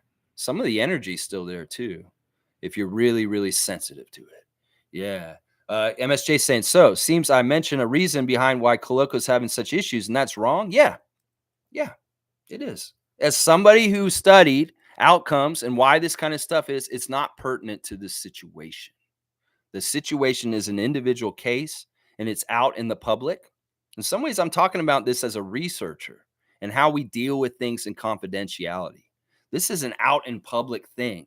And in some ways, it's none of us to have any kind of opinion on the health issues that Christian is going on through right now, out of respect for him as a person, is what I would say.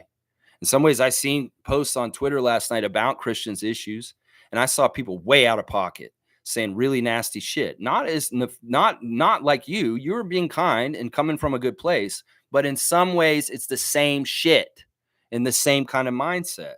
And I don't like it. And I don't want you to be like that. That's all I'm saying. My whole lesson is there's no reason to bring his race into the issue. That's the only thing I'm saying here. That's all. Yeah. I mean, you could get into my line of work from before and get into like contributing factors, but this isn't a case study. We're not doing a specific public case study of an individual that was on our team that we're very familiar with. You do that when you have anonymous people and you don't know their characteristics. Then you can start talking about that stuff in some ways. Yeah, that's what I'm saying right there. Jill's saying, don't bring up medical history. You're going to get it again. Change the topic. It's all good. Fun guy saying, Lexus stated there's a lot of skewing and factors that play into race and medical history and data. It's not cut and dry.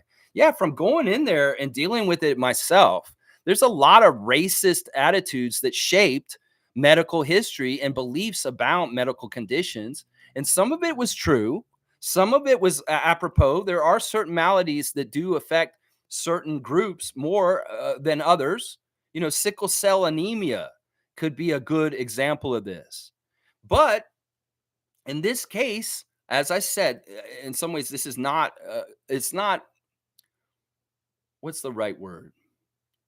I don't know what the right word to say exactly is. It's not pertinent, and in some ways, it's not classy to bring that up. We should just care about him in a sympathetic way and care that he has the issue, and not try and rationalize why he got it.